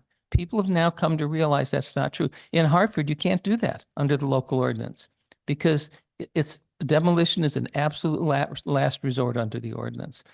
And a lot of what this bill will do is undermine the ability, I think, of SHPO to use SHPO's capacity to get people to rethink what they're proposing in a way that you can have both the development and the preservation. And this is going to undercut that really seriously. And that's why I hope that you would at least rethink this whole approach. But look at things like the timeline. Look and see if there are efficiencies, ways that you can preserve the protection aspects, the preservation aspects, and yet also remove unnecessary obstacles that may arise in the course of the project. So I feel like I don't know enough to talk about that second half, but I think it's there, and I would hope that that's what you would do. But in its present form, this bill, I think, it is not a balanced bill. It throws the balance heavily in the other direction. And so I feel I have to come to you and ask you not to do the bill, frankly. I appreciate the opportunity to speak to you, and I'm happy to answer any questions that I can answer. So we'll start with the first question. Have you submitted this as testimony as well? Yes, I submitted written testimony. And does the testimony have suggested changes to the bill? No, it doesn't. And I'm not sure. Well, I mean, it basically says remove those two things that I described to you. In terms of and I think the question becomes I'll ask the question then now. You're concerned in restating, and you can tell me I'm wrong or not, but your concern is that the mitigation fee is an incentive potentially for a tear down, right? Basically, yeah. And I'd like the thought of one. There's at some level I'm hearing there's no price you'd want to put on that, but then the question becomes if it is a mitigation fee for an architectural aspect and there's a dispute on the cost, is the mitigation fee rational? And think about that. I'd love some thoughts. I don't want to put you on the spot at this point. I'm trying to wrestle with I understand conceptually the idea of you can tear it down for this price, 15% is a concern to you. Or tear it down for 20% is a concern for you, or even 25%. I can go there and understand. I guess the second question, if it's a mitigation fee and it's on an architectural aspect, and the question becomes, in the restoration and rehab, is a fee acceptable as a concept, right? Because if there's a commercial dispute about what considers a repurposing and rehab, it might be helpful to have comments on that. Okay, I think that's a fair question. I will try to get back to you on that. I think conceptually, I won't prejudice the committee. As an individual, I got the feeling that there was no conceptual mitigation fee, and there was no concern of the cost of an historic restoration versus an approximation, right? And those are, I wouldn't ask you for the answer to that. I think those are conceptually what I was trying to wrestle with in terms of some of And and I can tell you from the time I was on the Hartford Preservation Commission, some of the hardest issues, it wasn't dealing with the issue of mitigation fee. Some of the hardest issues were windows. And at least initially,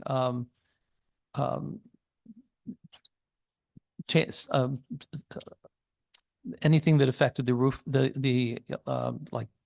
generating electricity off of the roof and things like that. And those are hard because they're visible from the street. Someone was asked the question why, I think it was Senator Martin said, why would they make a difference between it with the front windows and the back windows? And there's certainly an element of historic preservation that says what's visible from the street is more important than what's not, and that could play into the whole discussion of mitigation, Right. Not just the fee. And so, in any event, I'm happy to try and see if I can offer you anything. I don't want. And as a last comment, my concern and part of where we got to with thinking about legislation was if my intent to do good and being the intent to historically preserve ends up with inaction for 5 or 6 years, and what's left isn't repurposed but is destroyed. That's right. I would just worry about that. In terms of I'm trying to figure out within timelines, what do we get to? Because some of these historic buildings need some type of rehab or repurposing or restoration, right? Within a certain time frame. And I want to be able to measure that to the best possible. Could I comment? Yeah, sure. Absolutely. It's a very legitimate comment, and it's a dilemma. One of the issues we had in Hartford, and this was not on major projects. This was in historic districts with buildings that had been abandoned. And one of the major questions was, if the building's abandoned, it's a potential drug haven for people to go into. Does that become the reason for the city tearing it down, even though what you're doing is you're taking a historic neighborhood and leaving all these gaps, like knocking out some teeth? And the answer was, board the building. Well, what the city initially did was the cheapest boarding you could do. Basically, slap up a couple pieces of plywood, and that was it. And what would happen was people would pry the plywood off and they'd go back into the building. And finally, I believe the city got the message that there are techniques by which it is very hard to get the plywood off. And those are buildings that may have sat for long periods of time without, essentially empty, but secure. And then eventually the market was such that someone would come along and say, I can take that building and I can rehab it and put it back into use. I mean, that was one of the internal lessons within the city that change people's minds. So the question becomes the difficulty. Again, I'm not saying it's impossible, but the difficulty of measuring something by how long it stays vacant. You have to also put on top of that the question of are there reasonable ways that we could essentially mothball so that we can survive a longer period of time than if we were leaving the building wide open and the weather just tears the building apart. Right. So I just think it's not that simple. No, But it's not that there's no solution, but there's more complexity to it. If what you're starting from is we want to try and save it, as distinct from we want to get rid of it. Well, and I would say that I don't think I ever started conceptually with I want to get rid of it. I started to look at it from the point of view, how long do I mothball a neighborhood? Right? Because it's not just the building, it's the people. Yeah. So I worry about that in terms of economic. When I look at economic development, I'm not looking to bulldoze a neighborhood. What I'm looking at is neighborhoods that have been abandoned in some level, and how can I help raise them up? Okay. And what's my economic incentive? What's my tax credit? How quickly can I get rehabs in? How can I do a restoration or repurposing of buildings in what time frame?